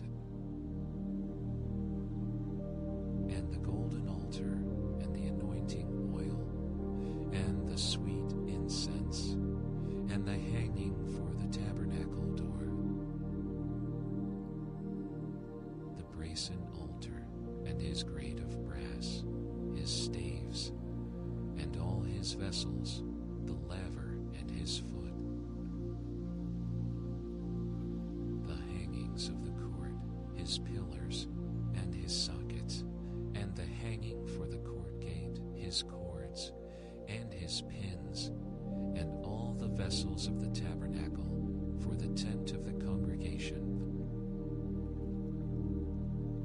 the cloths of service to do service in the holy place, and the holy garments for Aaron the priest and his sons' garments, to minister in the priest's office, according to all that the Lord commanded Moses. So the children of Israel made all the work. And Moses did look upon all the work, and behold, they had done it as the Lord had commanded. Even so had they done it, and Moses blessed them. And the Lord spake unto Moses, saying,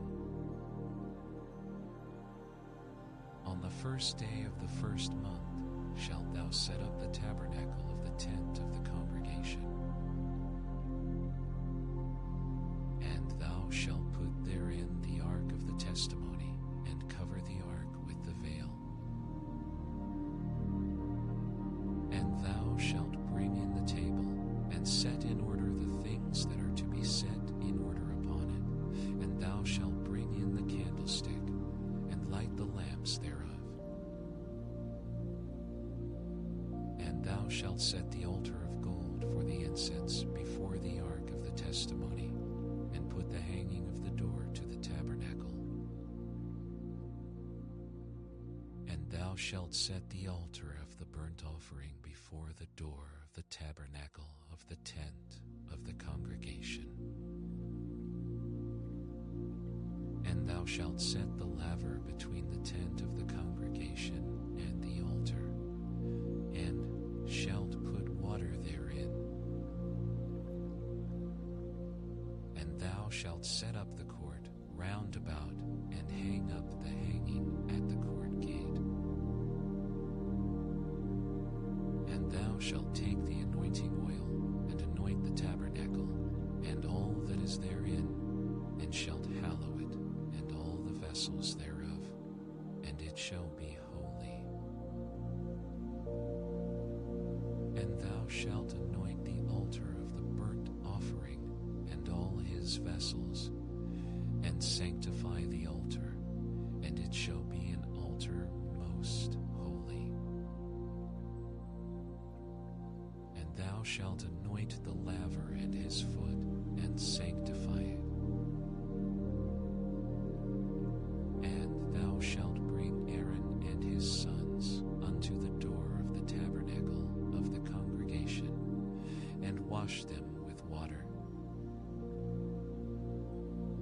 And thou shalt put upon Aaron the holy garments, and anoint him, and sanctify him, that he may minister unto me in the priest's office. And thou shalt bring his sons, and clothe them with coats. And thou shalt anoint them, as thou didst anoint their father, that they may minister unto me in the priest's office. For their anointing shall surely be an everlasting priesthood throughout their generations. Thus did Moses, according to all that the Lord commanded him, so did he. And it came to pass in the first month in the second year, on the first day of the month, that the tabernacle was reared up. And Moses reared up the tabernacle, and fastened his sockets, and set up the boards thereof, and put in the bars thereof, and reared up his pillars. And he spread abroad the tent over the tabernacle, and put the covering of the tent above upon it, as the Lord commanded Moses. And he took and put the testimony into the ark, and set the staves on the ark, and put the mercy seat above upon the ark. And he brought the ark into the tabernacle, and set up the veil of the covering, and covered the ark of the testimony, as the Lord commanded Moses. And he put the table in the tent of the congregation upon the side of the tabernacle northward without the veil. And he set the bread in order upon it before the Lord, as the Lord had commanded Moses. And he put the candlestick in the tent of the congregation over against the table on the side of the tabernacle southward. And he lighted the lamps before the Lord, as the Lord commanded Moses.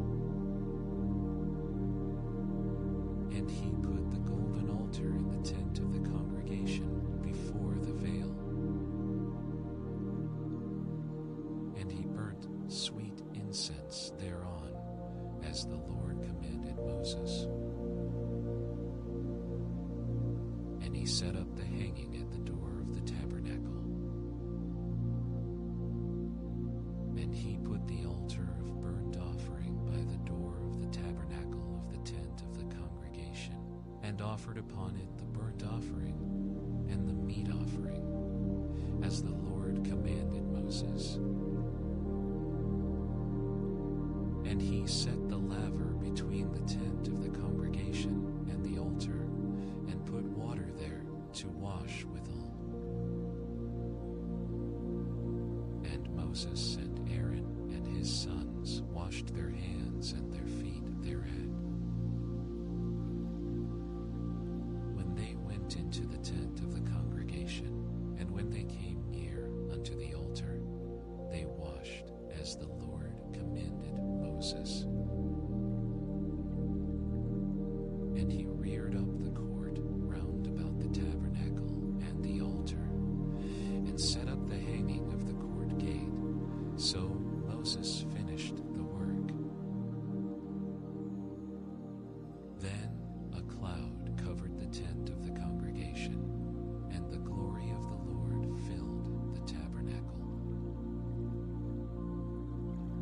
And Moses was not able to enter into the tent of the congregation, because the cloud abode thereon, and the glory of the Lord filled the tabernacle. And when the cloud was taken up from over the tabernacle, the children of Israel went onward in all their journeys. But if the cloud were not taken up, then they journeyed not till the day that it was taken up. For the cloud of the Lord was upon the tabernacle by day, and fire was on it by night in the